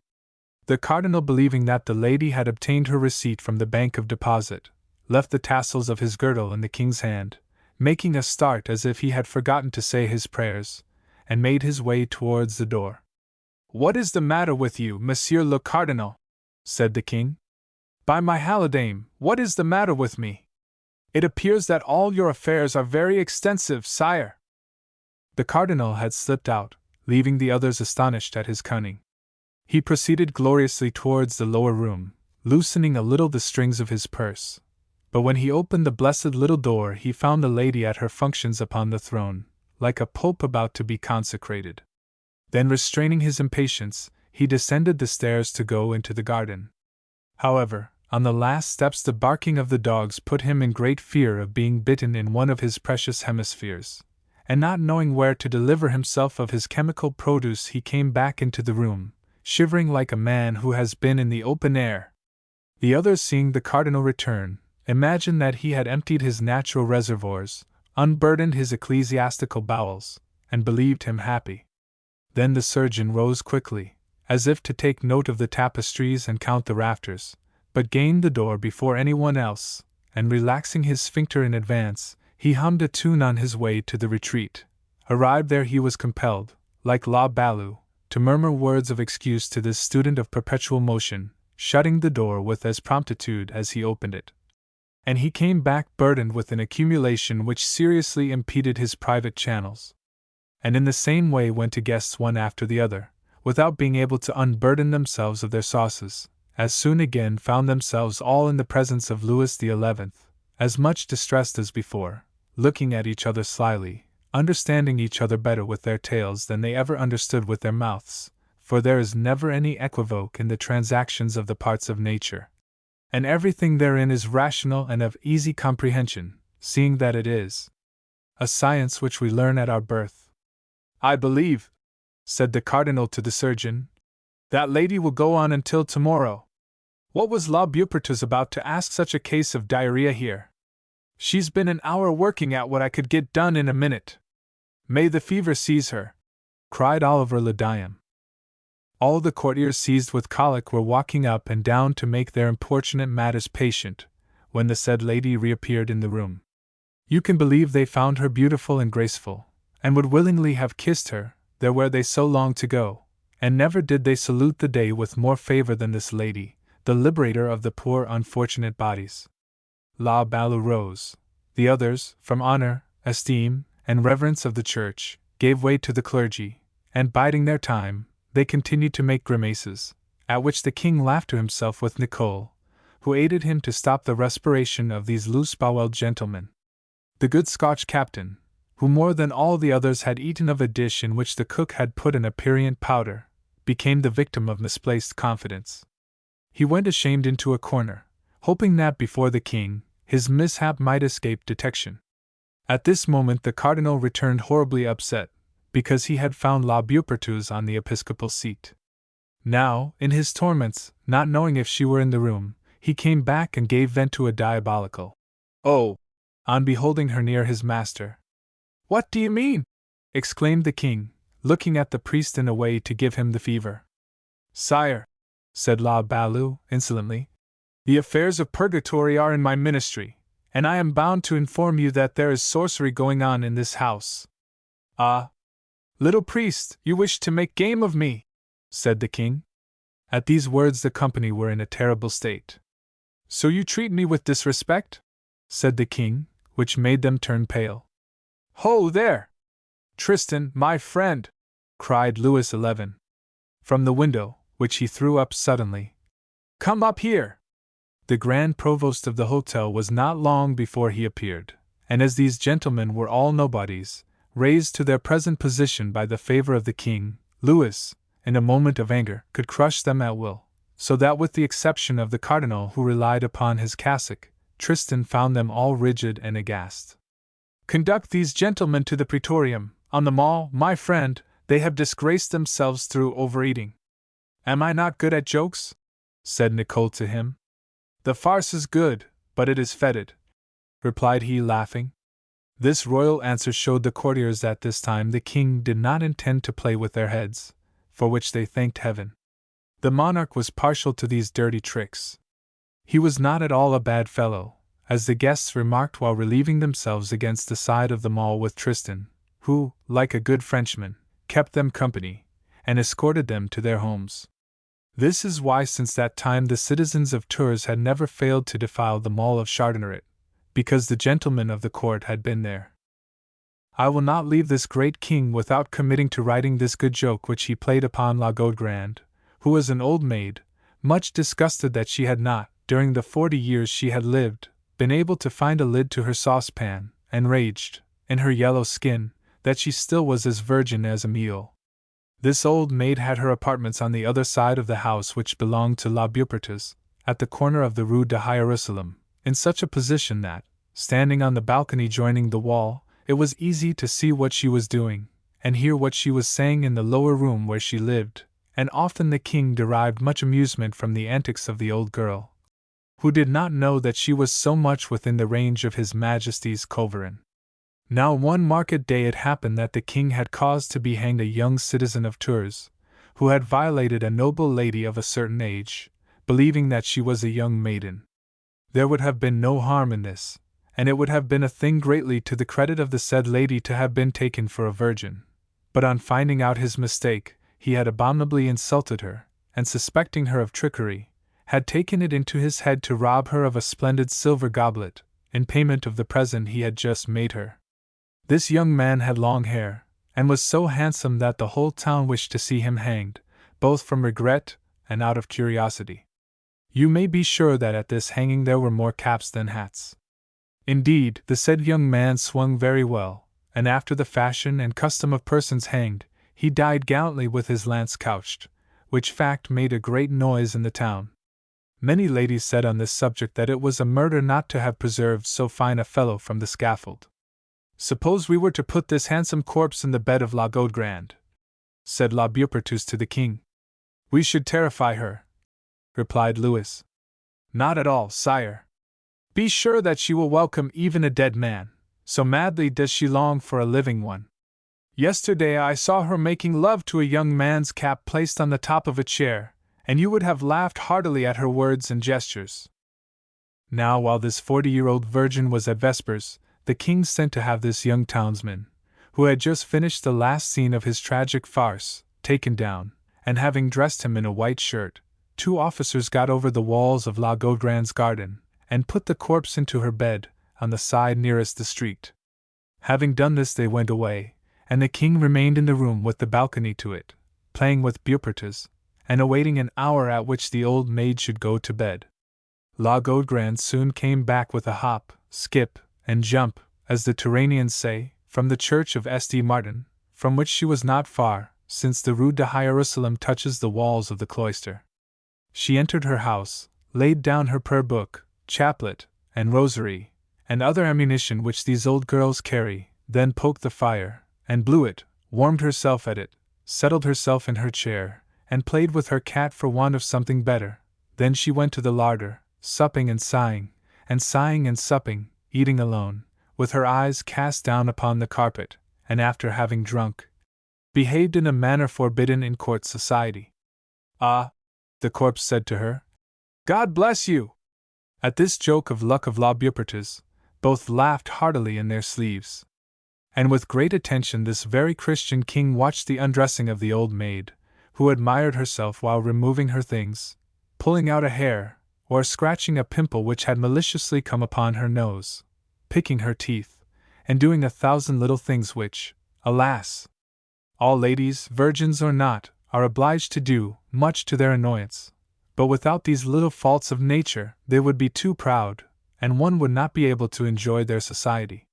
Having achieved her aquatic and musical discourse, the old maid got in between the sheets, and yelled forth a fine, great, ample, and curious cry, when she smelt the fresh vigor of this hanged man and the sweet perfume of his manly youth, then sprang away from him out of coquetry. But as she did not know he was really dead, she came back again, believing he was mocking her, and counterfeiting death. Go away, you bad young man, said she. But you can imagine that she proffered this request in a most humble and gracious tone of voice. Then, seeing that he did not move, she examined him more closely, and was much astonished at this so fine human nature when she recognized the young fellow, upon whom the fancy took her to perform some purely scientific experiments in the interests of hanged persons. What is she doing? Said La Beaupertuis to the king. She is trying to reanimate him. It is a work of Christian humanity. And the old girl rubbed and warmed this fine young man, supplicating Holy Mary the Egyptian to aid her to renew the life of this husband who had fallen so amorously from heaven, when, suddenly looking at the dead body she was so charitably rubbing, she thought she saw a slight movement in the eyes. Then she put her hand upon the man's heart, and felt it beat feebly. At length, from the warmth of the bed and of affection, and by the temperature of old maids, which is by far more burning than the warm blasts of African deserts, she had the delight of bringing to life that fine handsome young fellow who by lucky chance had been very badly hanged. See how my executioners serve me, said Louis, laughing. Ah, said La Beaupertuis, you will not have him hanged again? He is too handsome. The decree does not say that he shall be hanged twice, but he shall marry the old woman. Indeed, the good lady went in a great hurry to seek a master leech, a good bleeder, who lived in the abbey, and brought him back directly. He immediately took his lancet, and bled the young man. And as no blood came out, Ah, said he, it is too late, the transshipment of blood in the lungs has taken place. But suddenly this good young blood oozed out a little, and then came out in abundance, and the hempen apoplexy, which had only just begun, was arrested in its course. The young man moved and came more to life, then he fell, from natural causes, into a state of great weakness and profound sadness, prostration of flesh and general flabbiness. Now the old maid, who was all eyes, and followed the great and notable changes which were taking place in the person of this badly hanged man, pulled the surgeon by the sleeve, and pointing out to him, by a curious glance of the eye, the piteous cause, said to him, "Will he for the future be always like that?" "Often," replied the voracious surgeon. "Oh! He was much nicer hanged." At this speech the king burst out laughing. Seeing him at the window, the woman and the surgeon were much frightened, for this laugh seemed to them a second sentence of death for their poor victim. But the king kept his word, and married them. And in order to do justice, he gave the husband the name of the Sieur de Mortsauf in the place of the one he had lost upon the scaffold. As La Gaudgrand had a very big basket of crowns, they founded a good family in Touraine, which still exists and is much respected, since M. de Mortsauf faithfully served Louis XI on different occasions. Only he never liked to come across gibbets or old women, and never again made amorous assignations in the night. This teaches us to thoroughly verify and recognize women, and not to deceive ourselves in the local difference which exists between the old and the young, for if we are not hanged for our errors of love, there are always great risks to run. The High Constable's Wife. The High Constable of Armagnac espoused from the desire of a great fortune, the Countess Bonne, who was already considerably enamored of little Savoisy, son of the Chamberlain to His Majesty King Charles VI. The constable was a rough warrior, miserable in appearance, tough in skin, thickly bearded, always uttering angry words, always busy hanging people, always in the sweat of battles, or thinking of other stratagems than those of love. Thus the good soldier, caring little to flavor the marriage stew, used his charming wife after the fashion of a man with more lofty ideas, of the which the ladies have a great horror, since they like not the joists of the bed to be the sole judges of their fondling and vigorous conduct. Now the lovely countess, as soon as she was grafted on the constable, only nibbled more eagerly at the love with which her heart was laden for the aforesaid Savoisy, which that gentleman clearly perceived. Wishing both to study the same music, they would soon harmonize their fancies, and decipher the hieroglyphic, and this was a thing clearly demonstrated to the Queen Isabella, that Savoisy's horses were oftener stabled at the house of her cousin of Armagnac than in the Hotel St. Paul, where the Chamberlain lived, since the destruction of his residence, ordered by the University, as everyone knows. This discreet and wise princess, fearing in advance some unfortunate adventure for Bonne, the more so as the constable was as ready to brandish his broadsword as a priest to bestow benedictions, the said queen, as sharp as a dirk, said one day, while coming out from vespers, to her cousin, who was taking the holy water with Savoisy, "My dear, don't you see some blood in that water?" "Bah!" said Savoisy to the queen. "Love likes blood, madam." This the queen considered a good reply, and put it into writing, and later on, into action, when her lord the king wounded one of her lovers, whose business you see settled in this narrative. You know by constant experience, that in the early time of love each of two lovers is always in great fear of exposing the mystery of the heart, and as much from the flower of prudence as from the amusement yielded by the sweet tricks of gallantry they play at who can best conceal their thoughts. But one day of forgetfulness suffices to inter the whole virtuous past. The poor woman is taken in her joy as in a lasso, her sweetheart proclaims his presence, or sometimes his departure, by some article of clothing, a scarf, a spur, left by some fatal chance, and there comes a stroke of the dagger that severs the web so gallantly woven by their golden delights. But when one is full of days, he should not make a wry face at death, and the sword of a husband is a pleasant death for a gallant, if there be pleasant deaths. So maybe we'll finish the merry amours of the constable's wife. One morning Monsieur d'Armagnac, having lots of leisure time in consequence of the flight of the Duke of Burgundy, who was quitting Lagny, thought he would go and wish his lady good day, and attempted to wake her up in a pleasant enough fashion, so that she should not be angry. But she sunk in the heavy slumbers of the morning, replied to the action. "Leave me alone, Charles!" "Oh, said the constable, hearing the name of a saint who was not one of his patrons. "I have a Charles on my head." Then, without touching his wife, he jumped out of the bed, and ran upstairs with his face flaming and his sword drawn, to the place where slept the countess's maid-servant, convinced that the said servant had a finger in the pie. "Ah, wench of hell!" cried he, to commence the discharge of his passion. Say thy prayers, for I intend to kill thee instantly, because of the secret practices of Charles who comes here. Ah, Monseigneur, replied the woman. Who told you that? Stand steady, that I may rip thee at one blow if you do not confess to me every assignation given, and in what manner they have been arranged.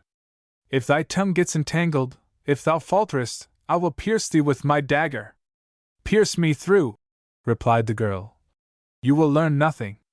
The constable, having taken this excellent reply amiss, ran her through on the spot, so mad was he with rage, and came back into his wife's chamber and said to his groom, whom, awakened by the shrieks of the girl, he met upon the stairs, Go upstairs, I've corrected Billet rather severely.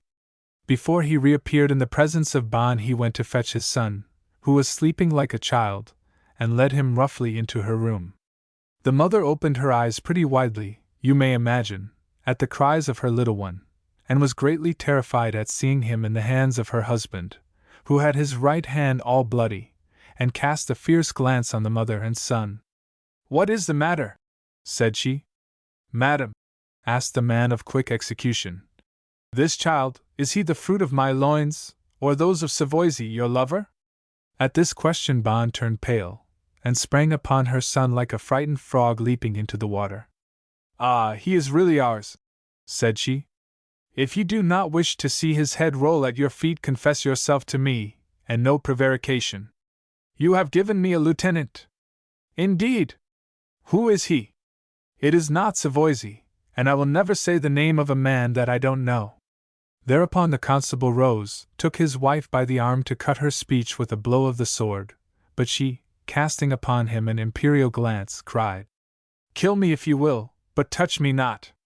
You shall live, replied the husband, because I reserve you for a chastisement more ample than death.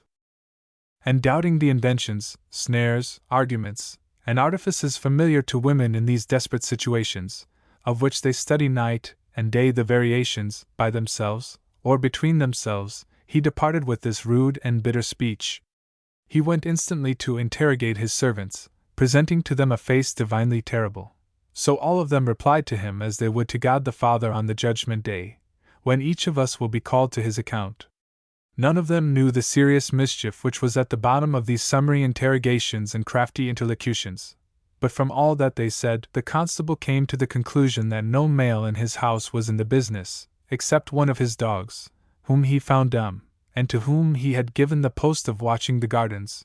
So taking him in his hands, he strangled him with rage.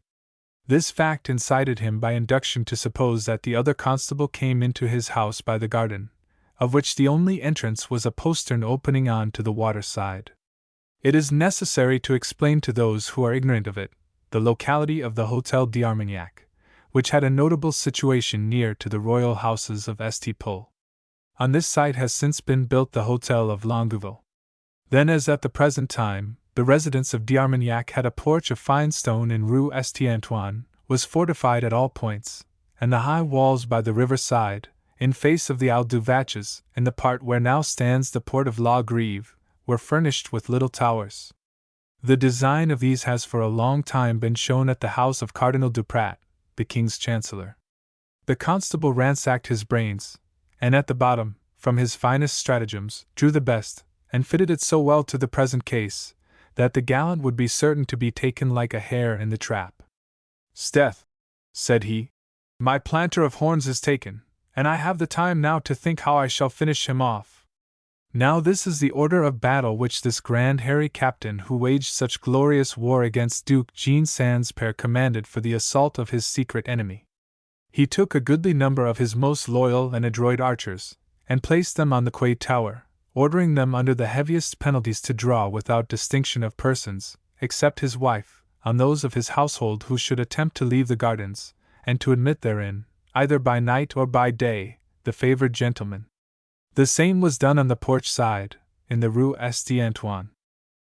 The retainers, even the chaplain, were ordered not to leave the house under pain of death. Then the guard of the two sides of the hotel having been committed to the soldiers of a company of ordnance, who were ordered to keep a sharp lookout in the side streets, it was certain that the unknown lover to whom the constable was indebted for his pair of horns would be taken warm, when, knowing nothing, he should come at the accustomed hour of love to insolently plant his standard in the heart of the legitimate appurtenances of the said Lord Count. It was a trap into which the most expert man would fall unless he was seriously protected by the fates, as was the good St. Peter by the Saviour when he prevented him going to the bottom of the sea the day when they had a fancy to try if the sea were as solid as terra firma.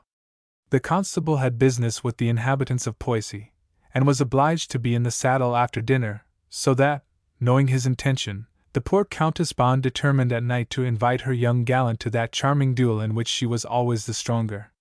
While the constable was making round his hotel a girdle of spies and of death, and hiding his people near the postern to seize the gallant as he came out, not knowing where he would spring from, his wife was not amusing herself by threading peas nor seeking black cows in the embers. First, the maid-servant who had been stuck, unstuck herself and dragged herself to her mistress. She told her that her outraged lord knew nothing, and that before giving up the ghost she would comfort her dear mistress by assuring her that she could have perfect confidence in her sister, who was laundress in the hotel, and was willing to let herself be chopped up as small as sausage meat to please madam. That she was the most adroit and roguish woman in the neighborhood, and renowned from the council chamber to the trottoir cross among the common people, and fertile in invention for the desperate cases of love. Then, while weeping for the decease of her good chamberwoman, the countess sent for the laundress, made her leave her tubs and join her in rummaging the bag of good tricks, wishing to save Savoisy, even at the price of her future salvation. First of all the two women determined to let him know their lord and master's suspicion, and beg him to be careful. Now behold the good washerwoman who, carrying her tub like a mule, attempts to leave the hotel. But at the porch she found a man-at-arms who turned a deaf ear to all the blandishments of the wash-tub. Then she resolved, from her great devotion, to take the soldier on his weak side, and she tickled him so with her fondling that he romped very well with her, although he was armor-plated ready for battle. But when the game was over he still refused to let her go into the street, and although she tried to get herself a passport sealed by some of the handsomest, believing them more gallant, either the archers, men-at-arms, nor others, dared open for her the smallest entrance of the house. "You are wicked and ungrateful wretches," said she, "not to render me a like service." Luckily at this employment she learned everything, and came back in great haste to her mistress, to whom she recounted the strange machinations of the Count. The two women held a fresh council and had not considered the time it takes to sing Alleluia twice, these warlike appearances, watches, defenses, and equivocal, specious, and diabolical orders and dispositions before they recognized by the sixth sense with which all females are furnished, the special danger which threatened the poor lover. Madame, having learned that she alone had leave to quit the house, ventured quickly to profit by her right, but she did not go the length of a bow-shot, since the constable had ordered 4 of his pages to be always on duty ready to accompany the countess, and 2 of the ensigns of his company not to leave her. Then the poor lady returned to her chamber, weeping as much as all the Magdalens one sees in the church pictures could weep together. "Alas!" said she, "my lover must then be killed, and I shall never see him again. He whose words were so sweet, whose manners were so graceful, that lovely head that had so often rested on my knees, will now be bruised. What? Can I not throw to my husband an empty and valueless head in place of the one full of charms and worth? A rank head for a sweet-smelling one, a hated head for a head of love." "Ah, madam," cried the washerwoman, "suppose we dress up in the garments of the nobleman, the steward's son, who is mad for me, and wearies me much, and having thus accoutred him, we push him out through the postern." Thereupon the two women looked at each other with assassinating eyes. "This marplot," said she, "once slain, all those soldiers will fly away like geese." "Yes, but will not the Count recognize the wretch?" And the Countess, striking her breast, exclaimed, shaking her head, "No, no, my dear, here it is noble blood that must be spilt without stint." Then she thought a little, and jumping with joy, suddenly kissed the laundress, saying, "Because I have saved my lover's life by your counsel, I will pay you for his life until death." Thereupon the Countess dried her tears, put on the face of a bride, took her little bag and a prayer book, and went towards the church of St. Paul, whose bells she heard ringing, seeing that the last Mass was about to be said. In this sweet devotion the Countess never failed, being a showy woman, like all the ladies of the court. Now this was called the full-dress Mass, because none but fops, fashionables, young gentlemen and ladies puffed out and highly scented, were to be met there. In fact, no dresses was seen there without armorial bearings, and no spurs that were not gilt. So the Countess of Bonn departed, leaving at the hotel the laundress much astonished, and charged to keep her eyes about her, and came with great pomp to the church, accompanied by her pages, the 2 ensigns and men-at-arms. It is here necessary to say that among the band of gallant knights who frisked round the ladies in church, the Countess had more than one whose joy she was, and who had given his heart to her, after the fashion of youths who put down enough and to spare upon their tablets, only in order to make a conquest of at least one out of a great number. Among these birds of fine prey who with open beaks looked oftener between the benches and the paternosters than towards the altar and the priests, there was one upon whom the Countess sometimes bestowed the charity of a glance, because he was less trifling and more deeply smitten than all the others. This one remained bashful, always stuck against the same pillar, never moving from it, but readily ravished with the sight alone of this lady whom he had chosen as his. His pale face was softly melancholy. His physiognomy gave proof of fine heart, one of those which nourish ardent passions and plunge delightedly into the despairs of love without hope. Of these people there are few, because ordinarily one likes more a certain thing than the unknown felicities lying and flourishing at the bottommost depths of the soul. This said gentleman, although his garments were well made, and clean and neat, having even a certain amount of taste shown in the arrangement, seemed to the constable's wife to be a poor knight seeking fortune, and come from afar, with his nobility for his portion. Now partly from a suspicion of his secret poverty, partly because she was well beloved by him and a little because he had a good countenance, fine black hair, and a good figure, and remained humble and submissive in all, the constable's wife desired for him the favor of women and of fortune, not to let his gallantry stand idle, and from a good housewifely idea, she fired his imagination according to her fantasies, by certain small favors and little looks which serpent towards him like biting adders, trifling with the happiness of this young life, like a princess accustomed to play with objects more precious than a simple knight. In fact, her husband risked the whole kingdom as you would a penny at piquet. Finally, it was only 3 days since, at the conclusion of vespers, that the constable's wife pointed out to the queen this follower of love, said laughingly, "There's a man of quality." This sentence remained in the fashionable language. Later it became a custom so to designate the people of the court. It was to the wife of the Constable d'Armagnac, and to no other source, that the French language is indebted for this charming expression. By a lucky chance the Countess had surmised correctly concerning this gentleman.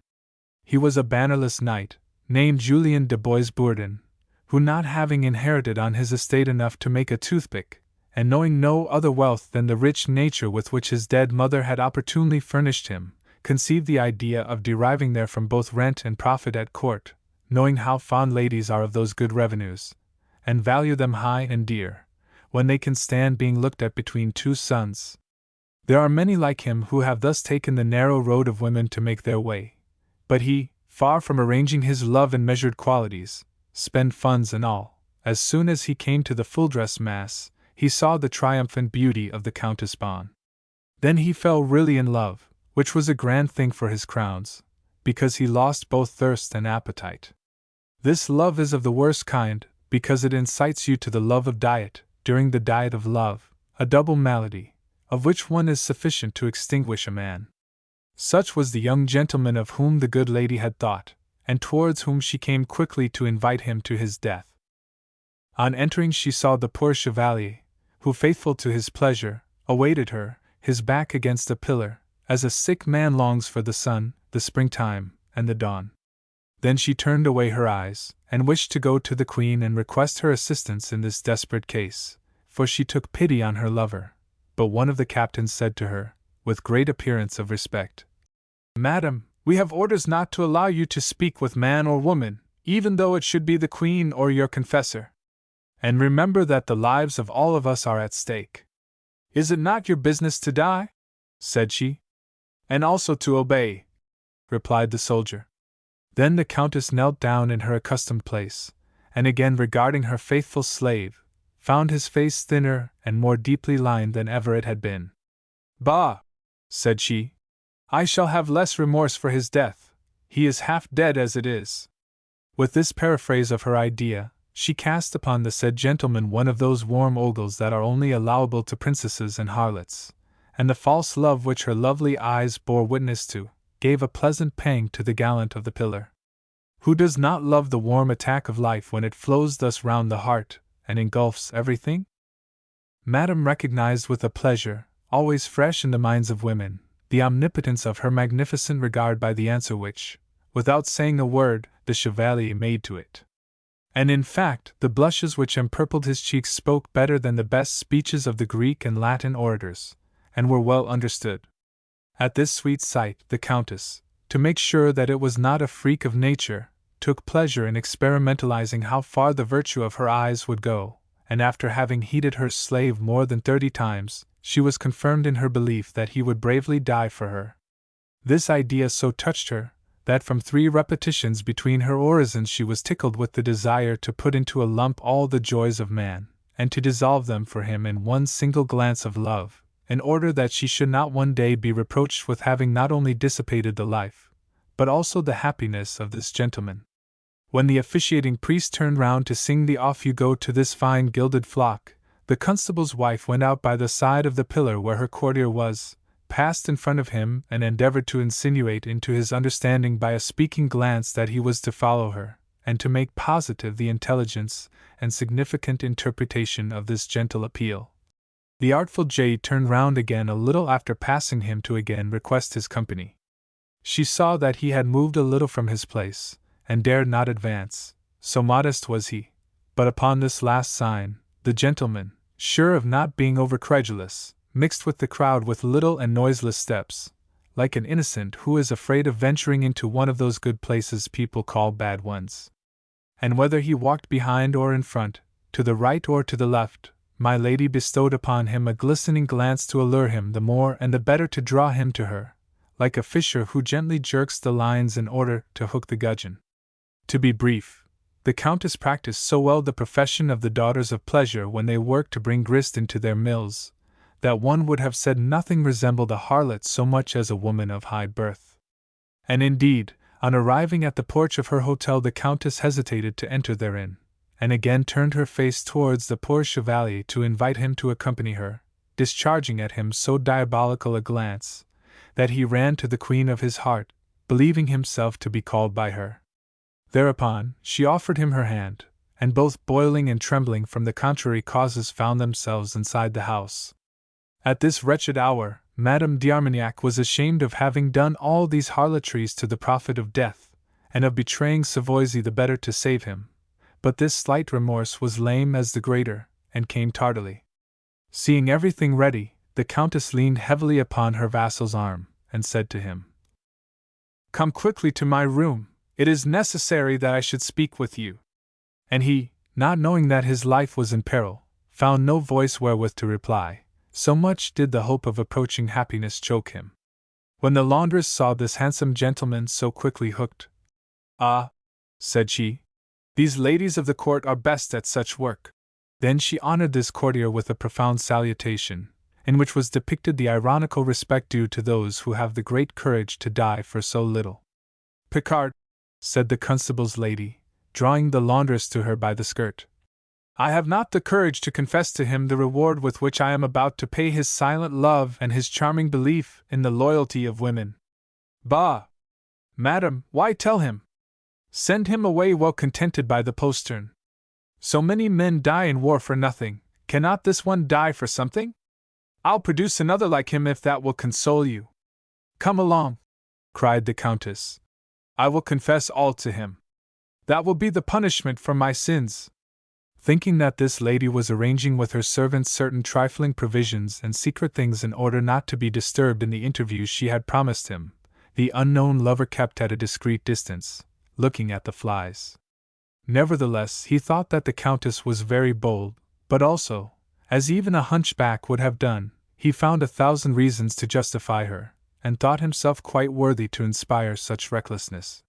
He was lost in those good thoughts when the constable's wife opened the door of her chamber, and invited the chevalier to follow her in. There his noble lady cast aside all the apparel of her lofty fortune, and falling at the feet of this gentleman, became a simple woman. "Alas, sweet sir," said she, "I have acted vilely towards you. Listen. On your departure from this house, you will meet your death.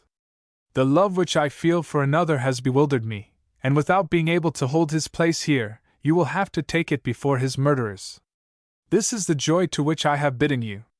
"Ah," replied Boisbourden, interring in the depths of his heart a dark despair, "I am grateful to you for having made use of me as of something which belonged to you.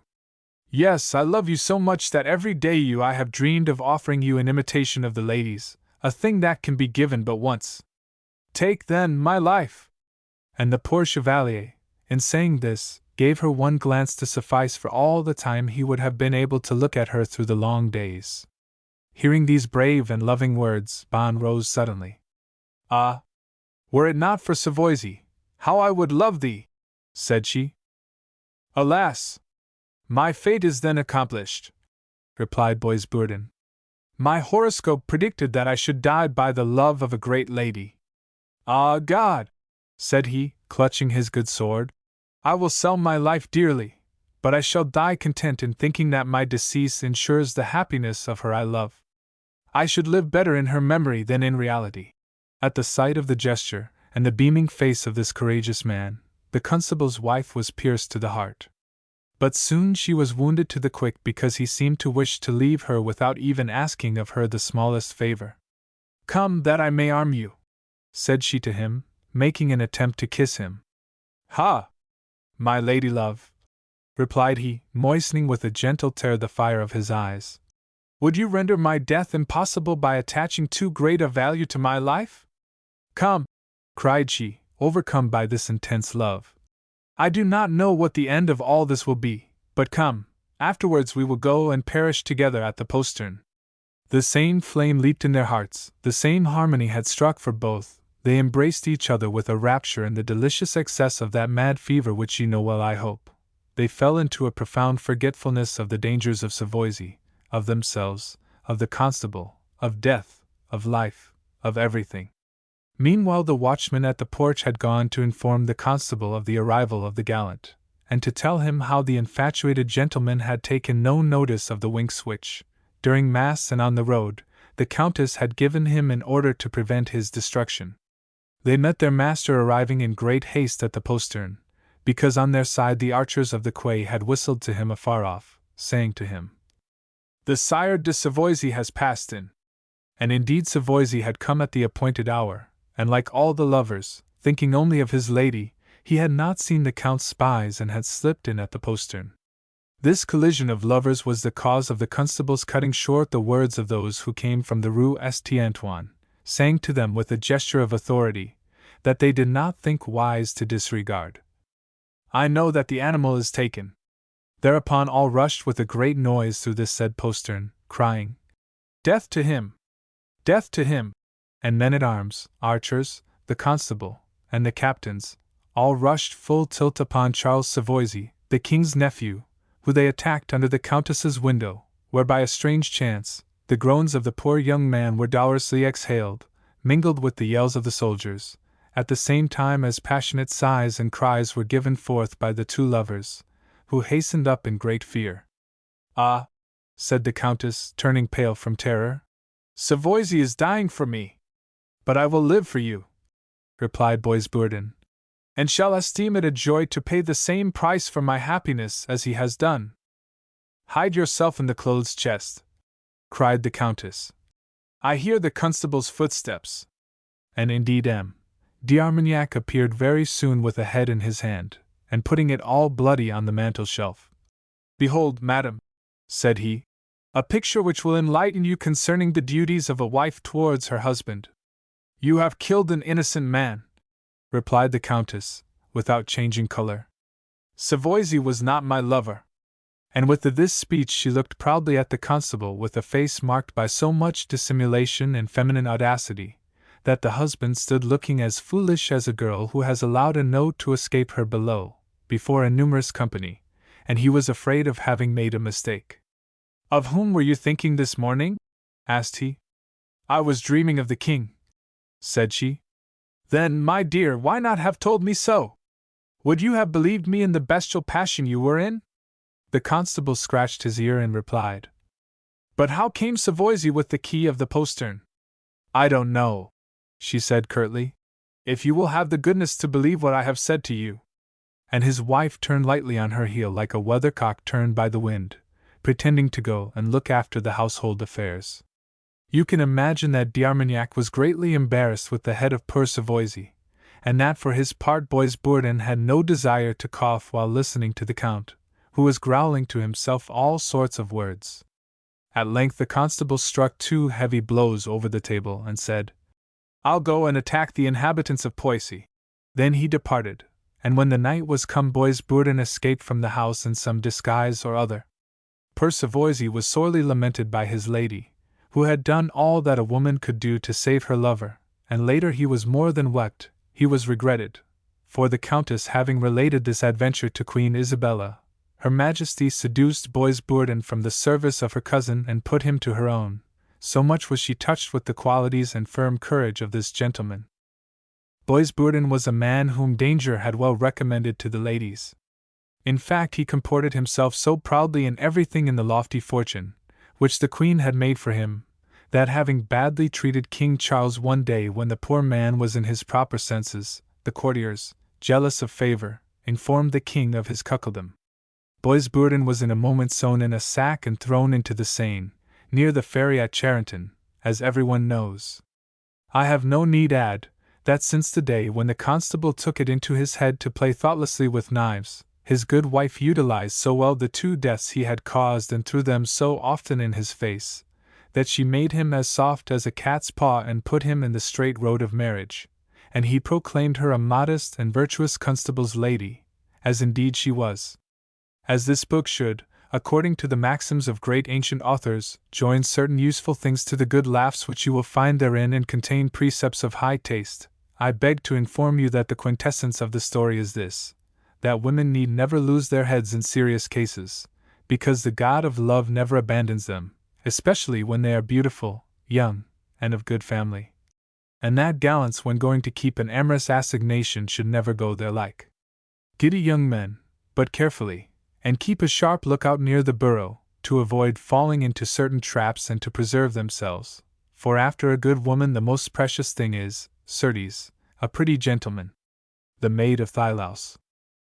The Lord of Valence, a pleasant place, of which the castle is not far from the town of Thylaus, had taken a mean wife, who by reason of taste or antipathy, pleasure or displeasure, health or sickness, allowed her good husband to abstain from those pleasures stipulated for in all contracts of marriage. In order to be just, it should be stated that the above-mentioned lord was a dirty and ill-favored person, always hunting wild animals and not the more entertaining than is a room full of smoke. And what is more, the said sportsman was all 60 years of age, on which subject, however, he was as silent as a hempen widow on the subject of rope. But nature, which the crooked, the bandy-legged, the blind, and the ugly abuse so unmercifully here below, and have no more esteem for her than the well-favored, since, like workers of tapestry, they know not what they do, gives the same appetite to all and to all the same mouth for pudding. So every beast finds a mate, and from the same fact comes the proverb, "There is no pot, however ugly, that does not one day find a cover."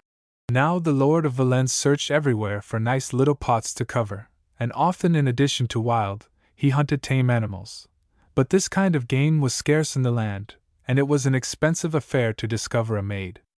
At length, however, by reason of much ferreting about and much inquiry, it happened that the Lord of Valence was informed that in Thylaus was the widow of a weaver who had a real treasure in the person of a little damsel of 16 years, whom she had never allowed to leave her apron strings, and whom, with great maternal forethought, she always accompanied when the calls of nature demanded her obedience. She had her to sleep with her in her own bed, watched over her, got her up in the morning, and put her to such a work that between the twain they gained about 8 pennies a day. On fete days she took her to the church, scarcely giving her a spare moment to exchange a merry word with the young people. Above all was she strict in keeping hands off the maiden. But the times were just then so hard that the widow and her daughter had only bread enough to save them from dying of hunger, and as they lodged with one of their poor relations, they often wanted wood in winter and clothes in summer, owing enough rent to frighten sergeants of justice, men who are not easily frightened at the debts of others. In short, while the daughter was increasing in beauty, the mother was increasing in poverty, and ran into debt on account of her daughter's virginity, as an alchemist will for the crucible in which his all is cast. As soon as his plans were arranged and perfect, one rainy day the said Lord of Valence by a mere chance came into the hovel of the two spinners, and in order to dry himself sent for some faggots to Plessis, close by. While waiting for them, he sat on a stool between the two poor women. By means of the grey shadows and half-light of the cabin, he saw the sweet countenance of the maid of Thylos. Her arms were red and firm, her breasts hard as bastions, which kept the cold from her heart, her waist round as a young oak and all fresh and clean and pretty, like the first frost, green and tender as an April bud. In fact, she resembled all that is prettiest in the world. She had eyes of a modest and virtuous blue, with a look more coy than that of the Virgin, for she was less forward, never having had a child. Had anyone said to her, "Come, let us make love," she would have said, "Love? What is that?" She was so innocent, and so little open to the comprehensions of the thing. The good old lord twisted about upon his stool, eyeing the maid and stretching his neck like a monkey trying to catch nuts, which the mother noticed, but said not a word, being in fear of the lord to whom the whole of the country belonged. When the faggot was put into the grate and flared up, the good hunter said to the old woman, "Ah! That warms one almost as much as your daughter's eyes." "But alas, my lord," said she, "we have nothing to cook on that fire." "Oh yes," replied he. "What? Ah, my good woman, lend your daughter to my wife, who has need of a good handmaiden. We will give you 2 faggots every day." "Oh, my lord, what could I cook at such a good fire?" "Why," replied the old rascal, "good broth, for I will give you a measure of corn in season." "Then," replied the old hag, "where shall I put it?" "In your dish," answered the purchaser of innocence. "But I have neither dish nor flour bin, nor anything." "Well, I will give you dishes and flour bins, saucepans, flagons, a good bed with curtains, and everything." "Yes," replied the good widow, "but the rain would spoil them. I have no house." "You can see from here," replied the lord, "the house of La Tourbière, where lived my poor huntsman Pilgrain, who was ripped up by a boar." "Yes," said the old woman. "Well, you can make yourself at home there for the rest of your days." "By my faith!" cried the mother, letting fall her distaff. "Do you mean what you say?" "Yes." "Well, then, what will you give my daughter?" "All that she is willing to gain in my service." "Oh, my lord, you are a joking." "No," said he. "Yes," said she. "By estigation, estialuther, and by the 1,000,000,000 saints who are in heaven, I swear that." "Ah, well, if you are not jesting, I should like those faggots to pass through the hands of the notary. By the blood of Christ and the charms of your daughter, am I not a gentleman? Is not my word good enough? Ah, well, I don't say that it is not, but as true as I am a poor spinner, I love my child too much to leave her. She is too young and weak at present, she will break down in service. Yesterday, in his sermon, the vicar said that we should have to answer to God for our children." "There, there," said the lord. "Go and find the notary." An old woodcutter ran to the scrivener, who came and drew up a contract, to which the Lord of Valence then put his cross, not knowing how to write, and when all was signed and sealed, "Well, old lady," said he, "now you are no longer answerable to God for the virtue of your child." "Ah, my lord, the vicar said until the age of reason, and my child is quite reasonable." Then turning towards her, she added, "Marie Fiquet, that which is dearest to you is your honor, and there where you are going everyone, without counting my lord, will try to rob you of it, but you see well what it is worth. For that reason do not lose it save willingly and in proper manner." Now, in order not to contaminate your virtue before God and before man, except for a legitimate motive, take heed that your chance of marriage be not damaged beforehand, otherwise you will go to the bad." "Yes, dear mother," replied the maid. And thereupon she left the poor abode of her relation, and came to the chateau of Valence, there to serve my lady, who found her both pretty and to her taste. When the people of Valence, Sach, Villens, and other places learned the high price given for the maid of Thylaus, the good housewives, recognizing the fact that nothing is more profitable than virtue, endeavored to nourish and bring up their daughters virtuous, but the business was as risky as that of rearing silkworms, which are liable to perish, since innocence is like a medlar, and ripens quickly on the straw. There were, however, some girls noted for it in Touraine, who passed for virgins in the convents of the religious, but I cannot vouch for these, not having proceeded to verify them in the manner laid down by Verville, in order to make sure of the perfect virtue of women. However, Marie Fiquet followed the wise counsel of her mother, and would take no notice of the soft requests, honeyed words, or apish tricks of her master, unless they were flavored with the promise of marriage. When the old lord tried to kiss her, she would put her back up like a cat at the approach of a dog, crying out, "I will tell madam!" In short, at the end of 6 months he had not even recovered the price of a single faggot. From her labor Marie Fiquet became harder and firmer. Sometimes she would reply to the gentle request of her master, "When you have taken it from me, will you give it me back again?" Another time she would say, "If I were as full of holes as a sieve, not one should be for you, so ugly do I think you." The good old man took these village sayings for flowers of innocence, and ceased not make little signs to her, long harangues and 100 vows and sermons, for by reason of seeing the fine breasts of the maid, her plump hips, which at certain movements came into prominent relief, and by reason of admiring other things capable of inflaming the mind of a saint, this dear man became enamored of her with an old man's passion, which augments in geometrical proportions as opposed to the passions of young men, because the old men love with their weakness which grows greater, and the young with their strength which grows less. In order to leave this headstrong girl no loophole for refusal, the old lord took into his confidence the steward, whose age was 70-odd years, and made him understand that he ought to marry in order to keep his body warm, and that Marie Fiquet was the very girl to suit him. The old steward, who had gained £300 by different services about the house, desired to live quietly without opening the front door again, but his good master begged him to marry to please him, assuring him that he need not trouble about his wife. So the good steward wandered out of sheer good nature into this marriage. The day of the wedding, bereft of all her reasons, and not able to find objections to her pursuer, she made him give her a fat settlement and dowry as the price of her conquest, and then gave the old knave leave to wink at her as often as he could, promising him as many embraces as he had given grains of wheat to her mother. But at his age a bushel was sufficient. The festivities over, the lord did not fail, as soon as his wife had retired, to wend his way towards the well-glazed, well-carpeted, and pretty room where he had lodged his lass, his money, his faggots, his house, his wheat, and his steward. To be brief, know that he found the maid of Thylaus the sweetest girl in the world, as pretty as anything, by the soft light of the fire which was gleaming in the chimney, snug between the sheets, and with a sweet odor about her, as a young maiden should have, and in fact he had no regret for the great price of this jewel. Not being able to restrain himself from hurrying over the first mouthfuls of this royal morsel, the lord treated her more as a past master than a young beginner.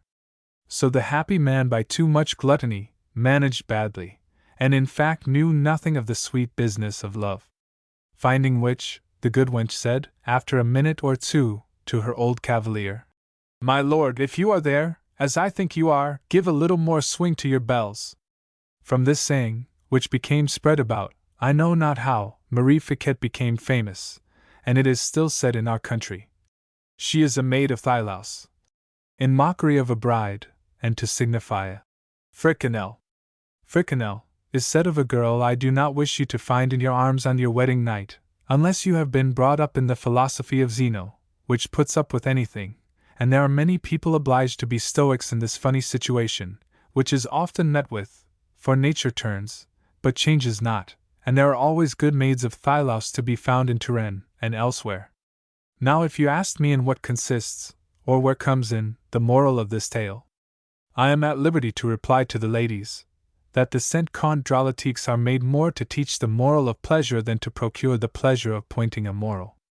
But if it were a used-up old rascal who asked me, I should say to him with all the respect due to his yellow or grey locks, that God wishes to punish the Lord of Valence for trying to purchase a jewel made to be given the brothers in arms. At the commencement of the reign of King Henry, second of the name, who loved so well the fair Diana, there existed still a ceremony of which the usage has since become much weakened, and which has altogether disappeared, like an infinity of the good things of the olden times. This fine and noble custom was the choice which all knights made of a brother-in-arms. After having recognized each other as two loyal and brave men, each one of this pretty couple was married for life to the other. Both became brothers.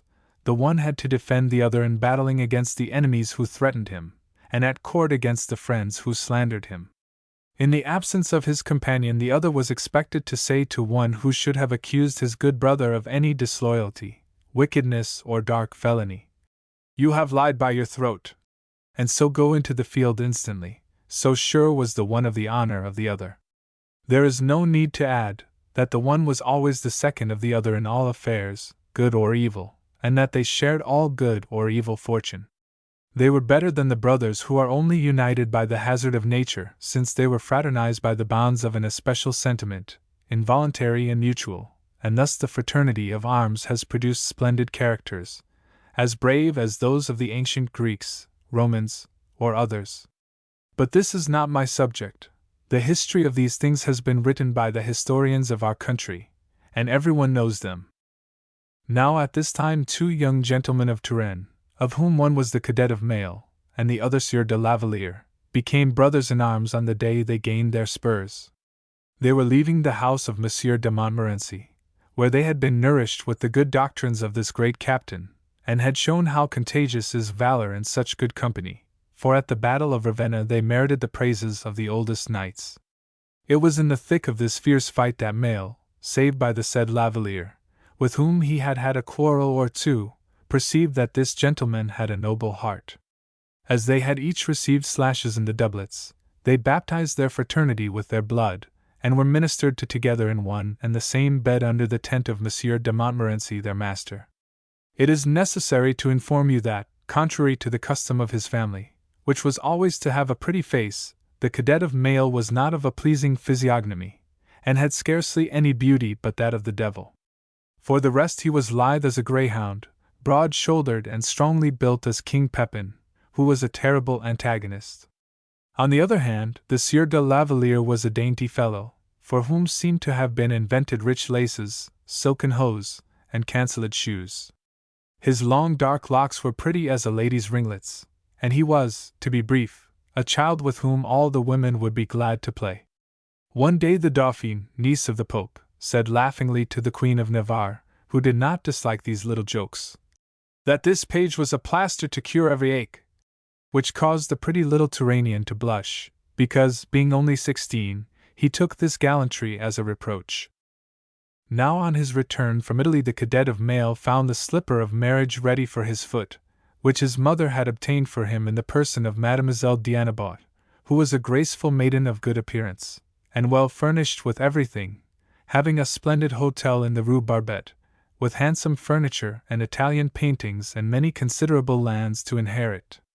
Some days after the death of King Francis, a circumstance which planted terror in the heart of everyone, because his said Majesty had died in consequence of an attack of the Neapolitan sickness, and that for the future there would be no security even with princesses of the highest birth, the above-named Mail was compelled to quit the court in order to go and arrange certain affairs of great importance in Piedmont.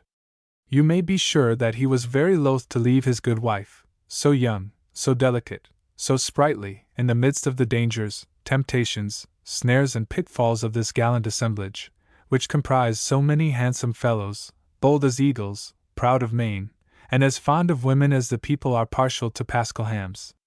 In this state of intense jealousy everything made him ill at ease, but by dint of much thinking, it occurred to him to make sure of his wife in the manner about to be related. he invited his good brother-in-arms to come at daybreak on the morning of his departure.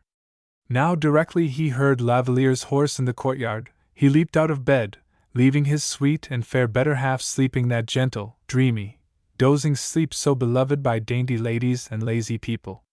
Lavalier came to him, and the two companions, hidden in the embrasure of the window, greeted each other with a loyal clasp of the hand, and immediately Lavalier said to Mail, "I should have been here last night in answer to thy summons, but I had a love suit on with my lady, who had given me an assignation. I could in no way fail to keep it, but I quitted her at dawn.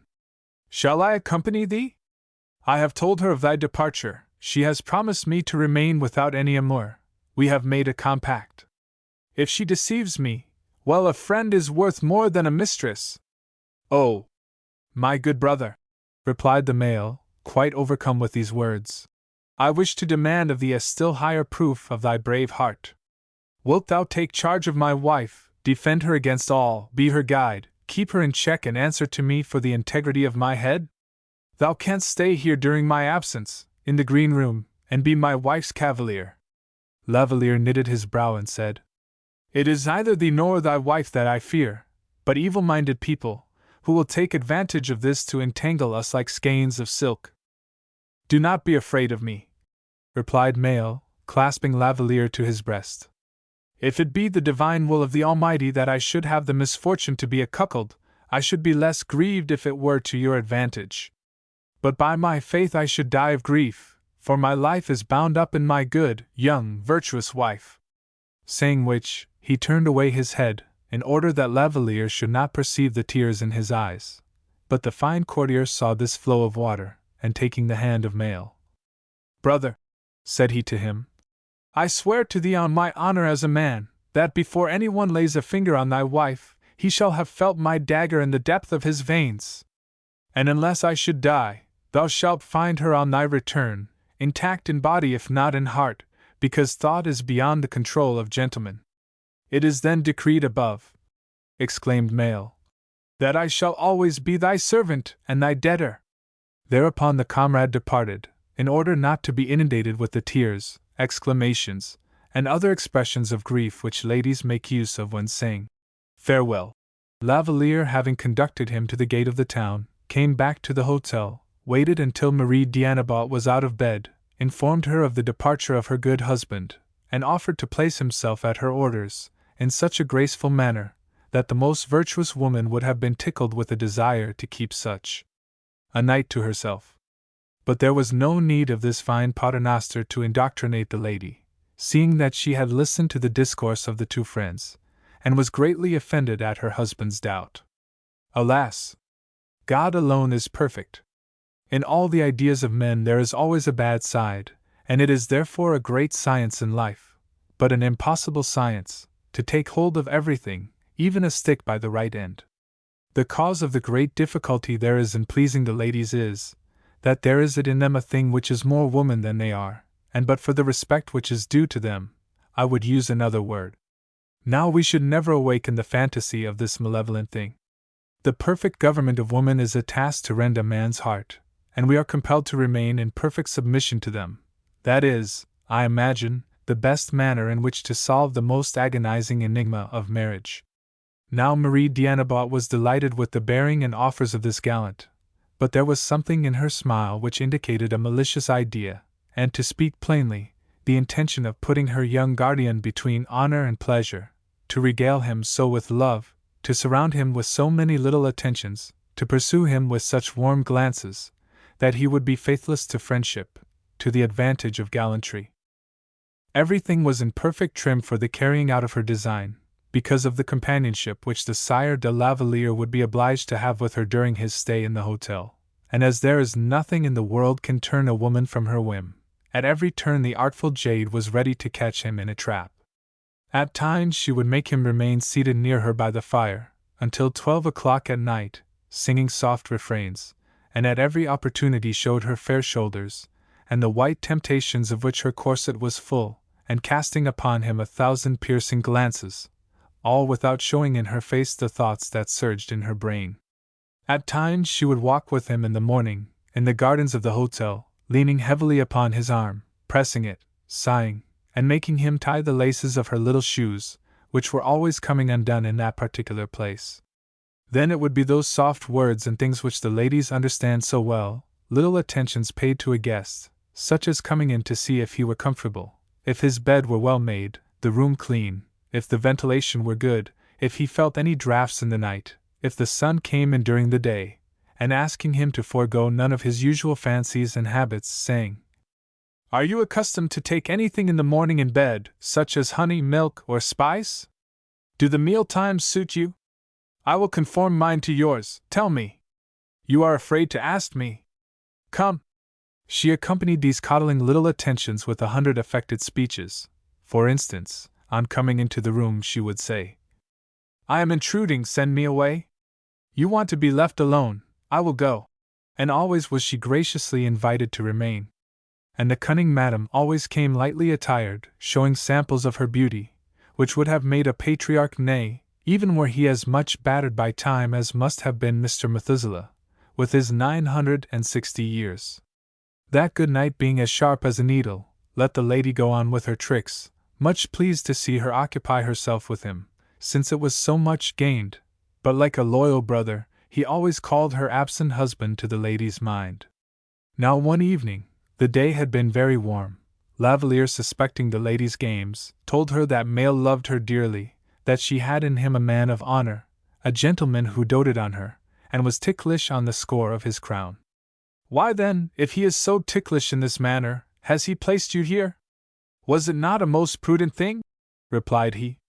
"Was it not necessary to confide you to some defender of your virtue? Not that it needs one save to protect you from wicked men." "Then you are my guardian?" said she. "I am proud of it," exclaimed Lavalier.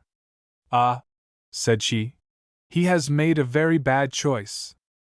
This remark was accompanied by a little look, so lewdly lascivious that the good brother-in-arms put on, by way of reproach, a severe countenance, and left the fair lady alone, much piqued at this refusal to commence love's conflict. She remained in deep meditation, and began to search for the real obstacle that she had encountered, for it was impossible that it should enter the mind of any lady, that a gentleman could despise that bagatelle which is of such great price and so high value. Now these thoughts knitted and joined together so well, one fitting into the other, that out of little pieces she constructed a perfect whole, and found herself desperately in love, which should teach the ladies never to play with a man's weapons, seeing that like glue, they always stick to the fingers. By this means Marie d'Annibot came to a conclusion which she should have known at the commencement, viz., that to keep clear of her snares, the good knight must be smitten with some other lady, and looking round her, to see where her young guest could have found a needle case to his taste, she thought of the fair Lemuel, one of Queen Catherine's maids, of Mesdames de Nevers, d'Estrées, and de Giac, all of whom were declared friends of Lavalier, and of the lot he must love one to distraction. From this belief, she added the motive of jealousy to the others which tempted her to seduce her Argus, whom she did not wish to wound, but to perfume, kiss his head, and treat kindly. She was certainly more beautiful, young, and more appetizing and gentle than her rivals. At least, that was the melodious decree of her imaginations.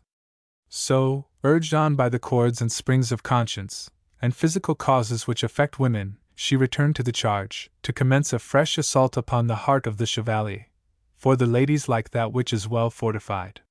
Then she played the pussy cat, and nestled up close to him, became so sweetly sociable, and wheedled so gently, that one evening when she was in a desponding state, although merry enough in her inmost soul, the guardian brother asked her, "What is the matter with you?"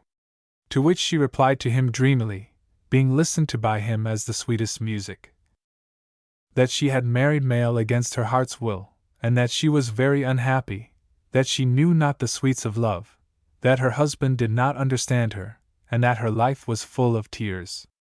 In fact, that she was a maiden in heart and all, since she confessed in marriage she had experienced nothing but the reverse of pleasure. And she added, that surely this holy state should be full of sweetmeats and dainties of love, because all the ladies hurried into it, and hated and were jealous of those who outbid them, for it cost certain people pretty dear, that she was so curious about it that for one good day or night of love, she would give her life, and always be obedient to her lover without a murmur. But that he with whom she would sooner than all others try the experiment would not listen to her, that, nevertheless, the secret of their love might be kept eternally, so great was her husband's confidence in him, and that finally if he still refused it would kill her. And all these paraphrases of the common canticle known to the ladies at their birth were ejaculated between 1,000 pauses, interrupted with sighs torn from the heart, ornamented with quiverings, appeals to heaven, upturned eyes, sudden blushings and clutchings at her hair. In fact, no ingredient of temptation was lacking in the dish, and at the bottom of all these words there was a nipping desire which embellished even its blemishes. The good knight fell at the lady's feet, and weeping took them and kissed them, and you may be sure the good woman was quite delighted to let him kiss them, and even without looking too carefully to see what she was going to do, she abandoned her dress to him, knowing well that to keep it from sweeping the ground it must be taken at the bottom to raise it. But it was written that for that evening she should be good. For the handsome Lavalier said to her with despair, "Ah, madam, I am an unfortunate man and a wretch." "Not at all," said she. "Alas, the joy of loving you is denied to me." "How?" said she. "I dare not confess my situation to you." "Is it then very bad?" "Ah, you will be ashamed of me." "Speak, I will hide my face in my hands." And the cunning madam hid her face in such a way that she could look at her well-beloved between her fingers.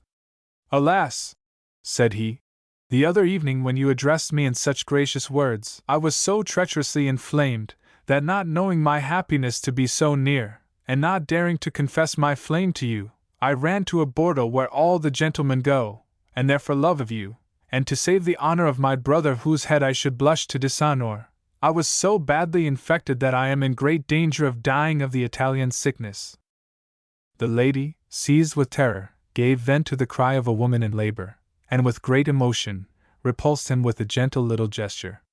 Poor Lavalier, finding himself in so pitiable state, went out of the room, but he had not even reached the tapestries of the door, when Marie d'Annibal again contemplated him, saying to herself, "Ah, what a pity!"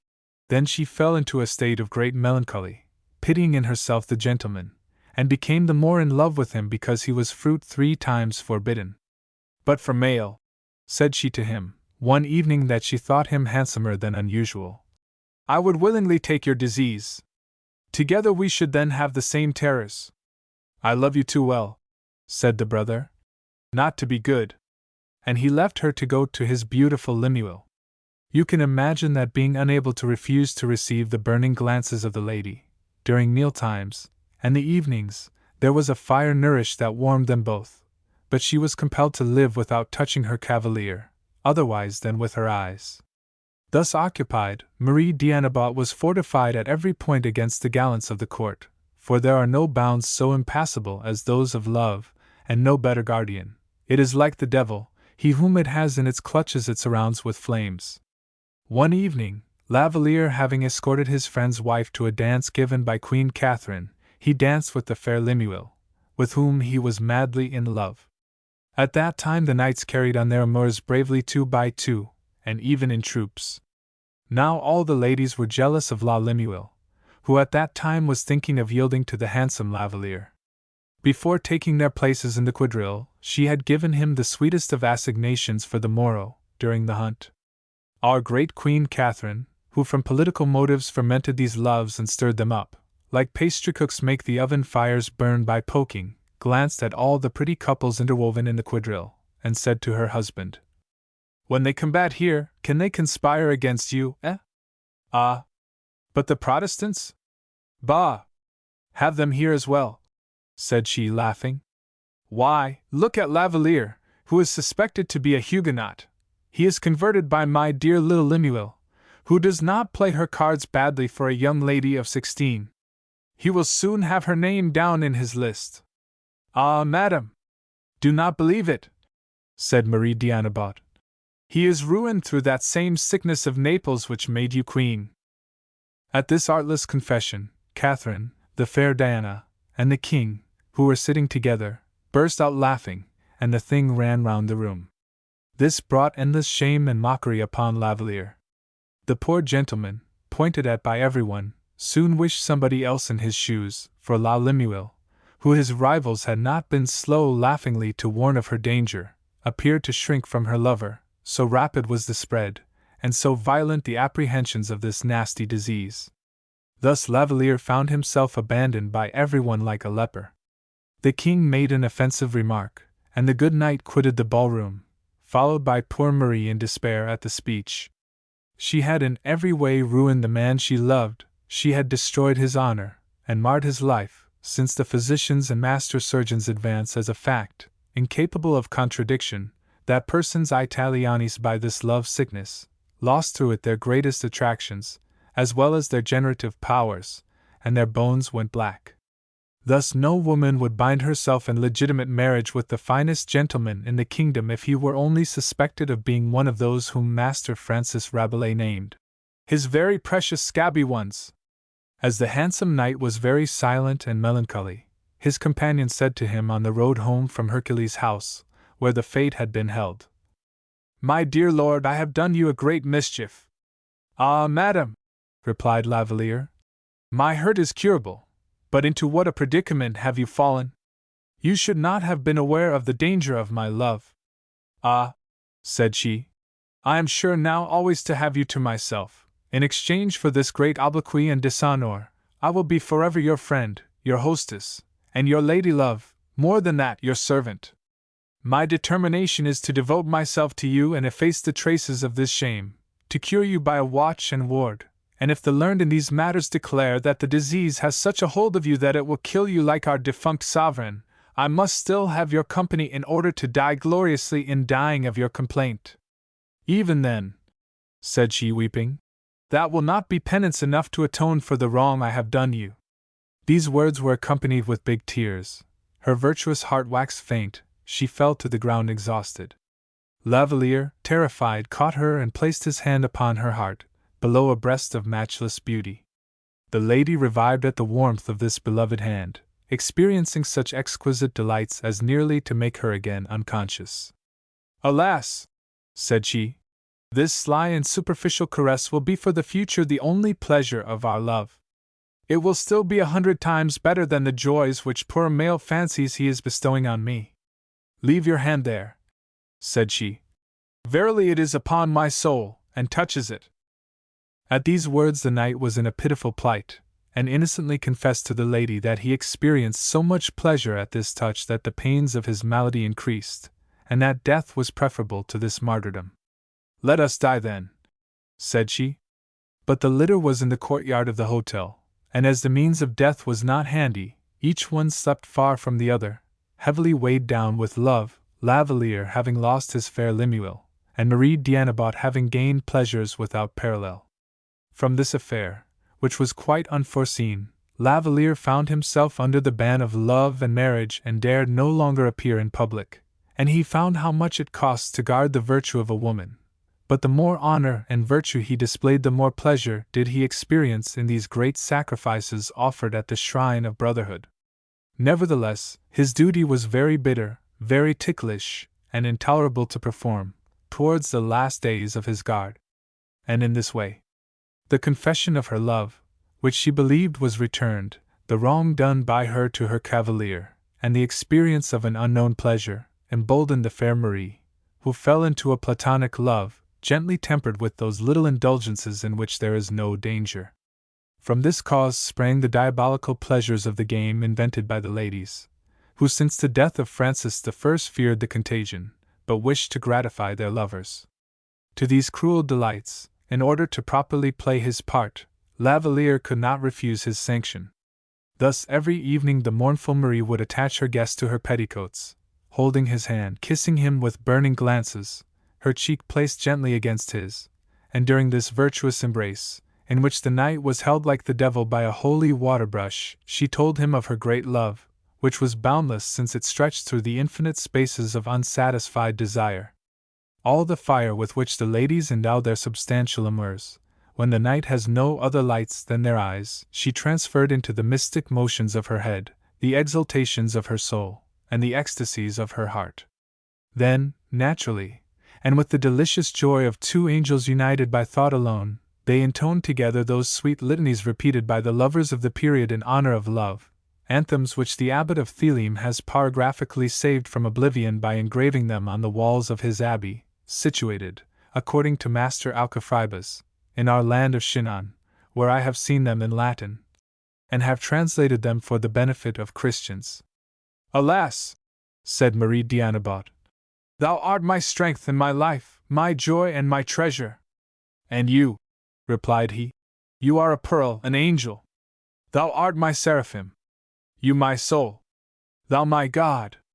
You my evening star and morning star, my honor, my beauty, my universe. Thou my great, my divine master. You my glory, my faith, my religion. Thou my gentle one, my handsome one, my courageous one, my dear one, my cavalier, my defender, my king, my love. You my fairy, the flower of my days, the dream of my nights. Thou my thought at every moment. You the delights of my eyes. Thou the voice of my soul. You my light by day. Thou my glimmer in the night. You the best beloved among women. Thou the most adored of men. You my blood, a myself better than myself. Thou art my heart, my luster. You my saint, my only joy. I yield thee the palm of love, and how great soe'er mine be, I believe thou lovest me still more, for thou art the Lord. No, the palm is yours, my goddess, my Virgin Marie. No, I am thy servant, thine handmaiden, a nothing thou canst crush to atoms. No, no! It is I who am your slave, your faithful page, whom you see as a breath of air, upon whom you can walk as on a carpet. My heart is your throne. No, dearest, for thy voice transfigures me. Your regard burns me. I see but thee. I love but you. Oh! Put thine hand upon my heart, only thine hand, and thou wilt see me pale, when my blood shall have taken the heat of thine. Then during these struggles their eyes, already ardent, flamed still more brightly, and the good knight was a little the accomplice of the pleasure which Marie d'Annabot took in feeling his hand upon her heart. Now, as in this light embrace all their strength was put forth, all their desires strained, all their ideas of the thing concentrated, it happened that the knight's transport reached a climax. Their eyes wept warm tears, they seized each other hard and fast as fire seizes houses, but that was all. Lavalier had promised to return safe and sound to his friend the body only, not the heart.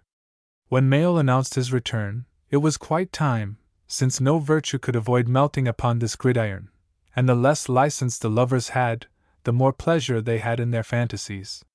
Leaving Marie d'Annabot, the good companion in arms went as far as Bondy to meet his friend, to help him to pass through the forest without accident, and the two brothers slept together, according to the ancient custom, in the village of Bondy. There, in their bed, they recounted to each other, one of the adventures of his journey, the other the gossip of the camp, stories of gallantry, and the rest. But Mail's first question was touching Marie d'Annabot, whom Lavalier swore to be intact in that precious place where the honor of husbands is lodged, at which the amorous Mail was highly delighted. On the morrow, they were all three reunited, to the great disgust of Marie, who, with the high jurisprudence of women, made a great fuss with her good husband, but with her fingers she indicated her heart in an artless manner to Lavalier, as one who said, "This is thine." At supper Lavalier announced his departure for the wars. Mail was much grieved at this resolution, and wished to accompany his brother, that Lavalier refused him point blank. "Madam," said he to Marie d'Annabot, "I love you more than life, but not more than honor."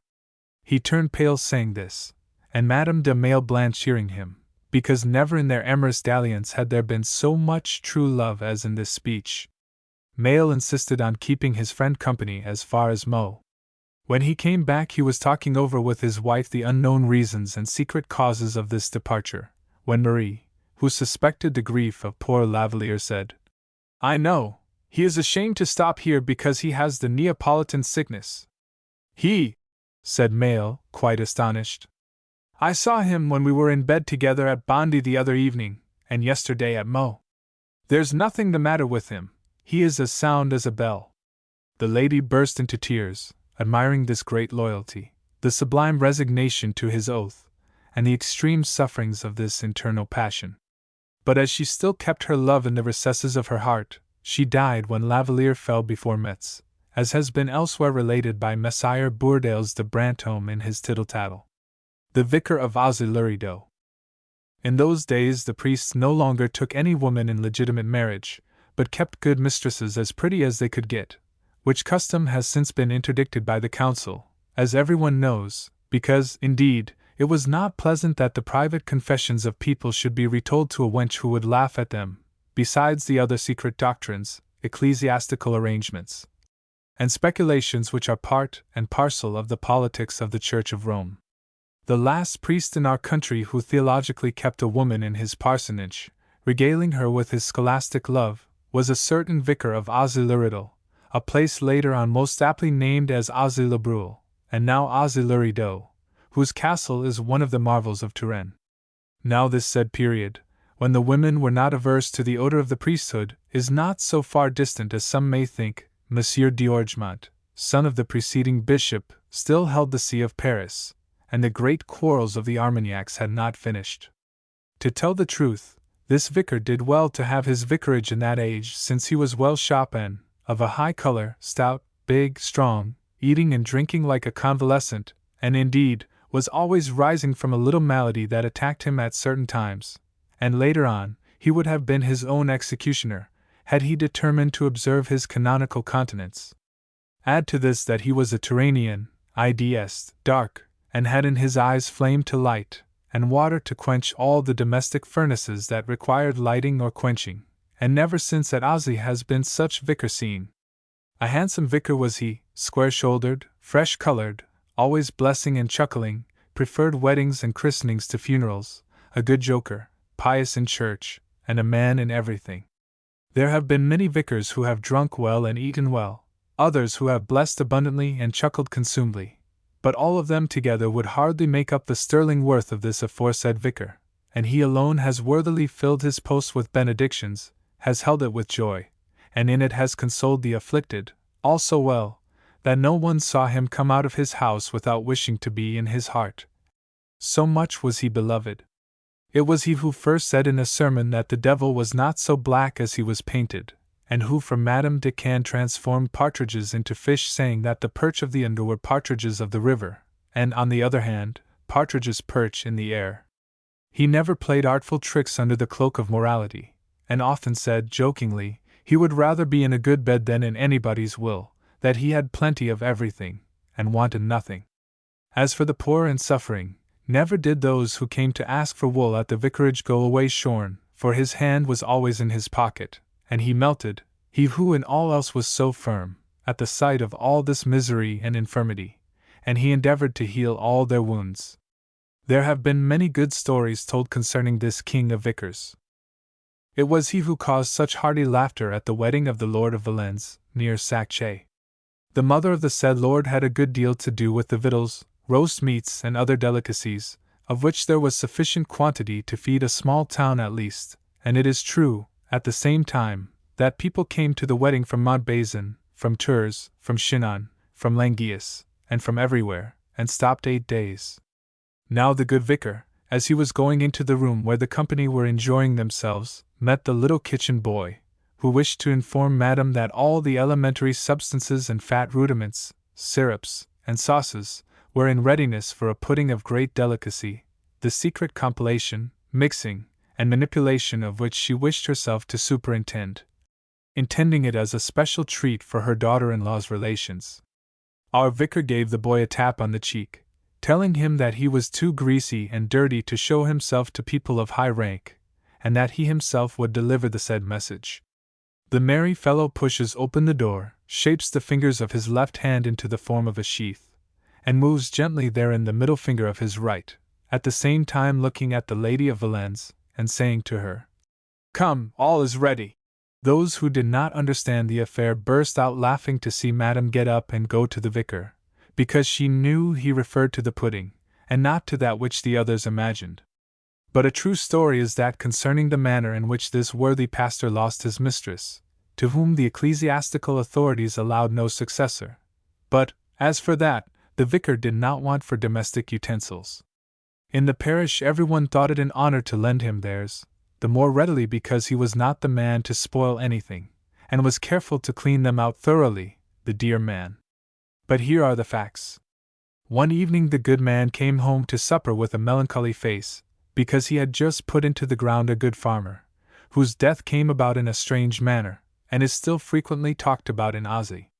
Seeing that he only ate with the end of his teeth, and turned up his nose at a dish of tripe, which had been cooked in his own special manner, his good woman said to him, "Have you passed before the Lombard, see Master Cornelius, pass him, met 2 black crows, or seen the dead man turn in his grave, that you are so upset?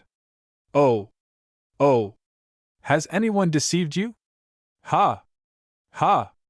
Come, tell me! My dear, I am still quite overcome at the death of poor Coachcrew, and there is not at the present moment a good housewife's tongue or a virtuous cuckold's lips that are not talking about it.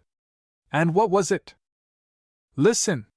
This poor Coachcrew was returning from market, having sold his corn and 2 fat pigs. He was riding his pretty mare, who, near Aussie, commenced to caper about without the slightest cause, and poor Coachcrew trotted and ambled along counting his profits. At the corner of the old road of the Landis de Charlemagne, they came upon a stallion kept by the Sieur de la Carte, in a field, in order to have a good breed of horses, because the said animal was fleet of foot, as handsome as an abbot, and so high and mighty that the admiral who came to see it, said it was a beast of the first quality.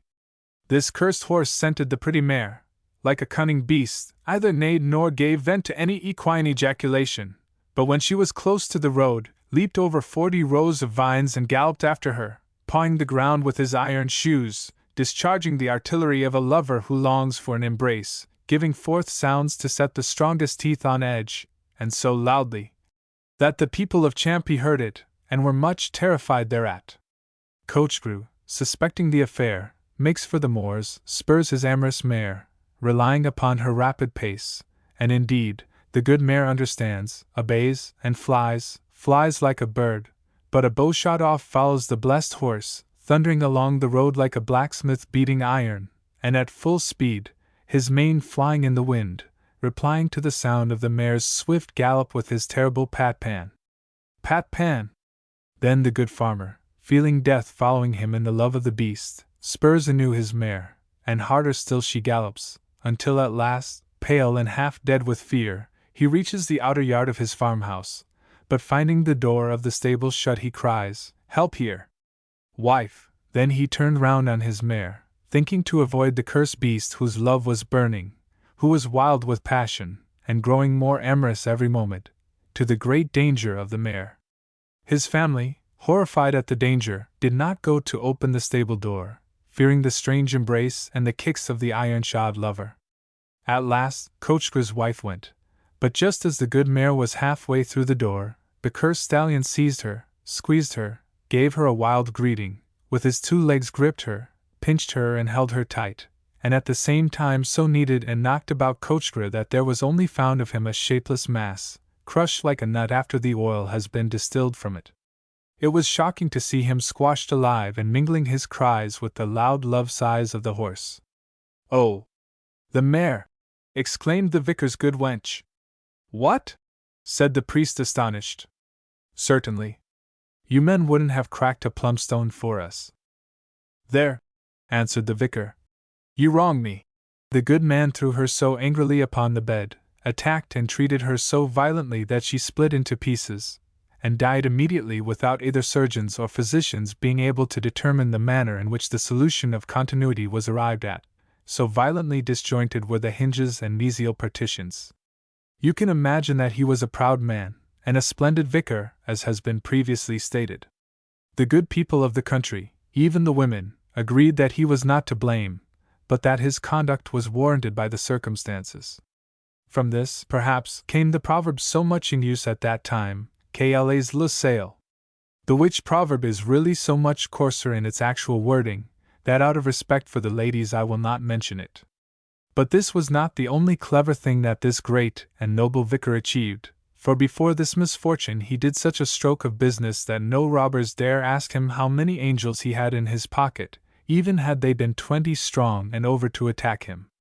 One evening when his good woman was still with him, after supper, during which he had enjoyed his goose, his wench, his wine, and everything, and was reclining in his chair thinking where he could build a new barn for the tithes, a message came for him from the Lord of Sacche, who was giving up the ghost and wished to reconcile himself with God, receive the sacrament, and go through the usual ceremonies.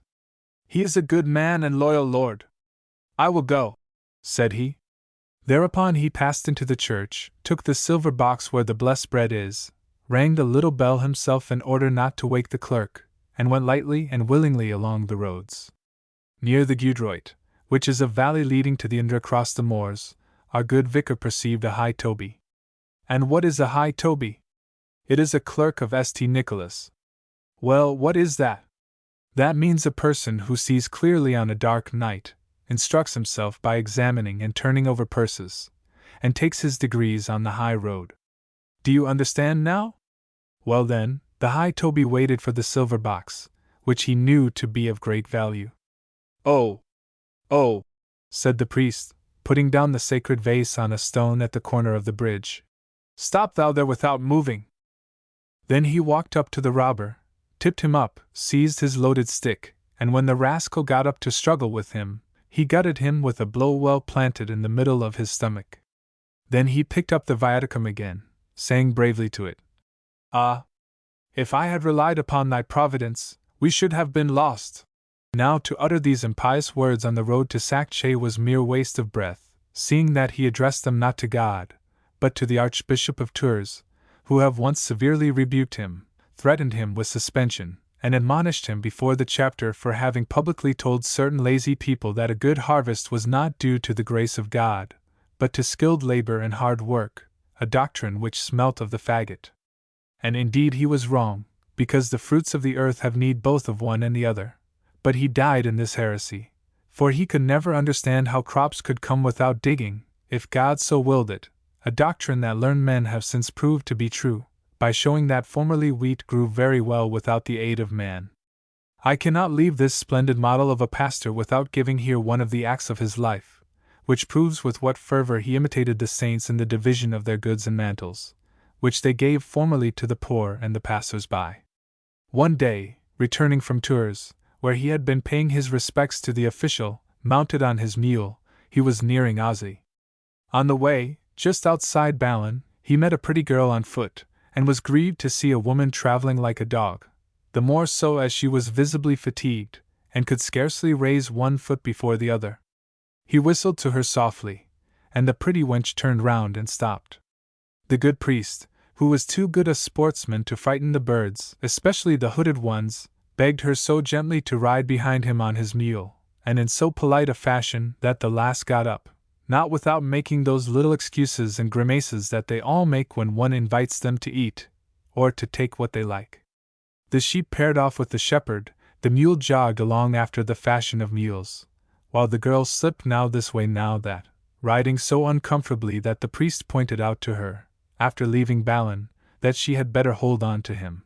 And immediately my lady put her plump arms around the waist of her cavalier, in a modest and timorous manner. "There, you don't slip about now. Are you comfortable?" said the vicar. "Yes, I am comfortable." "Are you?" "I," said the priest. "I am better than that." And in fact, he was quite at his ease, and was soon gently warmed in the back by two projections which rubbed against it, and at last seemed as though they wished to imprint themselves between his shoulder blades, which would have been a pity, as that was not the place for this white merchandise. By degrees the movement of mule brought into conjunction the internal warmth of these two good riders, and their blood coursed more quickly through their veins, seeing that it felt the motion of the mule as well as their own, and thus the good wench and the vicar finished by knowing each other's thoughts, but not those of the mule. When they were both acclimatized, he with her and she with him, they felt an internal disturbance which resolved itself into secret desires. "Ah," said the vicar, turning round to his companion, "here is a fine cluster of trees which has grown very thick." "It is too near the road," replied the girl. "Bad boys have cut the branches, and the cows have eaten the young leaves." "Are you not married?" asked the vicar, trotting his animal again. "No," said she. "Not at all?" "I faith." "No." What a shame, at your age! You are right, sir, but you see, a poor girl who has had a child is a bad bargain. Then the good vicar, taking pity on such ignorance, and knowing that the canons say among other things that pastors should indoctrinate their flock and show them the duties and responsibilities of this life, he thought he would only be discharging the functions of his office by showing her the burden she would have one day to bear. Then he begged her gently not be afraid, for if she would have faith in his loyalty no one should ever know of the marital experiment which he proposed then and there to perform with her. And as, since passing Balin, the girl had thought of nothing else, as her desire had been carefully sustained, and augmented by the warm movements of the animal, she replied harshly to the vicar, "If you talk thus I will get down." Then the good vicar continued his gentle request so well that on reaching the wood of Ozzy the girl wished to get down, and the priest got down there too, for it was not across a horse that this discussion could be finished. Then the virtuous maiden ran into the thickest part of the wood to get away from the vicar, calling out, "Oh, you wicked man, you shan't know where I am." The mule arrived in a glade where the grass was good. The girl tumbled down over a root and blushed. The good vicar came to her, and there, as he had rung the bell for Mass, he went through the service for her, and both freely discounted the joys of paradise. The good priest had it in his heart to thoroughly instruct her, and found his pupil very docile, as gentle in mind as soft in the flesh, a perfect jewel. Therefore was he much aggrieved at having so much abridged the lessons by giving it at Ozzy, seeing that he would have been quite willing to recommence it, like all of precentors who say the same thing over and over again to their pupils. "Ah, little one," cried the good man, "why did you make so much fuss that we only came to an understanding close to Ozzy?" "Ah," said she, "I belonged to Balin. To be brief, I must tell you that when this good man died in his vicarage there was a great number of people, children and others, who came, sorrowful, afflicted, weeping, and grieved, and all exclaimed, 'Ah, we have lost our father!' And the girls, the widows, the wives and little girls looked at each other, regretting him more than a friend, and said, 'He was more than a priest, he was a man!' Of these vicars the seed is cast to the winds, and they will never be reproduced in spite of the seminaries. Why, even the poor, to whom his savings were left, found themselves still the losers, and an old cripple whom he had succored hobbled into the churchyard, crying, 'I don't die! I don't!' meaning to say, 'Why did not death take me in his place?' This made some of the people laugh, at which the shade of the good vicar would certainly not have been displeased. The reproach. The fair laundress of Portelin-les-Tours, of whom a droll saying has already been given in this book, was a girl blessed with as much cunning as if she had stolen that of 6 priests, and 3 women at least. She did not want for sweethearts, and had so many that one would have compared them, seeing them around her, to bees swarming of an evening towards their hive.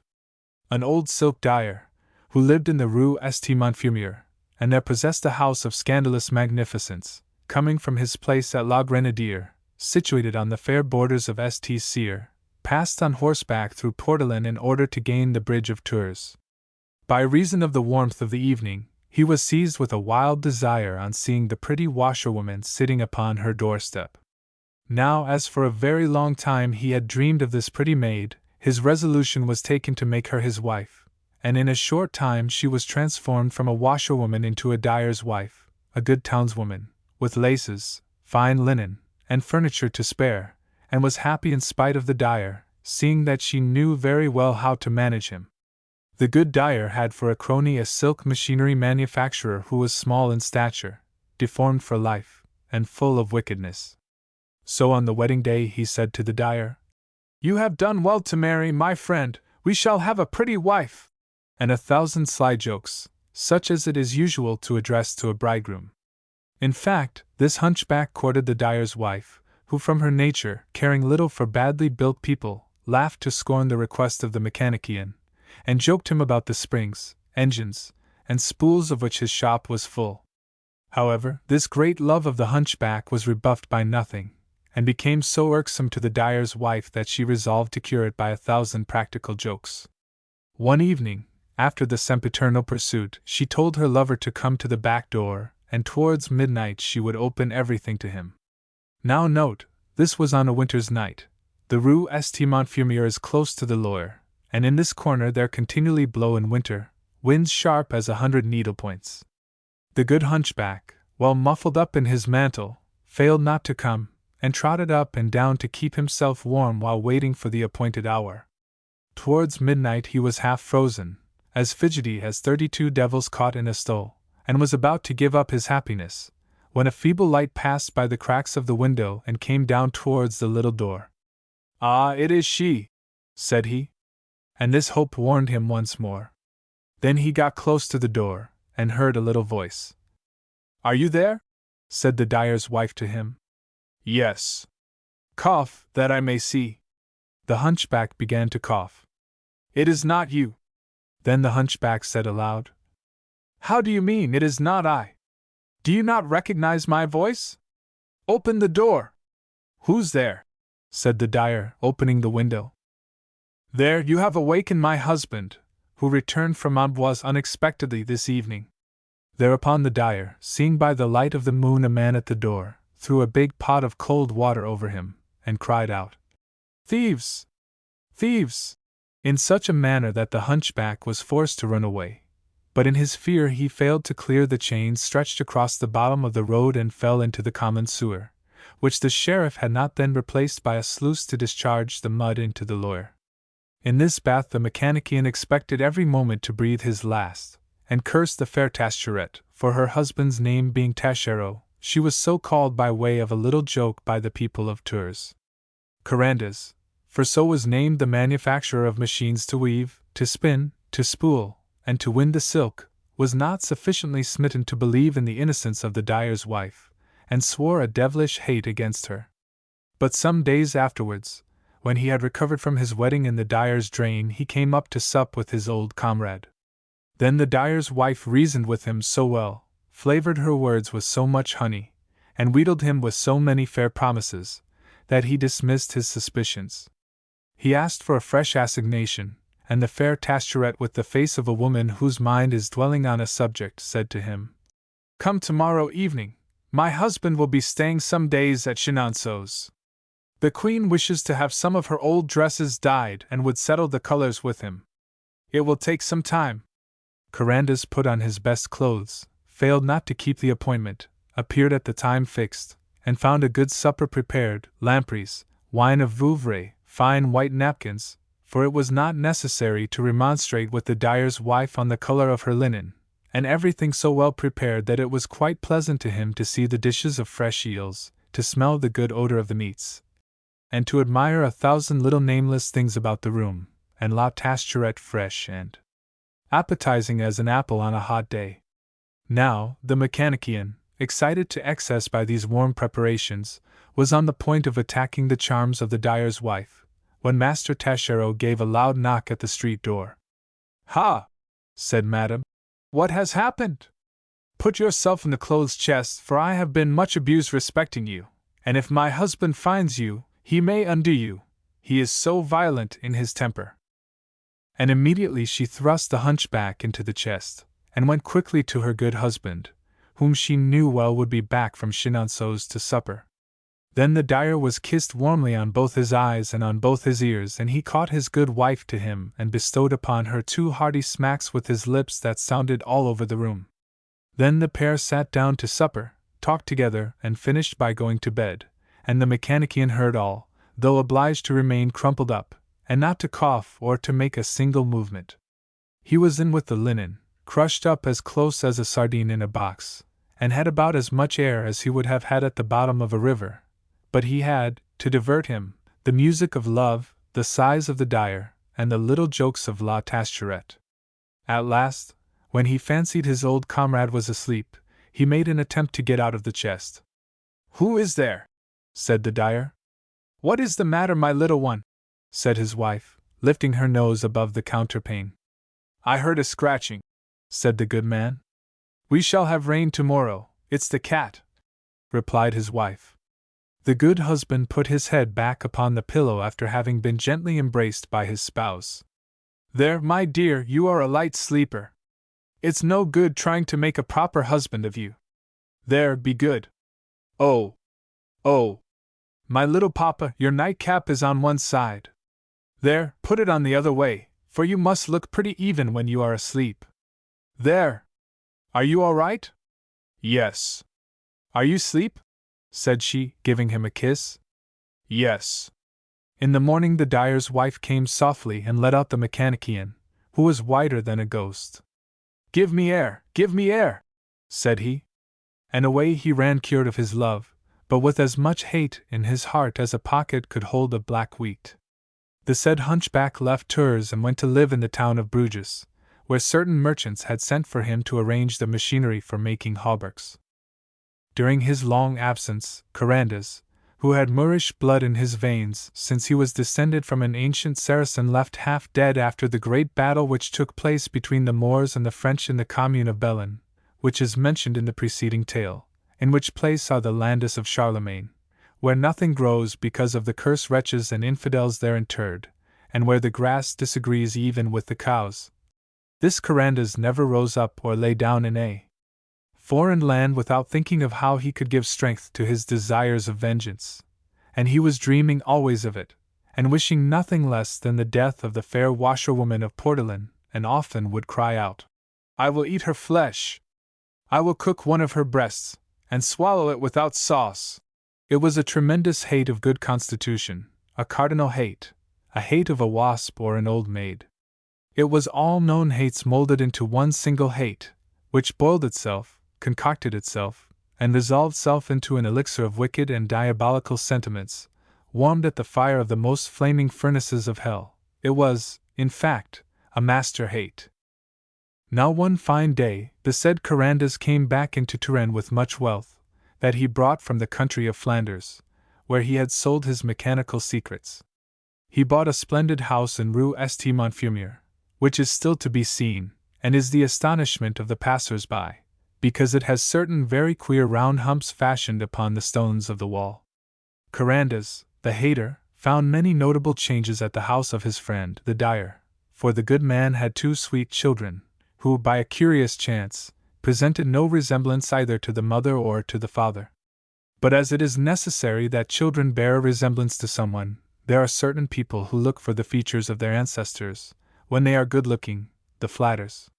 So it was found by the good husband that his two boys were like one of his uncles, formerly a priest at Notre Dame de l'Agrignols, but according to certain jokers, these two children were the living portraits of a good-looking shaven crown officiating in the church of Notre Dame la Riche, a celebrated parish situated between Tours and Plessis.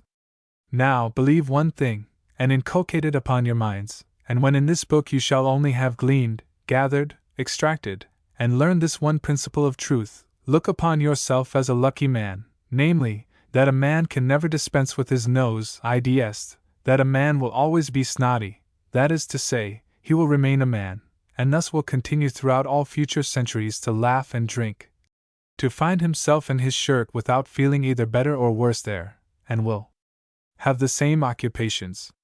But these preparatory ideas are better to fix in the understanding that this two-footed soul will always accept as true those things which flatter his passions, caress his hates, or serve his amours. From this comes logic.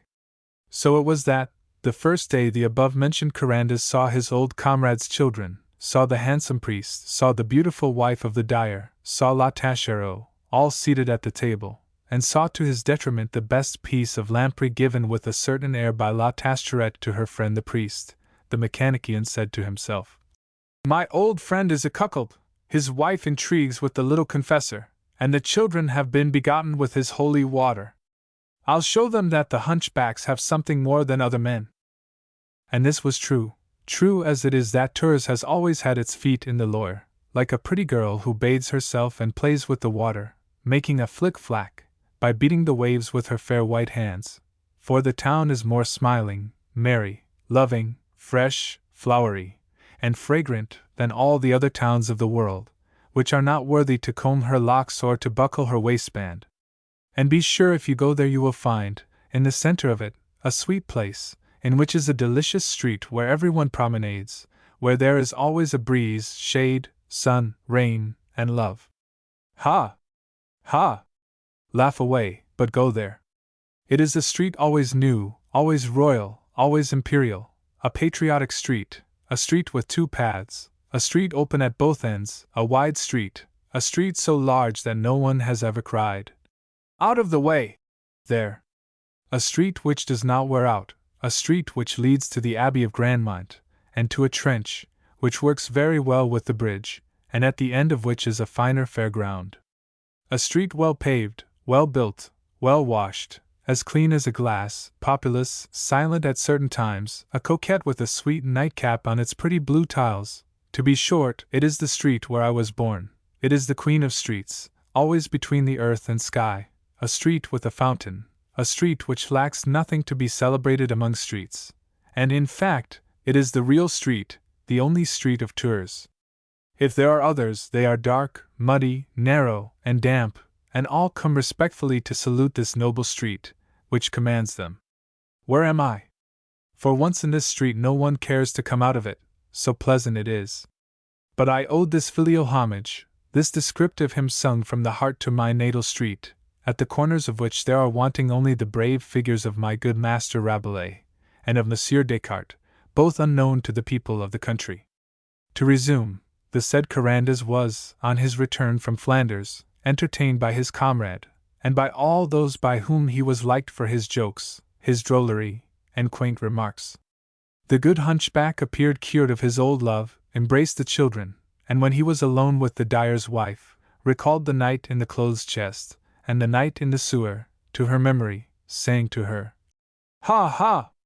What games you used to have with me!" "It was your own fault," said she, laughing. "If you had allowed yourself by reason of your great love to be ridiculed, made a fool of, and bantered a few more times, you might have made an impression on me, like the others."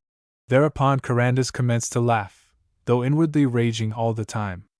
Seeing the chest where he had nearly been suffocated, his anger increased the more violently because the sweet creature had become still more beautiful, like all those who are permanently youthful from bathing in the water of youth, which waters are not less than the sources of love. The mechanician studied the proceedings in the way of cuckoldom at his neighbor's house, in order to revenge himself, for as many houses as there are so many varieties of manner are there in this business, and although all amours resemble each other in the same manner that all men resemble each other, it is proved to the abstractors of true things, that for the happiness of women, each love has its especial physiognomy. And if there is nothing that resembles a man so much as a man, there is also nothing differs from a man so much as a man. That it is, which confuses all things, or explains the thousand fancies of women, who seek the best men with 1,000 pains and 1,000 pleasures, perhaps more the one than the other. But how can I blame them for their essays, changes, and contradictory aims? Why, nature frisks and wriggles, twists and turns about, and you expect a woman to remain still. Do you know if ice is really cold? No. Well then, neither do you know that cuckoldom is not a lucky chance, the produce of brains well furnished and better made than all the others. Seek something better than ventosity beneath the sky. This will help to spread the philosophic reputation of this eccentric book. Oh yes, go on. He who cries, "Vermin powder!" is more advanced than those who occupy themselves with nature, seeing that she is a proud jade and a capricious one, and only allows herself to be seen at certain times. Do you understand? So in all languages does she belong to the feminine gender, being a thing essentially changeable and fruitful and fertile in tricks. Now Carandas soon recognized the fact that among cuckoldoms the best understood and the most discreet is ecclesiastical cuckoldom. This is how the good dyer's wife had laid her plans. She went always towards her cottage at Grenadier-le-Cesty, sere on the eve of the Sabbath, leaving her good husband to finish his work, to count up and check his books, and to pay his workmen. Then Taschereau would join her there on the morrow, and always found a good breakfast ready and his good wife gay, and always brought the priest with him. The fact is, this damnable priest crossed the Loire the night before in a small boat, in order to keep the dyer's wife warm, and to calm her fancies, in order that she might sleep well during the night, a duty which young men understand very well. Then this fine Kerber of fantasies got back to his house in the morning by the time Taschereau came to invite him to spend the day at La Grenadier, and the cuckold always found the priest asleep in his bed. The boatman being well paid, no one knew anything of these goings-on, for the lover journeyed the night before after nightfall, and on the Sunday in the early morning. As soon as Carandas had verified the arrangement and constant practice of these gallant diversions, he determined to wait for a day when the lovers would meet, hungry one for the other, after some accidental abstinence. This meeting took place very soon, and the curious hunchback saw the boatman waiting below the square, at the Canal Street Antoine, for the young priest, who was handsome, blond, slender, and well-shaped, like the gallant and cowardly hero of love, so celebrated by Monsieur Ariosto. Then the mechanician went to find the old dyer, who always loved his wife and always believed himself the only man who had a finger in her pie. "Ah! Good evening, old friend," said Carandas to Taschereau, and Taschereau made him a bow. Then the mechanician relates to him all the secret festivals of love, vomits words of peculiar import, and pricks the dyer on all sides. At length, seeing he was ready to kill both his wife and the priest, Carandas said to him, "My good neighbor, I had brought back from Flanders a poisoned sword, which will instantly kill anyone, if it only make a scratch upon him. Now, directly you shall have merely touched your wench and her paramour, they will die. Let us go and fetch it," said the dyer. Then the two merchants went in great haste to the house of the hunchback, to get the sword and rush off to the country. "But shall we find them in flagranti delicto?" asked Taschereau. "You will see," said the hunchback, jeering his friend. In fact, the cuckold had not long to wait to behold the joy of the two lovers. The sweet wench and her well-beloved were busy trying to catch, in a certain lake that you probably know, that little bird that sometimes makes his nest there, and they were laughing and trying, and still laughing. "Ah, my darling!" said she, clasping him, as though she wished to make an outline of him on her chest. "I love thee so much I should like to eat thee. Nay, more than that, to have you in my skin, so that you might never quit me." "I should like it too," replied the priest. "But as you can't have me altogether, you must try a little bit at a time." It was at this moment that the husband entered, his sword unsheathed and flourished above him. The beautiful Taschereau, who knew her lord's face well, saw what would be the fate of her well-beloved the priest. But suddenly she sprang towards the good man, half naked, her hair streaming over her, beautiful with shame, but more beautiful with love, and cried to him, "Stay, unhappy man! Wouldst thou kill the father of thy children?" Thereupon the good dyer staggered by the paternal majesty of cuckoldom, and perhaps also by the fire of his wife's eyes, let the sword fall upon the foot of the hunchback, who had followed him, and thus killed him. This teaches us not to be spiteful. Epilogue. Here in death the first series of these tales, a roguish sample of the works of that merry muse, born ages ago, in our fair land of Touraine, the which muse is a good wench, and knows by heart that fine saying of her friend Verville, written in Le Moyen de Parvenir, "It is only necessary to be bold to obtain favors." Alas! Mad little one, get thee to bed again, sleep, thou art panting from thy journey, perhaps thou hast been further than the present time. Now dry thy fair naked feet, stop thine ears, and return to love. If thou dreamest other poesy interwoven with laughter to conclude these merry inventions, heed not the foolish clamor and insults of those who, hearing the carol of a joyous lark of other days, exclaim, "Ah, the horrid bird!